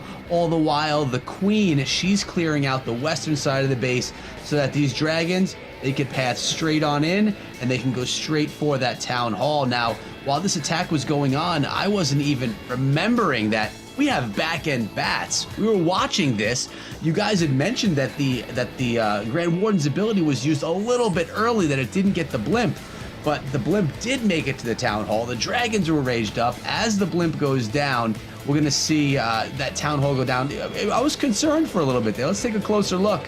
And it took a little bit before that went. Oh, actually, it wasn't so bad after all. But then these bats. The bats are going to be coming in right here with the bat wave. But I think the highlight is when we get these bats around the base. Notice we have a tanking ice golem. Unfortunately, the ice golem didn't last as long as the attacker would have wanted, but check out the freeze spell that's going to be used right here on these bats, on this scatter shot right there, allowing for the bats to get right on top, take that down, clear the rest of the base, and at that point in time, it was just the dragons and really any other cleanup troops to go around. Really nice placement. I like how the attacker was thinking on their toes by dropping the King in on top of the Tesla to keep the dragons pathing right to the center of the base, and beautiful placement of that freeze spell. That was the difference in the attack right there. Yeah, I could not agree more. We're talking milliseconds on the timing of that freeze. Yeah. We saw the scatter shot swing around, but at that point, the bats were in the dead zone and making that a dead zone for that scatter shot. And the hopes and dreams of that team carried off. And wow, just what a day. Wow. Oh my goodness, guys. Wow. Exactly. Wow. What a day. Let's take a look back at our bracket, though. Let's see how it's been updated after all these matches. But before we reveal how everything is shaken out, I got to get some final thoughts from you guys. Because, Carbon, we have seen some truly epic matches today. Yes. Today, we've seen history. We've seen so many things. We saw Coastal Clash. They got eliminated. They've been the 3-time runner-up here in the competition, and they are out of it. We saw Ain't Nobody coming back from a 0 star. We saw previous wars coming in with 3 back-to-back 3-star. Unbelievable. So many great wars here today in the ESL Mobile Open. Oh, for sure. And Echo, obviously it's heartbreaking to see some of these fan favorites, these teams we know go down, but at the same time, it's also really cool to see new rising stars really making a name for themselves. We have to look less at the teams, and of course we all have our teams that we're rooting for, but what we want to see is support and amazing wars happening in Clash of Clans, just continuously feeding Clash of Clans and mobile esports as a whole. I could appreciate amazing attacks, amazing clans, even if they're not some of the fan favorites or some that we never heard of before. Yeah, it was just an amazing day of Clash of Clans. Like Carbon said, it was a day of history in Clash. I have never seen that before in my 6 years of clashing. I guarantee you're not the only one. I do have word the bracket's updated, ready to go, see how it turns out. But here's the thing. Just because we haven't heard of these clans coming into it, if they can, some of the stuff we've seen today, they're going to have fans now. That's how you make fans. Like, if you weren't an Ain't Nobody fan before, after that insane comeback, what are you doing? Cheer for this squad. Wow. I mean, they're going to need it too, because they're going up against the winner of either Tribe Academy or Tribe Gaming. Wow. It's going to be a tough. Up at the top two, multiple Space Station squads. We've got Golden X, Brian Fan Club, the BFC fans were in the chat. Oh my goodness. But Carbon, let's take a look at this lower bracket as well, because, oh boy.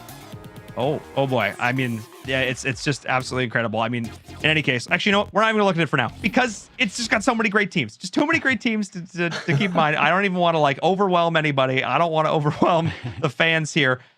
All I know is in the upper bracket, we're only a few games away from making it to our grand finals. And that's really what this is all about.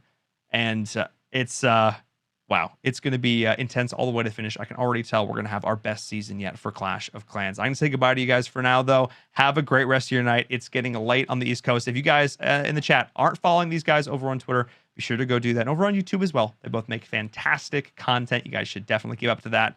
Keep up to date with that. But before we say goodnight, I have to give a huge shout out to AT&T, the presenting partner of the ESL Mobile Open, without whom none of this would be possible.